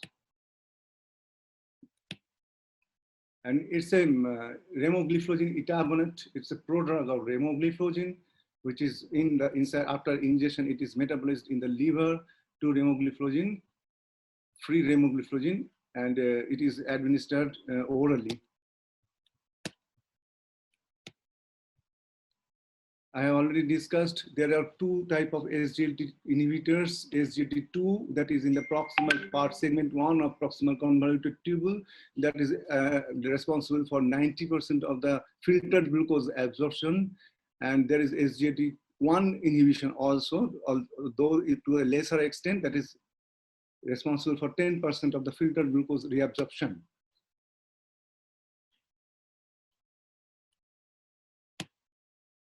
This will lead to osmotic diuresis. So while prescribing SGLT2 inhibitor, we should warn our patients to increase their water intake maybe by 250 ml per day.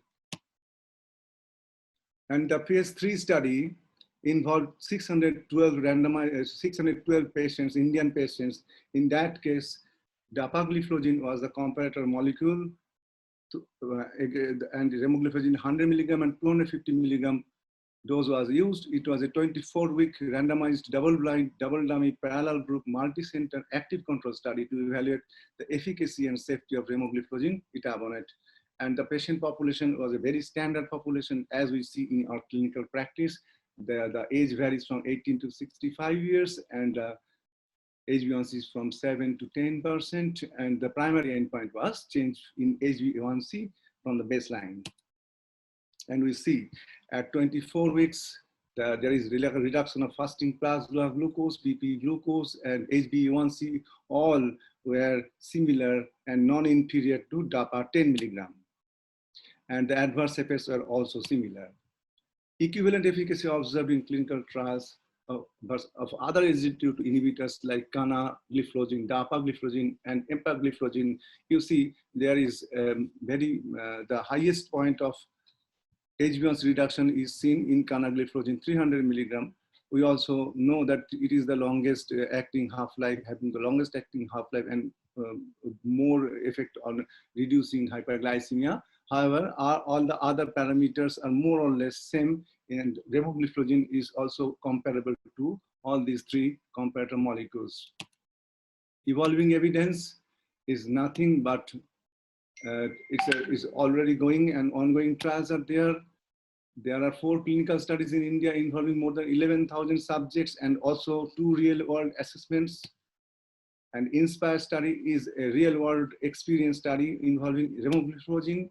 I'll detail a bit on this study. The full analysis set was 5,452 patients, adult patients of type 2 diabetes, receiving remogliflozin-based regimen as per routine practice with 3 months follow-up completed.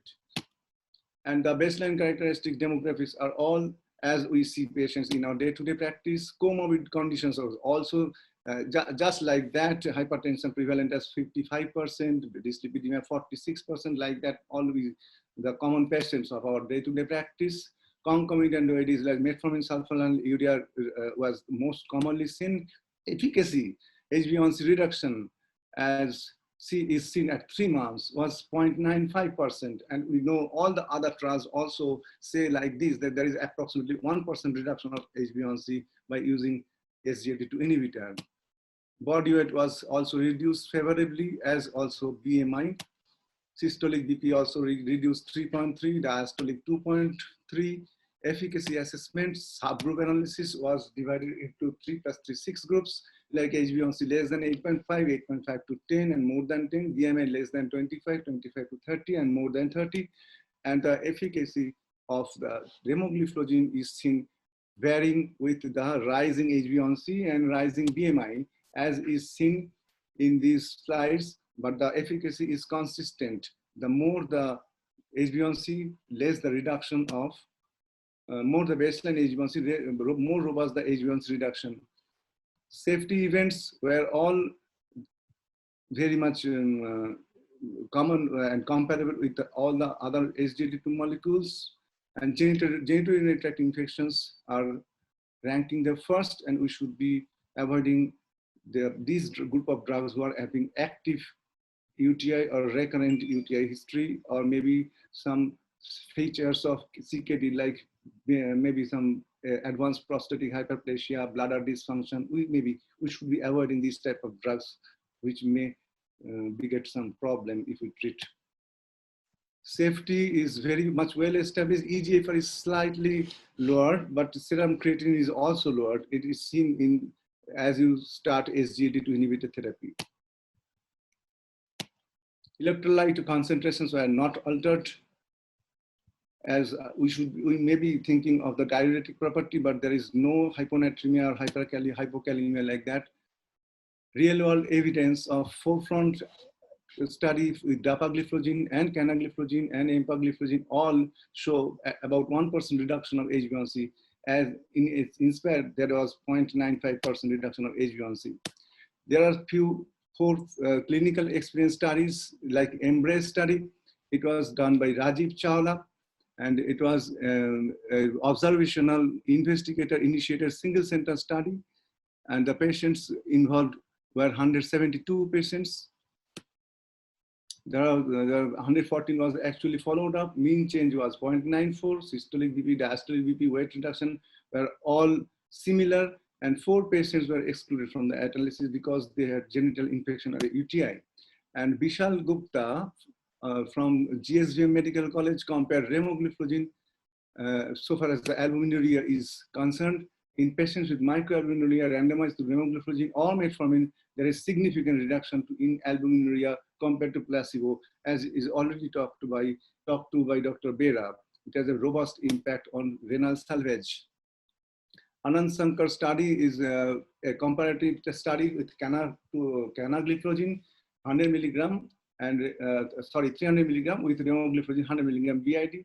There was absolutely similar type of HbA1c reduction, fasting plasma glucose reduction, and PP plasma glucose reduction. There was no clinical statistical difference between these parameters in between these two drugs, Cana and Remo.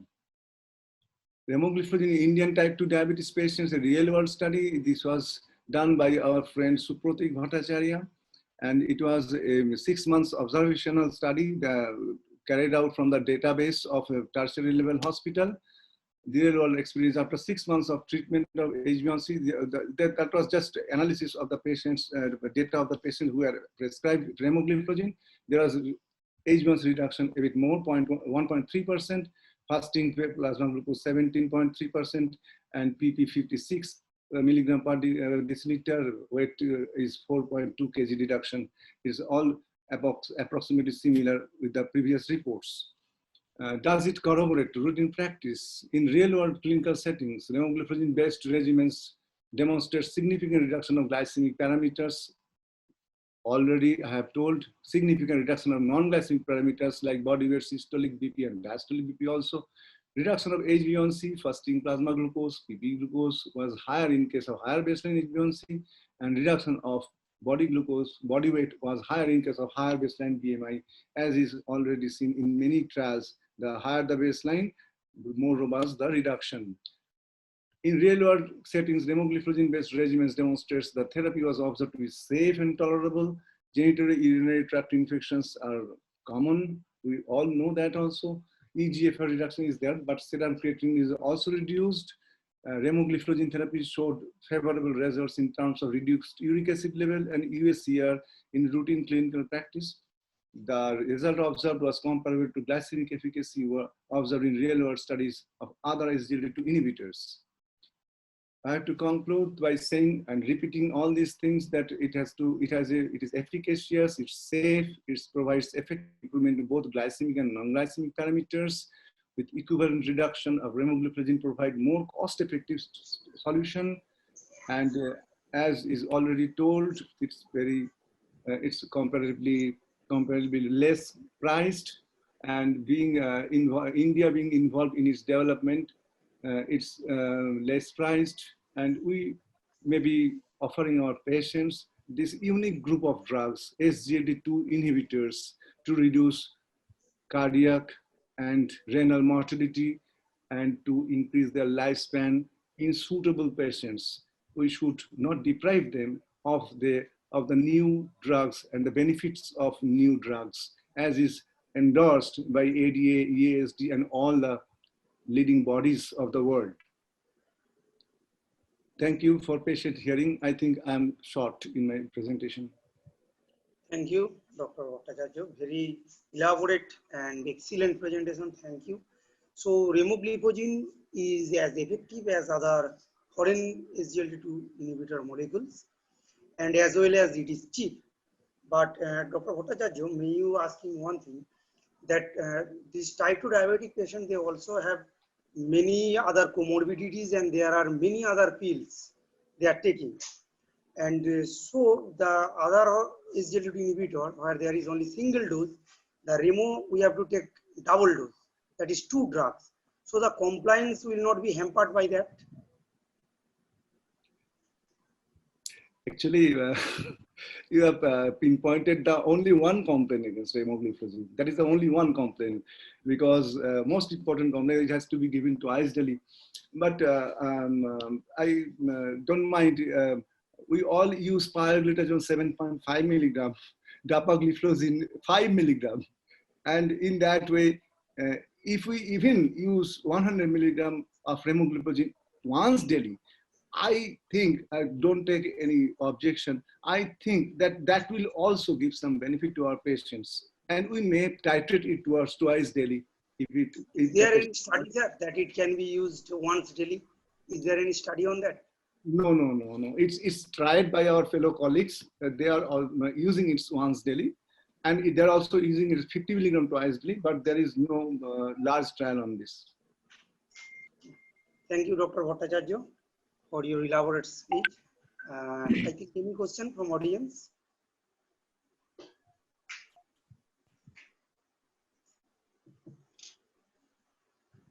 No question, so I can conclude that the session is over. Thank you.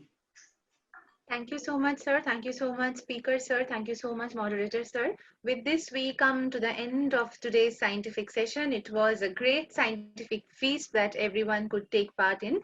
And with this, I would like to invite Dr. Bismay Kumar to conclude the session today. Thank you, Shimonti.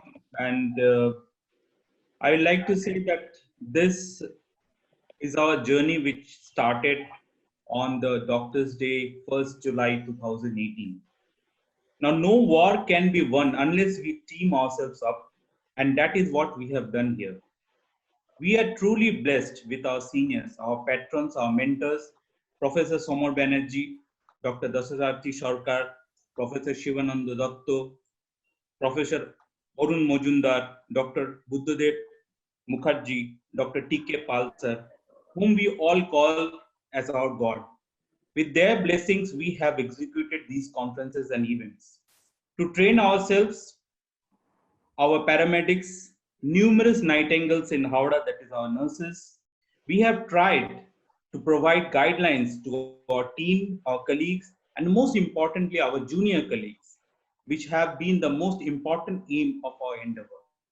William Arthur once said, "Gratitude can transform common days into thanksgiving, turn routine jobs into joy, and change opportunities into blessing." So let me start my thanksgiving to our forefather. Their struggle and sacrifice have given us the most beautiful thing in our life. That's our freedom. So is a happy Independence Day, which was yesterday, which in true sense shall be complete when we as Indians make in India all that we use in India. I mean a real Atmanirbhar Bharat. To start my thanks to a person who has done an endless effort and who have seen that one person, not in this conference, but in all our conference, always remains cool, never saw him angry, never stressed, never off mood. That is our dear Mridulda. Dr. Mridulda, he has helped us work hard so much to attain the real Lokhi behind our Saraswati, which we did over last 2 days. Truly speaking, this dream of ours to conduct this program would have remained in papers had Mridulda not put his efforts. Dr. Guru Prasad, thank you for your excellent keeping us alive with all your hard work. And Dr. B.P. Pandey, who was like a master Moshai, kept us restricted in our time. And behind all this mastermind, our president, a true presidential aura, a great man with a great sense of humor and knowledge, Dr. Sanjay Shah, sir. He is like a mitochondria of our cell. Thank you, sir, for a presidentially presiding our performance to perfection. Thank you, Dr. M.L. Bansali, sir, Dr. Dilip sir, Dr. S.K. Somani, sir, Dr. Saikat Ghosh, for your great ideas and feedback, which is very crucial. Thank you, Dr. Kaushik Bahari, Dr. Satyam Chaudhary, Dr. Shukumar Barik, Dr. Satish Gupta, sir, Dr. Sayak Roy, Dr. Ashok Mukherjee, Dr. Shumnath Nashkar, whose support today has given our town Diabetes Society a strong foundation. Thanks to Shimonti, who, like a feel of an early morning freshness, welcomes us all with a great smile, and a symphonic speechless keeps us alive. Thank you, Shimonti. Thank you. Thank you to the excellent, encouraging song which started our day, filling our hearts with pride, to the introductory song and the poetry by Sukumar Barik sir, and melodious Shobana Roy Chaudhary. Behind all this, like an anchor, skeleton on which we are all made, our Achilles tendon on which we stand, Jyoti Di, our dear Jyoti Bhattacharya. who is like one-stop solution yeah. destination. She is a one-stop solution destination for all our need, all what Howrah Diabetes Society needs. And if I'm not wrong, I would like to say that it's on her shoulder that our entire team stands. Thank you, Madam Falguni Shah, for your nice, elegant speech yesterday and your graceful, supportive role making our team complete.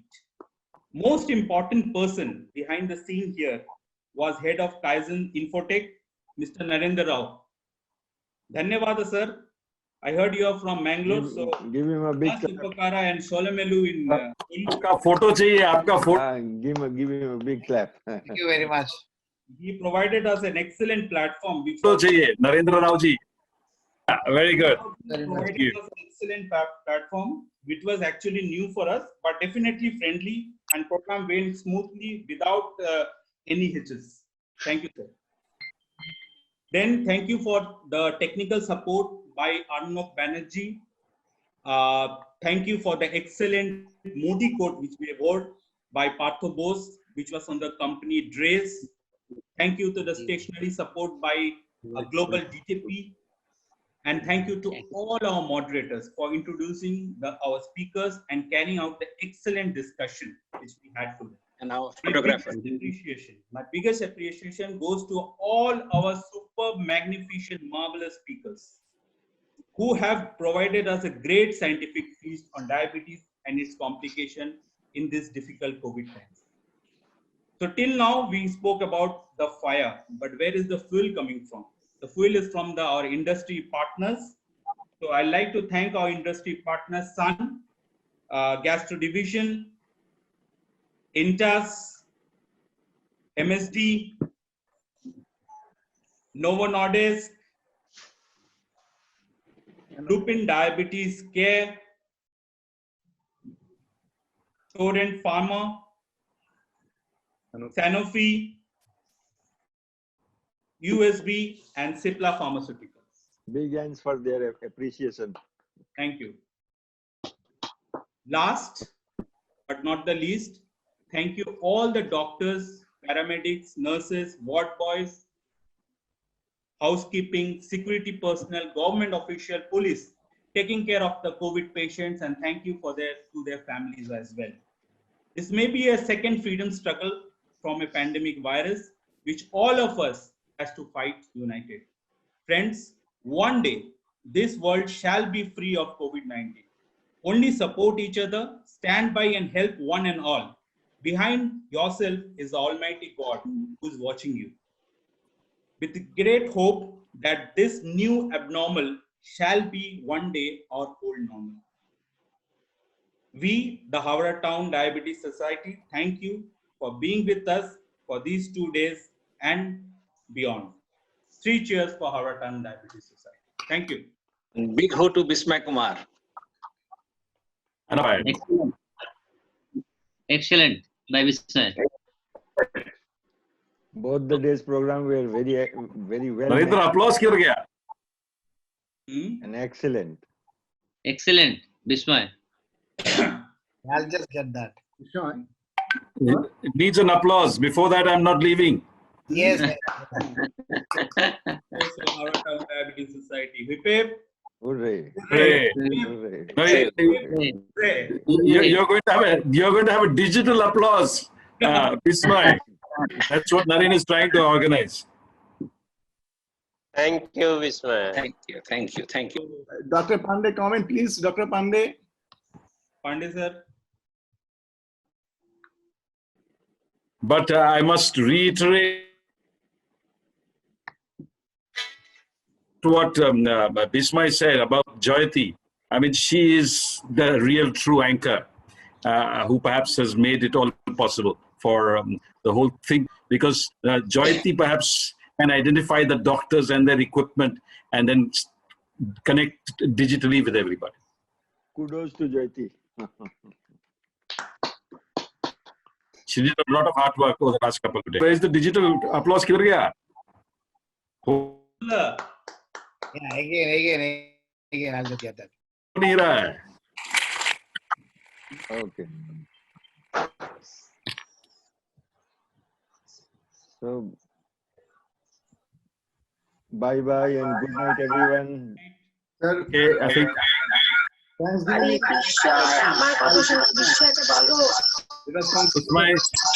It's my fantastic speech. Great work. Thank you, Sanjay sir. So what's next? Okay, bye. I think we'll take leave. We'll take leave. Bye. Bye. Good night. Good night, everyone. Good night. Bye bye. Bye. Good night. Namaskar, Narendra ji. Bye bye. Guru Night. Sahib, Very good. bye bye.